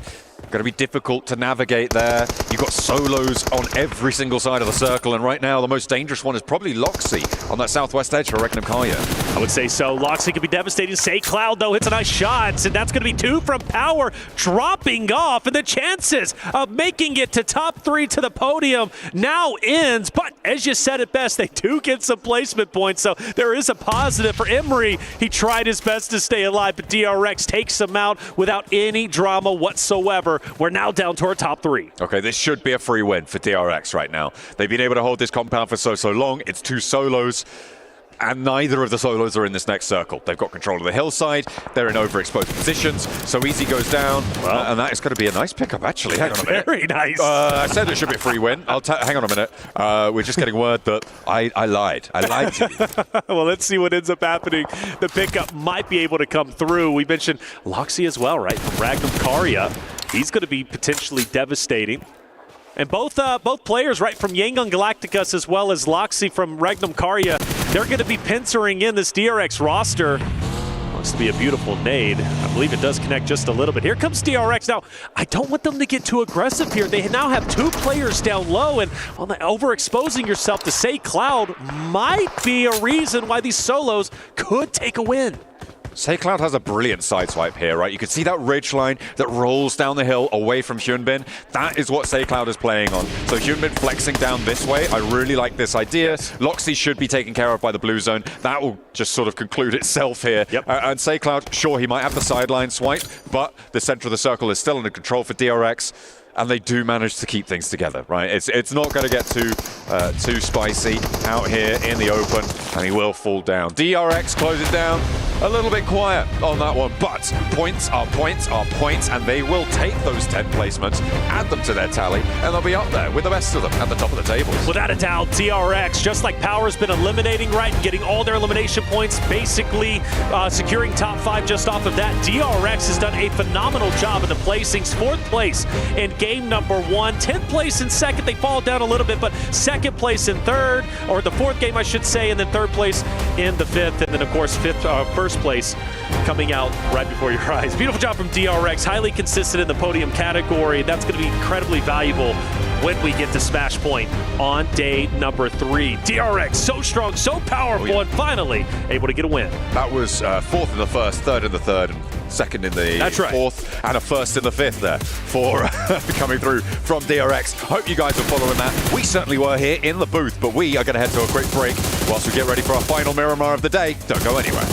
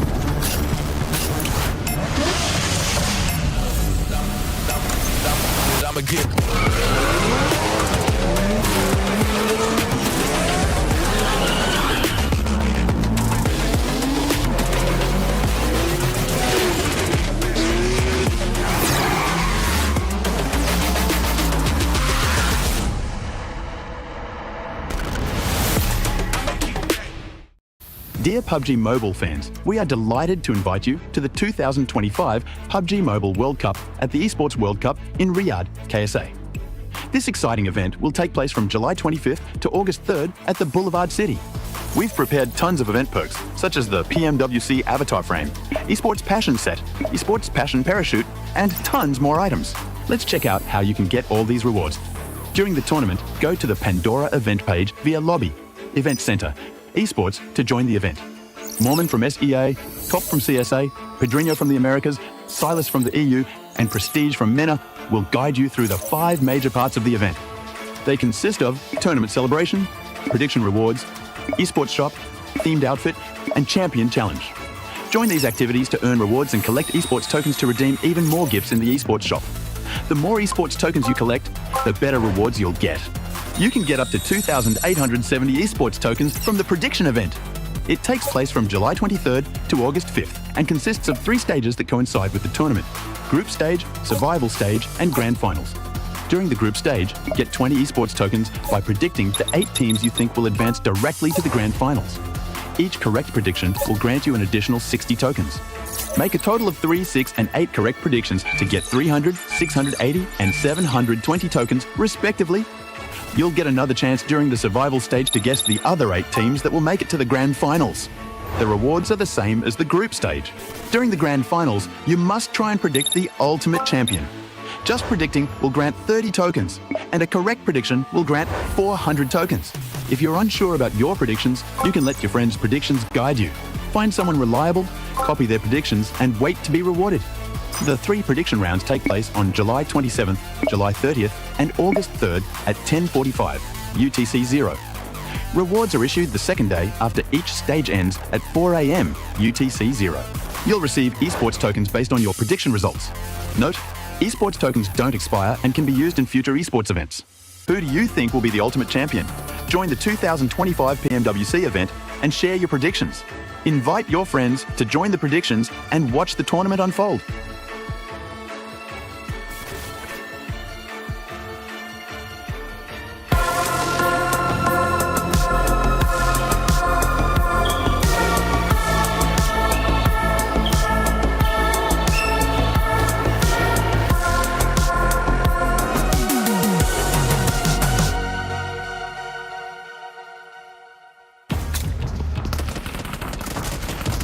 دمجني ضربني. ها هدي اسعد هدي هدي هدي هدي.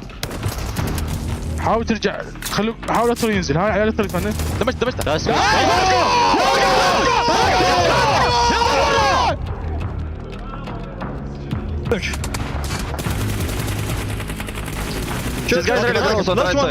guy.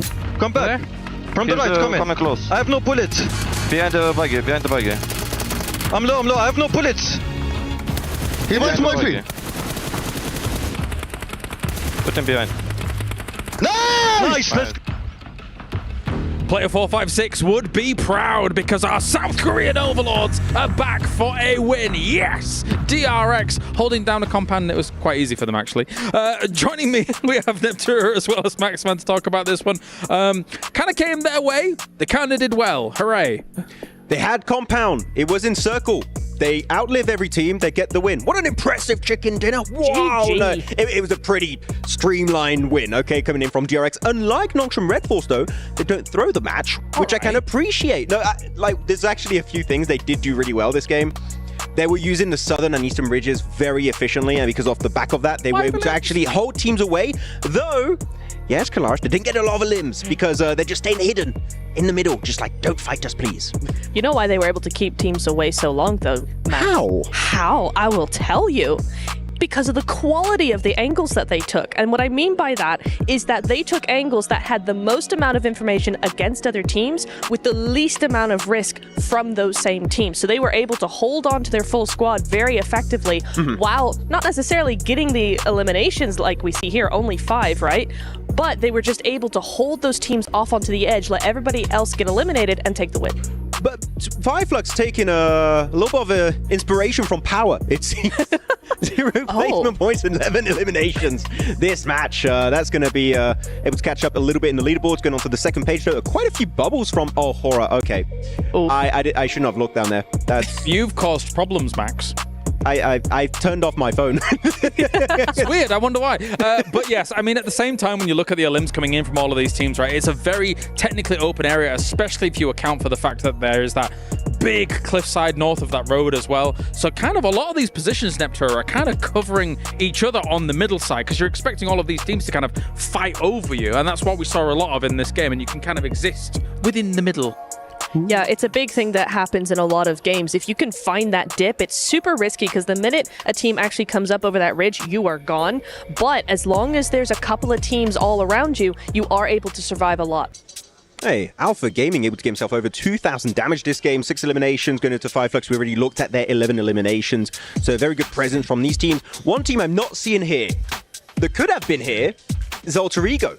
We talked a little bit actually during this game here while it was happening in the green room, how they had a really good position early on and they tried to just overextend their control on the map. They had not just a 2-2 split, it was a 4-man split. Everyone was like around 100 to 150 meters away from each other, meaning that if the team gets remotely close to you, you're going to lose that player. Very reminiscent of the split that they had on Sandhawk, but hey, guess what? Sandhawk and Miramar are very different maps, Neptura, right? So it's difficult to maintain this when everybody can kind of see you on the cliffsides elsewhere. Yeah, a big split on Sandhawk and a big split on Miramar are two very different things, just because it's such a vast area that you have on Miramar. You did have that one player, which one was it, Max? There was a really... Alva at the north? Alva, yeah, it was Alva, up on that cliffside. There was a valley between him and his team. There was a whole valley, and you understand why. It's like, oh, that's an awesome off angle onto all the chaos that was happening with Thunder Talk and everybody. but it didn't work. They seem like they're having fun still, though, here for PMWC Grand Finals, which, okay, cool. Sure. But you've still got to be able to have your foot on the pedal here, Max, if you're them. Yeah. Getting together a little bit quicker, you feel like that's probably the play to deal with some of this? I think so. But it was so weird because you had two teams getting really close to their position. You had Ida and you had Fireflux, and it's not just they're walking around and Dips being very silent. They have cars, and even then, Alter Ego made the active decision that no, we are going to remain split. We don't want to regroup. We just want to keep control. Unfortunately, to have control, you need to have the numbers, and in this case, Alter Ego did not have the numbers to take those fights. Definitely so, definitely so. All right, well, before we get into our last game, it's time for everybody's favorite segment of the day. Max Man's Grenade of the Day. You know it. You love it. It's Maxman's Grenade of the Day. Back at it once again. And this time around, we're going back on over to Erangel, his military island, with actually a very good nade hit coming on through onto Thunder Talk, right onto the driving car. There are two passengers. He knew Observation Hacky unlocked just like in One Piece, and he knew where they were going to be and gets a nice double elimination. Really good play here from Power Esports. What did you say? One Piece. What? Yeah, but you said something about before that about One Piece. Observation Hacky. It's like you can read into the future. Right. Is that... Anyway. I literally got your coffee because you said you liked the French earlier, Khalil. Oh, you did? Well, they've not shown you on screen. Oh, so that was unfortunate. It's on the desk, okay? I promise. It's there. Thanks. I needed that. Also, you picked a serious nade. I'm impressed. Well done. Thanks for that. That was great. Yeah, Maxman's nade of the day can be all good or bad. It can be the two extremes. You never know. Whoa. It's a mystery. What will happen tomorrow? Find out tomorrow. But it is time to go to the casters for the final game of the day. It's Miramar.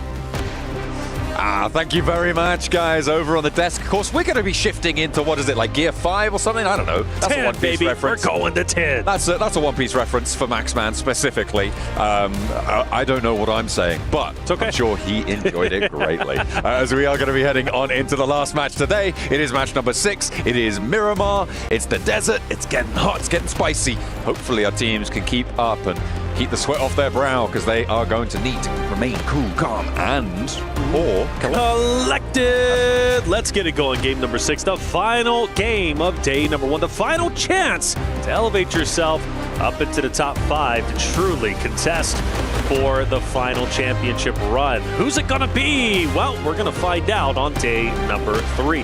The last Miramar was exciting. A lot of great rotations, and honestly, even the solos playing towards the end, in my opinion, were putting up a wonderful fight that could have very well dismantled the team of DRX. Shingon Galactica's team that's been performing highly well today. The fact that they made it through into top 2 is great, because I believe they were a duo for the longest time. So good on them. Shingon Galactica's performing so well, but DRX taking the cake when it comes to, I believe, our most consistent team podium in I believe, what, 3 out of the 5 games we've had so far. It's a pretty difficult record to beat. DRX, I mean, getting that chicken dinner in the 5th match, it's kind of nutty. That's why they're on the top of the pile right now, maintaining that consistency. Not as loud as other teams, looking at you, Power. But either way, they have managed to keep up that record. And 46 points on 5 matches is a very solid result, right? It's 4 points shy of that 10-point average that we always talk about when it comes to teams in that first place spot. If you're above 10 points, if you're around that 10-point average, you are in the contest for that first place spot on the lobby. The plane path from Puerto Paraiso up towards El Pozo, a lot kinder than the first time around Miramar today. That was a heavy south plane cut, and this time around, it's going to be a little bit more relaxed for our teams to getting on their way. So potentially no hot drop, or at least no pursuit over towards the Falcons on this one for El Pozo. Well, we'll find out, right? Falcons did have quite a few teams around them, and it was Hora and Falcons who ended up kind of, tussling with each other, but we'll see if that ends up happening this time around. And let's not forget Shingon Galacticus also coming up behind them. It was kind of contested towards El Pozo. Might see the same thing here as, well, Smile tends to drop out, and I think he's going to take over that southern portion. It took a little bit of time before they finally ended up in contention with Hora as well as Falcons up there towards El Pozo. But it's the mad dash for the vehicles, and that's where you start seeing the heavy points of contention, especially between Hora and Falcons, who are very close to each other already as they glide through the air. North side circle pops as the plane exits our screen, Tokyo Drift style, hitting the 45 degrees, as we are going to be heading up again to a more northern area. So this time it's going to be a little bit more west than we had last time around. La Cobreria, Crater Fields, that area around water treatment, all of those hills will be in play. Teams are going to have to figure out how to make their way north, not least of which is DRX, who are the most south team right now, over towards Puerto Paraíso. Hopefully, they can find another podium, because they've already got 4 of them. Why not get another? Why not? Get another one. 4 out of the 6. That would be huge for them. And again, smash point, day 3.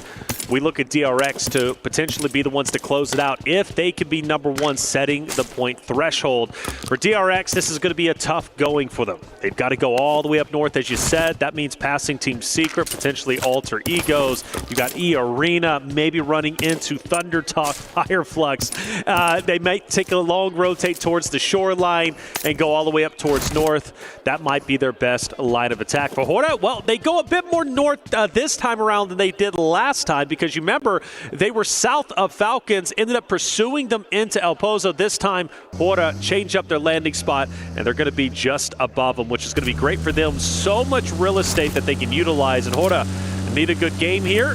They're, again, towards the bottom, but setting themselves up nicely for day 2 would be a tremendous win on game 6, and the possibility is here. Yangon Galacticos gathering vehicles, getting a little bit of loot on board. They're still yet to fully go for this loot phase. They're going to head south down towards Valle de Mar and play this one in a little bit later on. They love seeing the blue zone, right? They absolutely love it for Yangon Galacticos. As soon as they see that blue zone coming, they're heading straight towards it. So they will be very chill about surviving out in this area. A likely west road rotate, so expect to see them heading up towards La Cobreria around minute 8. I think that's where we'll see them up towards that north side. So potential conflict with Ora and Falcons on the west edge. That's right, and I think that's going to be a pretty big narrative throughout not only today in our game number 6, but going into day 2 and day 3 of our grand finals. I am excited to watch APG potentially clash with Regnum Karya. 2 aggressive rosters, and with the way APG was challenging fights in our previous game in Map 5 Miramar, got me excited for the prospect of what their aggression is going to hold in this final game, game number 6. They're going to have to go up north. Regnum Karya might choose to gatekeep them. Let's not forget 4 Thrives. I know I haven't seen too much from them today, but another roster that showed incredible aggression and good ability to hold and control fights during the group play stages. They're also going to be in that vicinity. So APG, Regnum Karya, 4 Thrives potentially clashing maybe a little bit later. Have to wait and see what their path will hold for them. Looks like Regnum Karya on the road faster than APG, and it might be 4 Thrives that does in fact come into conflict with them. But as always, it's a question of which path they take towards this circle. Fighting this early, you don't really want to get stuck down in it, right? You don't want to get bogged down early. Going down within that first phase is really detrimental to your overall tournament performances, and I wouldn't be too surprised to see them wait their turn, right, in this scenario. Wait for teams to push it behind them and get a little bit more drawn back, I think it's safe to say, from those engagements. I'm looking around the map right now. I'm seeing DRX leaving Puerto Paraíso. They've headed up past Impala on the east side right now, and they are trying to slot themselves in over towards El Azahar, potentially all the way up towards Cruz del Valle, and we'll see if they can make their way on up to the podium once more. There's not too many teams that are going to contest them on that. Yeah, no surprise, DRX, that was their safest rotation. That's exactly what they ended up doing, going across that shoreline and going up most likely towards the north above.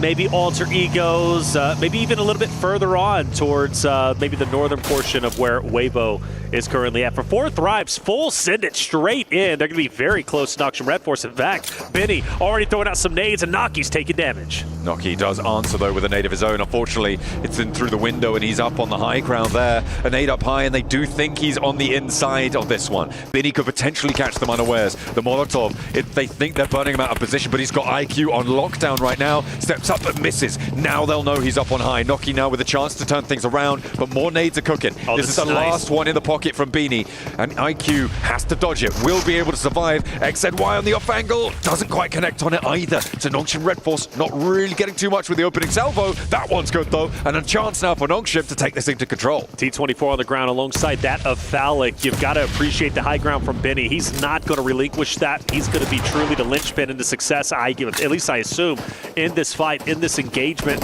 IQ's down and out. No way he's going to get back up, and in fact, he's going to be fully finished off. 4 Thrives to one good thing they do have going for them is they have Wolfpack together. So any players from Noxium Red Force, if they push it as a solo, you'd have to assume you're going to be shot by 3 people at the same exact time. T24 Phallic gotta hold the low ground though. XCY pushing in. Tizzy starting to also get active. T24 takes some damage. In fact, outputs some damage on Tizzy. Doc going in. T24 down. Benny drops out from his high ground. Takes a little bit of damage, but through the smoke, hits the shot needed to drop Naki. 4 Thrives are out. Once more, 4 Thrives fall. And Noxium Red Force keeping all 4 of their players alive there. It got a little bit hairy with T24 doing so much work on the low ground, but they do manage to survive as 4, which is huge news from them. In the meantime, Alter Ego losing a player. Team Secret able to take control of the compound here to the west of Cruz de Valle on the north side of that circle.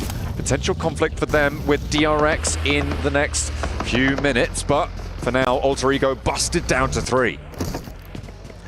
Alter Egos, a good day today so far. Ooh. Love to finish off with the 3 stack. Performing well, Wild hitting great shots. Fireflux, who had a tremendous game number 5. Looking to do a little bit of a better job here. Regnum Karya also up ahead. You notice every single team minus APG has just directly sent it straight into the center of this zone. They want those buildings. They want the hard cover. And that's why 4 Thrives was so antsy to get in and challenge Noxium Red Force. It doesn't pay off, but you get the idea. So Regnum Karya, Fireflux now, they want to take over this spot if they can get it, but it's not going to be easy. Over in San Martin, they're going to have to fight for their way out here. Circle coming on in very, very soon. Alter Ego actually potentially under threat now for DRX. I said around minute 8 for Yangon Galacticos. That has now passed. Look at that. But a hard northeast shift. They're going to have to go a long, long way. I don't think they're going to see this circle until about minute 10. This could actually start to get a bit hairy on the west side for Yangon Galacticos. They might need to cut an earlier rotation, maybe potentially through Montenuevo, unless they want to get really, really down to the wire with this one. It's not looking super healthy. DRX, they suffer the most on the northeast side. They try and push in past Alter Ego. It's gone poorly. I was hoping Fireflux would take advantage of this zone shift and get ahead of Regnum Karya, who managed to get a knock onto one of the Fireflux members. Naturally, they're going to be back up. But Regnum Karya, head on a swivel, decides to full send it in, staying ahead of Fireflux, making sure that if engagement does happen, they're going to be the tip of the spears in that fight. Thundertalk King's going to knock down one from Alter Egos. Moana is going to fall, leaving Alter Egos with just 1. Both of those 2 teams on the northeast side have dropped players. 2 are remaining for DRX. They do manage to get through, but they're only playing as a duo. Alter Ego try and move in as well, but all under the watchful eyes of Thundertalk, who have only been able to extract 2 points from it, but they've opened up the east side nicely for themselves to stay alive for a lot longer. E-Arena to their south shouldn't pose too much of a worry for them. The hillsides will keep them safe. Take a look at the replay. Okay, little spin out in the open, catches the rear tire, a nice little pickup for Alva. And Alva will be the last one alive for Alter Egos. So if he can pull off shots like that, even as a solo, he could be truly devastating to the complete rosters who are 3 and 4 stacks outside of DRX, right? Everybody else has 3 or 4 members. Falcons does have a down player, and I don't know if it was due to, well, actually it might be because of Hora, who is starting to move in. Hora and Falcons, even off the start of the last game, and then of course going into this game, you knew they were going to have a clash at some point. And at a certain moment, Falcons or Hora have to put their foot down and establish dominance over this engagement and rotation to force a change for the other roster. Team Secret also moving in. Nade over the top, this could be good. Onto Ralph, does manage to blast him out of the buggy. Redox hopping in, repositioning it, getting a little bit more cover down the hill. They drop to smoke almost immediately, and the Falcons scrambling to pick this one back up. I don't think they're going to be able to commit to get Ralph back. There's too many off angles to contend with. Redox in the front of the buggy. His teammates keeping him safe though. An over-aggressive push from Team Secret drops them a player, but again, it's those off angles coming on in, and it's Sleepy to catch Redox sleeping. Yeah, Sleepy has been a nuisance.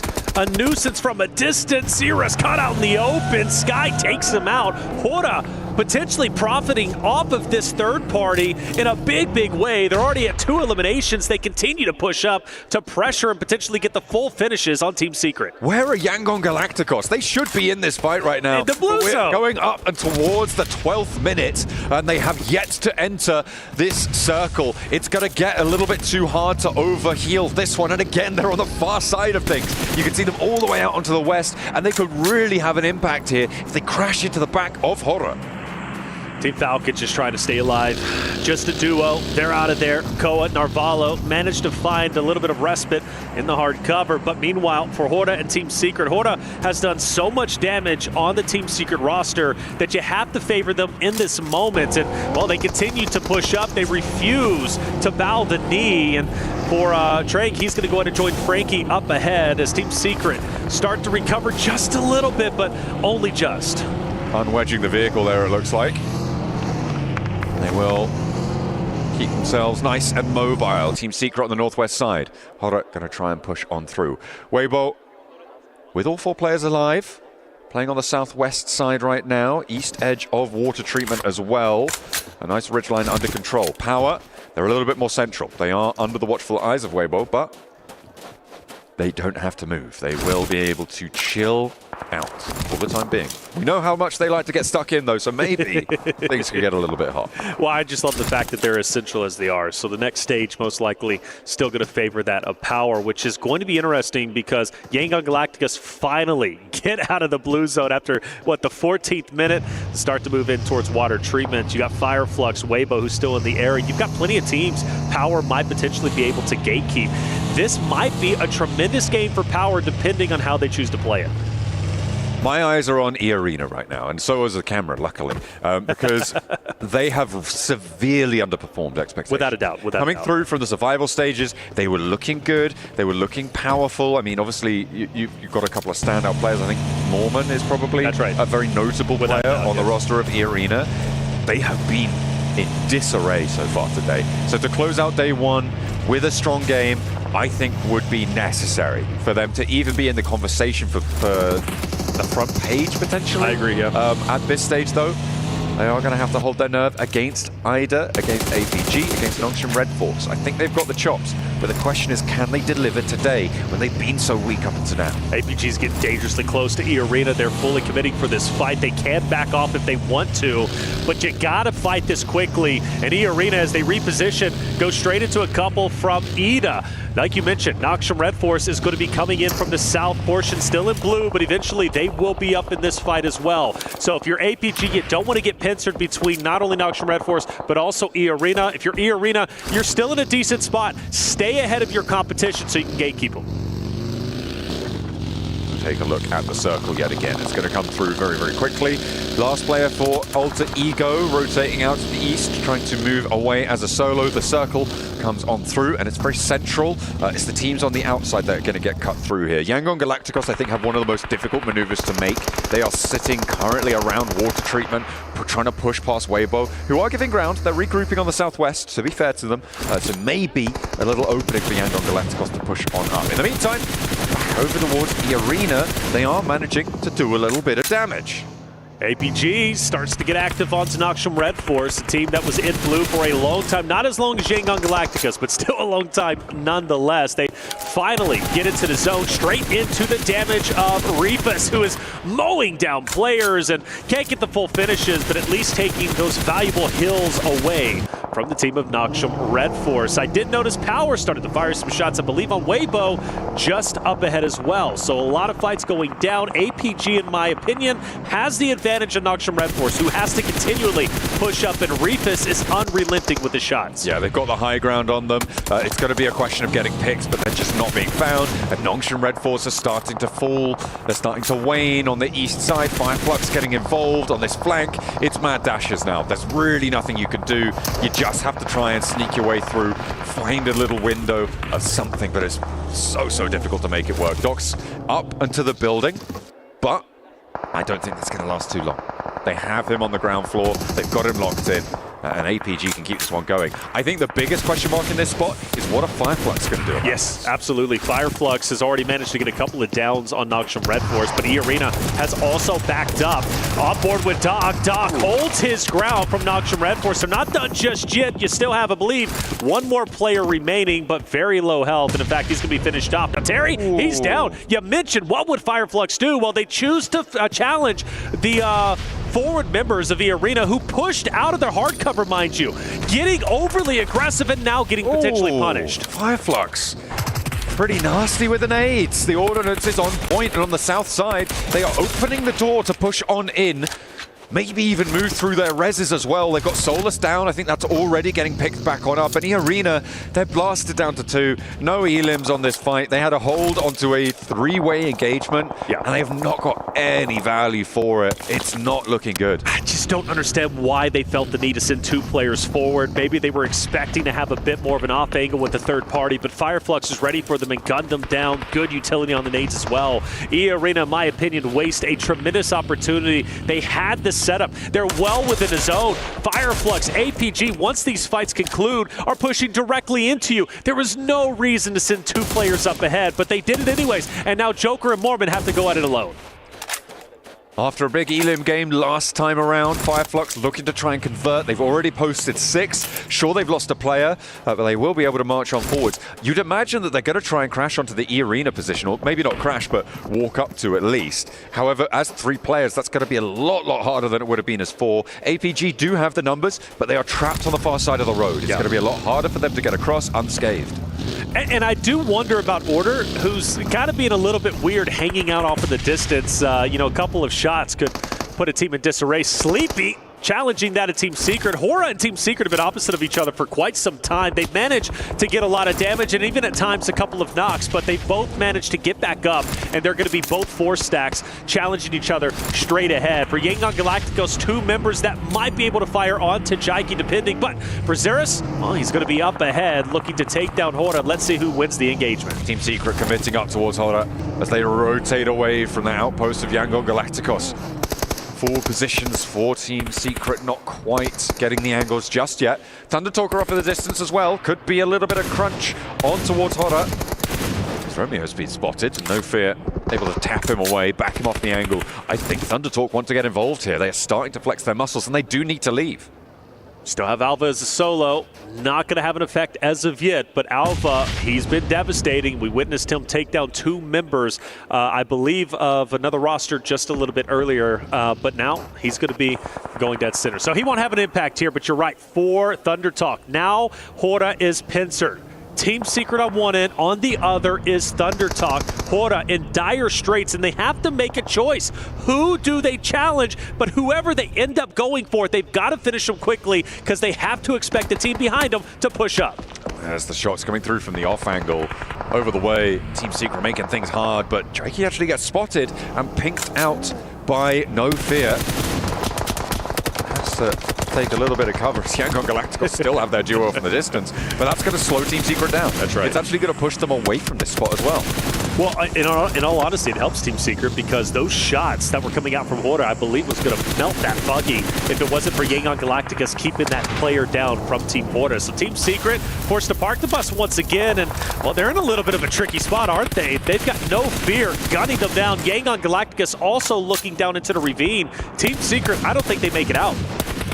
Back on the southeast side, it looks like E-Arena going to get pushed, going to get taken low, and they may have got some nades on in, and Scarface actually getting flushed. So, another point added at least for E-Arena. Fireflux in pretty dire straits. E-Arena may be winning this hold on the southeast side as Fireflux are eliminated, but with only 1 more player left standing. It is Mormon, but E-Arena can hold their heads high for the time being.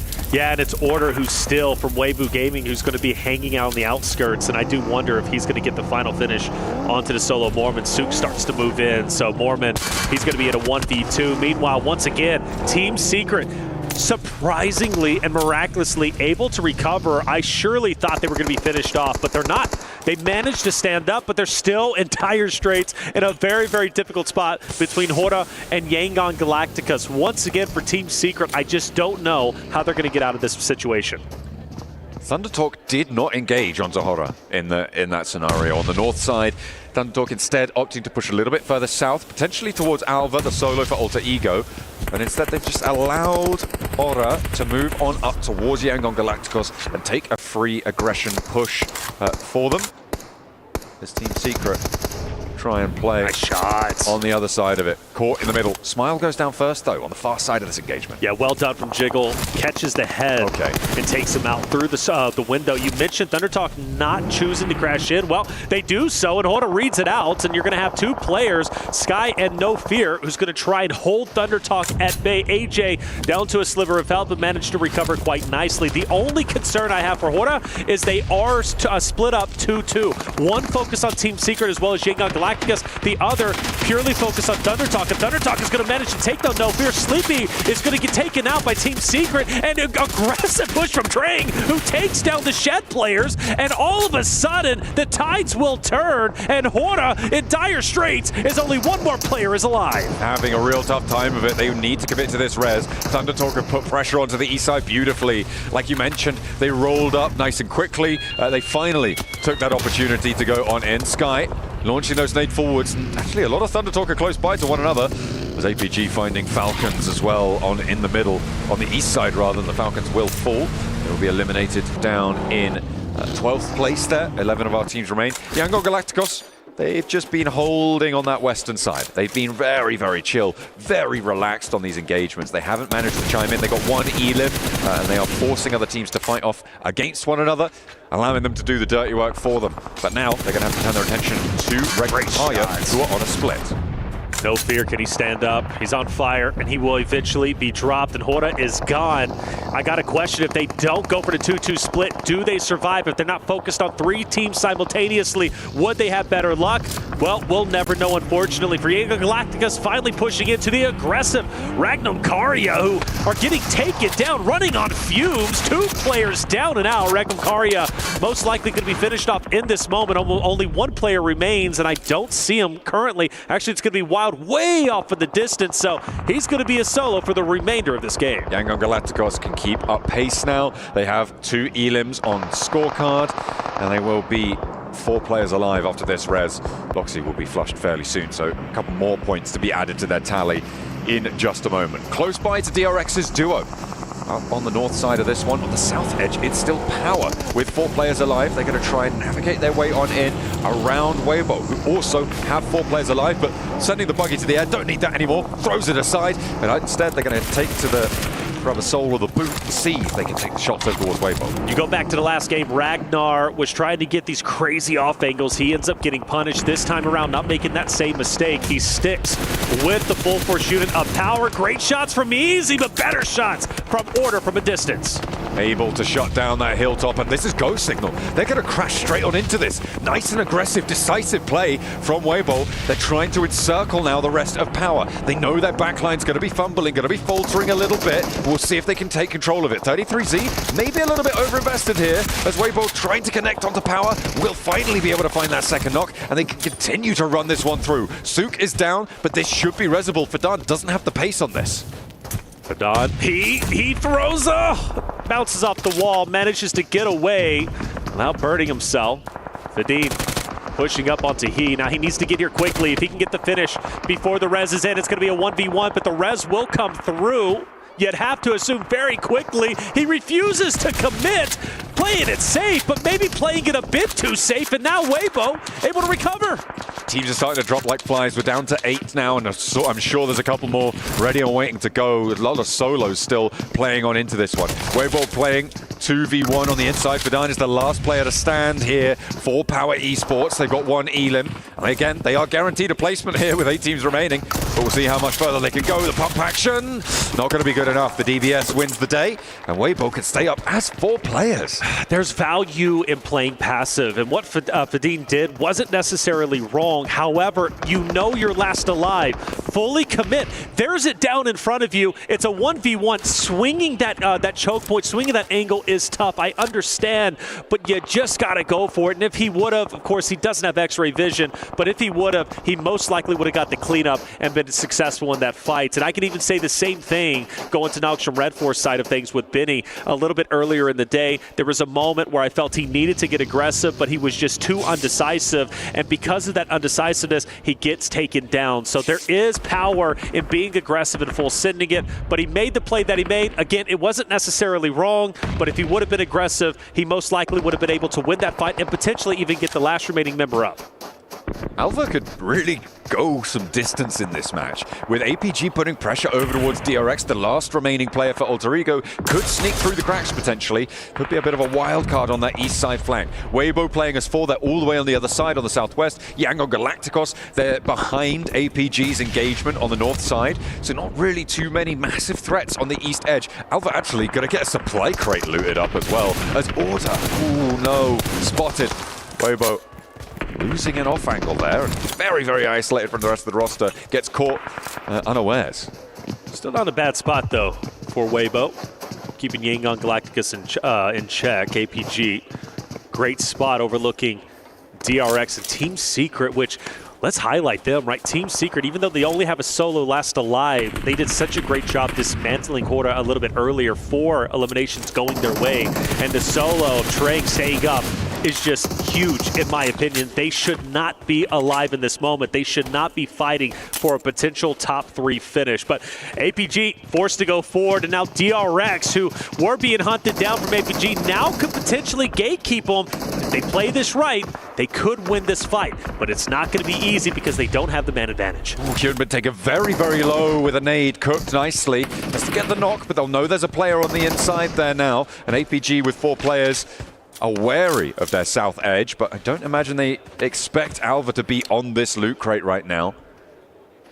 Just trying to stay alive for Alter Ego. APG very reluctant actually to push all the way through this one. It's tough.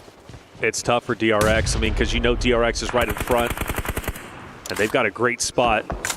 Alva, I wonder if he gets a bit mixy. He's stayed alive for the longest time, and he's going to be able to take a peek over in Doc if he chooses to fire. But I think for him, he just wants to keep his head low and just go for top 3 if he possibly can. Aaron from Ida is going to be fully finished off. That'll be Ida out in 6th place. We're now down to our top 5. Things are starting to get spicy. APG on the move. DRX need to be ready. Hyunbin first to face. Finally, Alva is dispatched, and that's going to open up the flank there. With top going down, looks like they want to commit for this res. Potentially very, very dangerous out in the open. I don't think you want to make this one work. So easy now with the SKS on the red dot. Okay, a little bit lackluster on the weaponry there potentially for So Easy. Only has his teammate Hyunbin there. Crawling away. They could look for this res, but I think Yangon Galacticos aren't going to allow that one to happen. Soez can truly help Yangon Galacticus in this moment, who are starting to come in. They're starting to close the vice grip, and if Soez can take any members from APG down, that's only going to help the win for the side of Yangon Galacticus. Soez will not be successful. Doc will win the fight, and it will be APG with a 4-man unit against the 4-man unit of Yangon Galacticus. Meanwhile, for Weibo, most likely getting finished off very, very shortly. Ooh. You got one player who's going to be down. Yangon Galacticus going full send to victory. They want this top spot to close out day 1. 2 players fall at their feet. A smile just about threading the bullets either side of him, able to dodge them, and Seoul goes down next. A spray down over towards Doc, and that is going to be it. It's curtains for Alpha Gaming. 3rd place in a pretty brutal fashion on the northeast side now. 2 players, sorry, just 1 player from Weibo to stand in the way of Yangon Galacticos. They will be up and over 60 points on the match. A beautiful result for them. Their day has been stellar. DRX as well, up and towards that podium again. Some really consistent performances at the top. They are going blow for blow. Without a doubt, 4 out of their 6 games, they get top 3. A huge performance from DRX, who managed to take over 1st place, but only for a sliver of time. Yangon Galacticos most likely taking it over with that tremendous win. And, well, Yangon Galacticos, mind you, managed to get 1st place 2 times throughout our 6 games. Of course, game number 6 as well as game 2. We've been waiting for Yangon Galacticos to step it up, to finally wake up. I think they finally have. This is brilliant stuff from Yangon Galacticos. They looked cool, calm, collected. Dropping the shoulder, dropping the elbow, sinking the fist into the rib cage. It is nasty to come up against these guys in an all-out brawl, and they are happy to take those swings. A really solid flush over those hillsides. They come through late. They're waiting. They let everyone else sort out who will be the ones to take them on, and then they'll sweep them aside either way. And you know what? They had a chance potentially to dismantle themselves if they do challenge into Team Secret, who ended up staying alive, and that could have got dicey because it was Team Secret as well as 2 other rosters who were fighting within that area. But Yangon Galactica said, let's play this slow. Let's go for the placement points and get the eliminations when it makes sense. Well, there it is, man. Game number 6 is done. Time to break down today's studio. What ended up happening? Well, Yangon, who came in as 8th seed from survival stage, have now been able to put themselves at number 1 in the grand finals for day number 1. They pulled the John Cena heel turn on everyone and taken that top spot. Unbelievable stuff coming in from them. Joining me, we have Maxman as well as Matura to talk about this one. It's Miramar Yangon domination here, Mr. Max. There were so many weird fights happening up north. You had I think you had Team Secret fighting Thunder Talk, fighting Horror. Yangon just seen it from a distance. What the hell is that? We're just going to leapfrog it, hold them off, get a ton of eliminations, get an easy access into the last circle, and get the win. If I'm not mistaken, their 2nd win today, right? They got another win on Potato Hill. So Yangon on fire, and this is a team that qualified barely through their survival stage here, making it into the finals. So we said they were surprised initially, but even more so now going into the finals. Good control of the west side here, Nemchara. Excellent control of the west side. They were able to, again, do what they need to do in terms of that control. They were able to fend off certain teams. They were able to eliminate others to get a really, really dominant win. I mean, 12 elimination points. That is a big game for them. So a really good way to end the day, especially.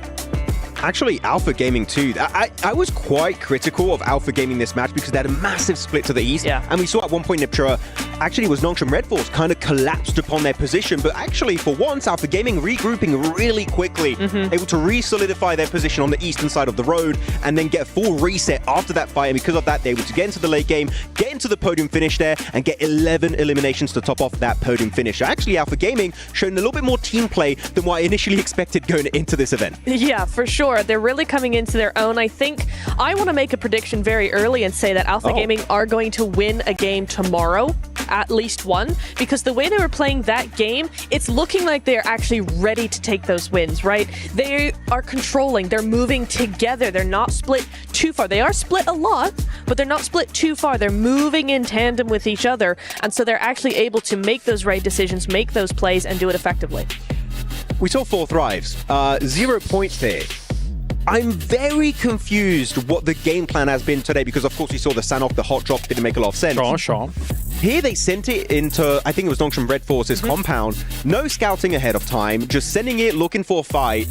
I don't want to say they've given up because it's day 1, there's no reason, but there was no real thought behind it. So 4 thrives, compared to their group stage where they played so well, here they're committing to plays that don't make too much sense sometimes, so they might want to rethink how to enter it tomorrow because as of right now, if they don't change anything, they're just going to remain at the bottom of the rankings.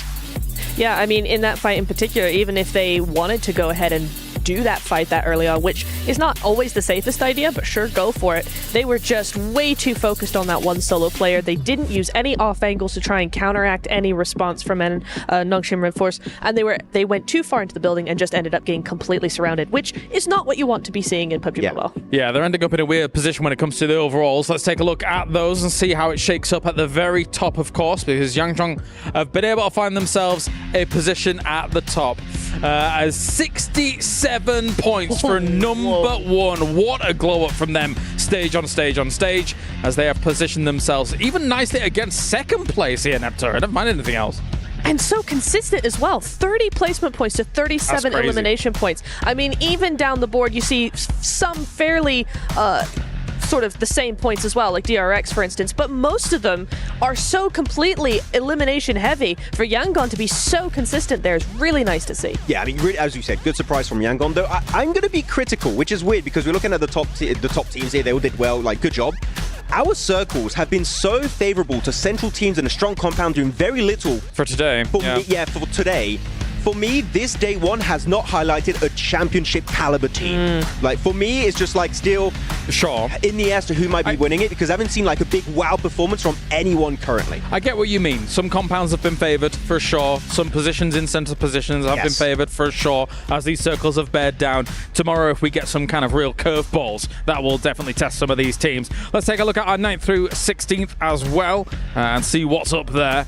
Team Falcons find themselves in 9th place right now. The good thing about this is, aside from where I would say E-Arena technically could make a huge leap, we saw them get a back-to-back chicken dinner in the survival stage, but aside from that, there is still a significant amount to play for here, considering day one's closer than I thought it was going to be here, Naptura. It is very, very close. You're right. We've had some, I want to say some odd games, but the actual point difference is not that much at all. Everybody's been very, very even across the board. So it's going to be interesting to see, considering we have 2 more days of this, how much of that gap is going to be. I mean, it's very important actually that we highlight how small that gap is, because let's not forget, Smash rules are in play here at PMWC, meaning if you are still close to that first place team, if you're maybe 20, 30 points away going into your last day, chances are you can catch up, you get into the Smash zone, you wrap it up, you get the win, you become PMWC champion. So actually maintaining a small gap against the top squads is going to be very important. So even if you have a bad game, if you can get a few limbs, a few placement points, that can still keep you relevant in the conversation. Agreed. Here are the results coming in from today.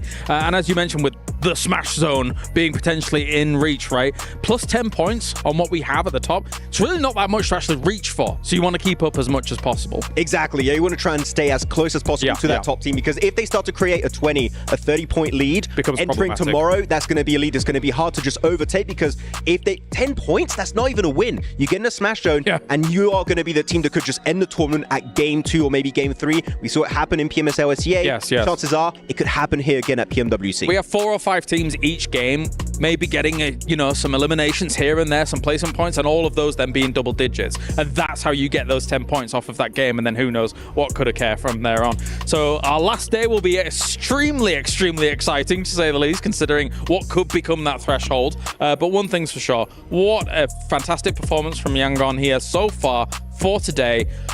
Can they continue it into tomorrow, or do you think that these teams are going to come back hungry for more, considering the quality of the lobby here, Naptura? I kind of think we haven't seen even the beginning from a lot of these teams. Maybe, yeah. For Yangon, this was a phenomenal day. They did a really, really good job. But the gap is not as significant as I'd like to see it going into day 2, because you do still have some major teams. We haven't seen the best from Alter Ego. We haven't seen the best from Alpha Gaming, for instance. Falcons still have a lot to be desired. If they come into the fold now, they could pose a threat. I mean, there's a lot of teams we're talking about here that could do so much better tomorrow. I want to have a question for you specifically, Naptura, right now. I know you're a big Korean teams fan. Okay, you love Korean teams, especially D+. They're not here, unfortunately. You're 2 major fans of it. I like South Korea. You like South Korea. But with the way Nongshim Red Force and DRX have played today, right? And again, very favored by the circles. Do you think they can maintain that going into tomorrow? Because if they have a bad day and circles are just not coming their way, I think they can fall off. What do you think? I think they have played a little too passively for me to be confident that if the circle does not go their way or something happens, then they can still overcome that. I do think that there's a little bit more I'd like to see before I can confidently go, yeah, sure, they can do it, absolutely. Well, Max, desk host, as I am going to distinguish... No, you don't want to do that? You hate being the desk host. I don't like that. I think DRX can deal with it a little better than Nongshim Red Force, Agreed. right? Like, we look at Nongshim Red Force's positions in center spots, there were some flubs, right? Whereas DRX was able to hold down things a little better, and also I do favor them a little bit more, even if it is edge play. What do you think about that, Mr. Maxman? I agree. No, especially because of one play in particular. I think Hyunbin is a really good enabler in these fights. Yeah. It's actually... Little story point, I think some people might not know this. Hyunbin began his competitive career early last year. And he's played PMWC, PMGC, and now playing back here at PMWC. Like, he has had such a strong rise to fame in PUBG Mobile Esport as a whole, and he's been doing great stuff. I do want to see a little bit more. It's a very caster, analyst thing. I get it. I want to see a bit more. Because the circles have been weird today. Exactly. A little weird. So I want to see tough circles for the Korean teams and seeing them just actually go for great rotates, taking control of circles and getting impressive, not even wins, just podium finishes. And then I'll be like, you know what? Korea's here to play. Maybe another team outside of D+ can actually do something globally. Well, let's see if they pop up here in the Gadia top plays of the day and see what we have available to us. Because for the most part, yes, those central positions have been able to win outright. Doc starts things off, though, on Sandhawk, shooting everything, Neptura. Yeah, I mean, it is something that we have expected to see from them for a while. We haven't really gotten a chance to see that just yet, but today was the start of hopefully something more from APG. For Thrives, again, some individual really good plays that we saw here, especially in the first couple of games, but I really like how they controlled this, but after that, they just did seem to kind of fall off, Max. I'm kind of disappointed in 4 Thrives. I really like this team. They have so much potential, especially because Noki stepped up compared to PMSL CSA, but today the plays are just not up to par. With what we saw, what was going on there? There was Frankie from Team Secret. We had some wild moments here today in these matches, but that was one of the games for Team Secret, where actually, just like Yangon, they were kind of a surprise team, but they've been eerily silent, if not mistaken, towards the very bottom of the leaderboards. Team Secret, one thing that was lacking in the group stage is the fragging potential. They qualified purely because they were just aiming center, trying to survive. Here, it's not going to be enough if you want to be called the absolute best team here at PMWC. Yeah, it's something as well for Falcons, same sort of thing. It's kind of like those kinds of plays that we're seeing from them. Yep. Sometimes I see the vision, other times I really don't. In fact, most of the time I really don't. I'm so sorry, but that's just how it is. It is how it is, for day one at least. Well, I mean, aside from the win that they got near Museum, there's not really been much. I think they were on like 32 points, including a win with some eliminations off the back of it as well. So, tough stuff. All right, we have got our Sony MVP of the day. Or hero of the day, and I guess I'll ask you your predictions. We'll start with Max Man, so he can curse whoever he picks. I can't really predict. Say Cloud from Yangon Galacticos. Oh. Okay. Al-Haji. Al-Haji, What's a good with the one? power play. Yes. Survival time is going to be abysmal. His mini plays? Yeah. However, those eliminations. Oh, yeah. Actually, very important now in the new formula, right? So maybe that could do a difference. We'll see. I was going to just also do a power player and go Ragnar. I really don't know who was actually standing out for power, but maybe a Yangon. We will see. All right, who's it going to be? I asked the producer and he refused to tell me. It's well done. All right, recount. No. It can't be right. Max predicted it. This never happens. Correct. Oh my goodness. He did something correct. Actually, the thing is I do want to highlight for Yangon Galacticos, it's not just one player doing well. Smile is there. Oh, we just got told Al-Haji was second, by the way. He was just behind.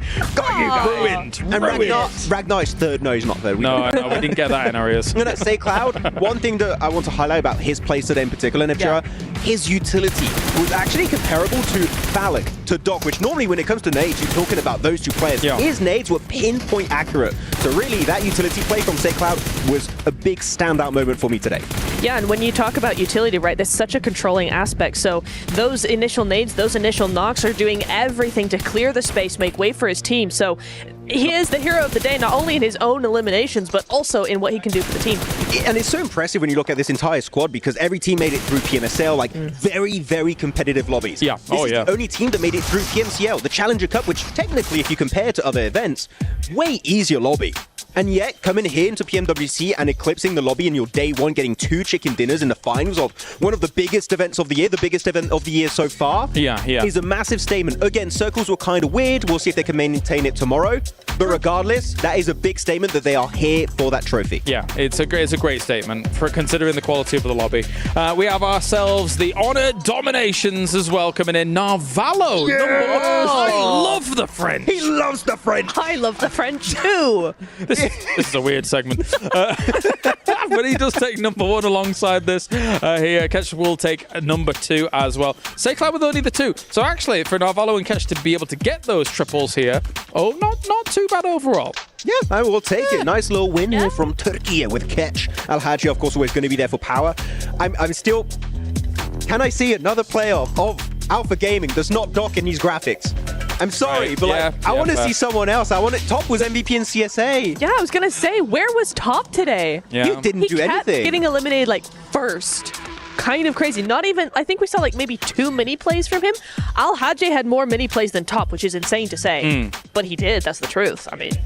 I just thought you were confused about me saying I love the French. Normally you're like, what's going on? We're all confused by that. Are you telling a joke? What's happening? Yeah, this is a rare moment. It's a revelation. I think I'm going to realize. I'm going to wake up at 2 a.m. and realize this happened. This has been an exceptional day. He said he loves the French. Oh, has this been your dream for this long? Yes. All right. Well, I've known you for like, what? Since 2019? The answer is too long. Yeah. All right, well, let's round things up here at the desk and get on with our airdrop carnival. You guys can log in now and check it out because it is live. Of course, don't miss out on the final 3 days for this weekend. Log in, summon your surprise airdrop summons, collect 2025 airdrop vouchers for your chance to win official merch, smartphones, BD partner rewards, permanent in-game items, and more. Every participant is guaranteed to win. Come and join the airdrop carnival. Stop looking at me like that. And unbox your surprise. And now, without further, actually, I'm going to get your final thoughts and see how everything's going here, Neptura, because it's been a great day. We've got Yangon up at number 1, but it could all change tomorrow. I think it will all change tomorrow, and the way that the teams have been playing in finals is completely different to how they've been playing in league stage. So for me, day 2 is going to be very, very interesting. I'd have to agree. Day 2 is going to be very... I mean, you're going to be setting kind of the threshold for your smash zone going into day 3 at the end of tomorrow. So we're going to know what the point threshold is going to be, adding +10. So tomorrow, because of the smash zone, it's going to be very important to see who's going to be at the top of these rankings. Definitely so, definitely. Tomorrow you'll see who's going to be able to prevail, who's going to be able to push themselves into the very top spot. And also, if I can continue to survive Maxman and Neptura here on the desk tomorrow. No. 7's all right. All right, let's head over to the stage here as Bardi is ready to go. Welcome back to the Gadia Esports Arena. I am, of course, joined by Master Smile and Coach Marco from Yangon Galacticos. We're going to have a quick chat at the end of the day because you had a really impressive day. Let's first talk about, the survival stage. You only just made it through to the finals in 8th position, and now you're leading the charge going into day 2 of the grand finals. Tell us what you worked on between the survival stage and now, and how you implemented it for this stage now. I'm gonna answer for it. I think the biggest mistake we found it. I think we are not capable of doing what we usually do, and then also we try to, kind of get experience from a tournament, and then also the circle, of course, the gameplay, the mistakes, and then the communication is very much I think different in our team, and then back in the home and then playing here. Because this is a big stage, as you can see, that we have some pressure on it. So we try to fix our communication first, and then we look at it, where's the gap between the players, where we can be, improve.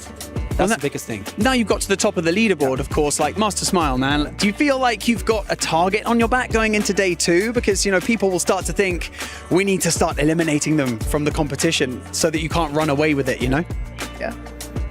我ไม่ได้ว่าคุณน้องมาย่องเนี่ยบอลลูนนี่แหละบอกบอลลูนเห็นแล้วบอกน้องมาย่องเนี่ยใช่ I just been normal just normal ဘอลลูนนี่แหละ pressure ရှိလားတော့လည်းပြော pressure ရင်းနဲ့မရှိဘူးဒါပေမဲ့ကျွန်တော်လုံးနေကြအတိုင်းပဲကျွန်တော် consistent ဖြစ်အောင်သွားတယ်ဒီလောက်ပါပဲအဲ့လိုတော့မရှိပါဘူး So I can translate for it. What was saying is we have a little bit of pressure before, but now we are on top of the league, and now we have more confidence on it, and now we can be able to try to be more consistent on it. And then we try to work hard, try to bring some team play, and then also, of course, the mindset. It's something to be aware of as well, going into the day 2 and being in the lead. You kind of got to think a little bit that people are going to be hunting you down, but you're only 8 maps away from potentially winning the PMWC. Are you feeling nervous? How are you and the team feeling? ဘယ်လိုခံစားရလဲဆိုတော့စိတ်လှုပ်ရှားမှုတော့ဖြစ်တာပေါ့လို့ဆိုတော့ဒီ final မှာဆော့နေရတာလည်းပါတယ်ဒါပေမဲ့အဲ့လောက်ထိကျွန်တော်စိတ်ထဲမှာဆိုကျွန်တော်လုံးချက်ရှိရပဲလောက်ရမယ်လို့တွေးတာတယ်အဲ့လောက်ထိစိတ်လှုပ်ရှားတာဘာညာမရှိဘူးဘာလို့ဆိုတော့ RG တယောက်တည်းလည်းစိတ်လှုပ်ရှားနေကိုတင်သားတွေသိရမလားလို့ဖြစ်သွားနိုင်တယ်အားကြောင့်မလို့ပါပဲ Okay. So what we're saying is if of course we're nervous. We are because are on top of the league, but we try to do as much as possible, and then also we try to, because as a leader, if you got nervous, the team will be shaken. So you try to be be strong all the time. Just be strong. Well, we really look forward to seeing you guys in day 2 tomorrow. Congratulations on a really impressive day 1, and we hope to see you still climb that lead or still stay at the top of the leaderboard, let's say.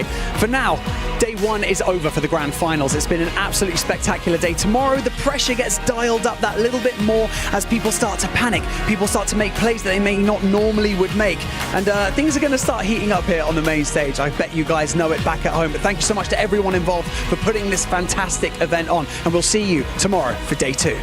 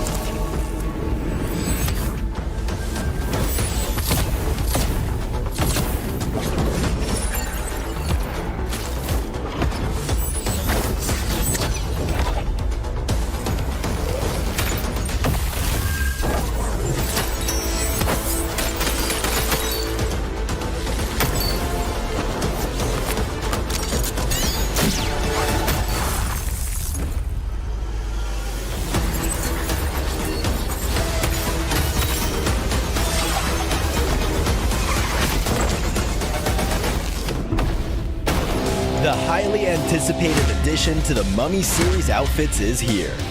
Paired with the new Ice Tube Glider, the Polar Spectrophage set is just what you need to freeze your enemies. Or send them ablaze with the Inferno Feed set's new upgradable Chain Inferno Uzi. All the Mummy outfits are back.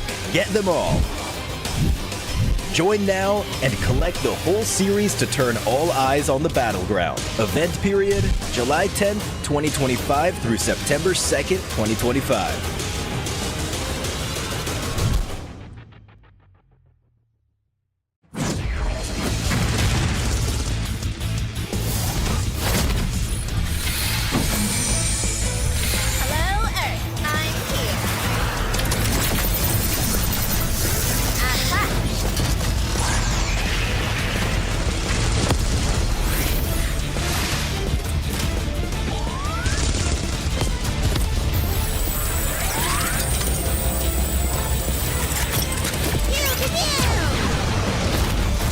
New Pulsar Legionnaire available now. First outfit with special head animations and voice lines. The Pulsar Legionnaire set comes with its own super cute voice lines that can be toggled on or off. What happened? Bye, friend. Hello, Earth. I'm here. It also features the upgradable Hyperion ship DSR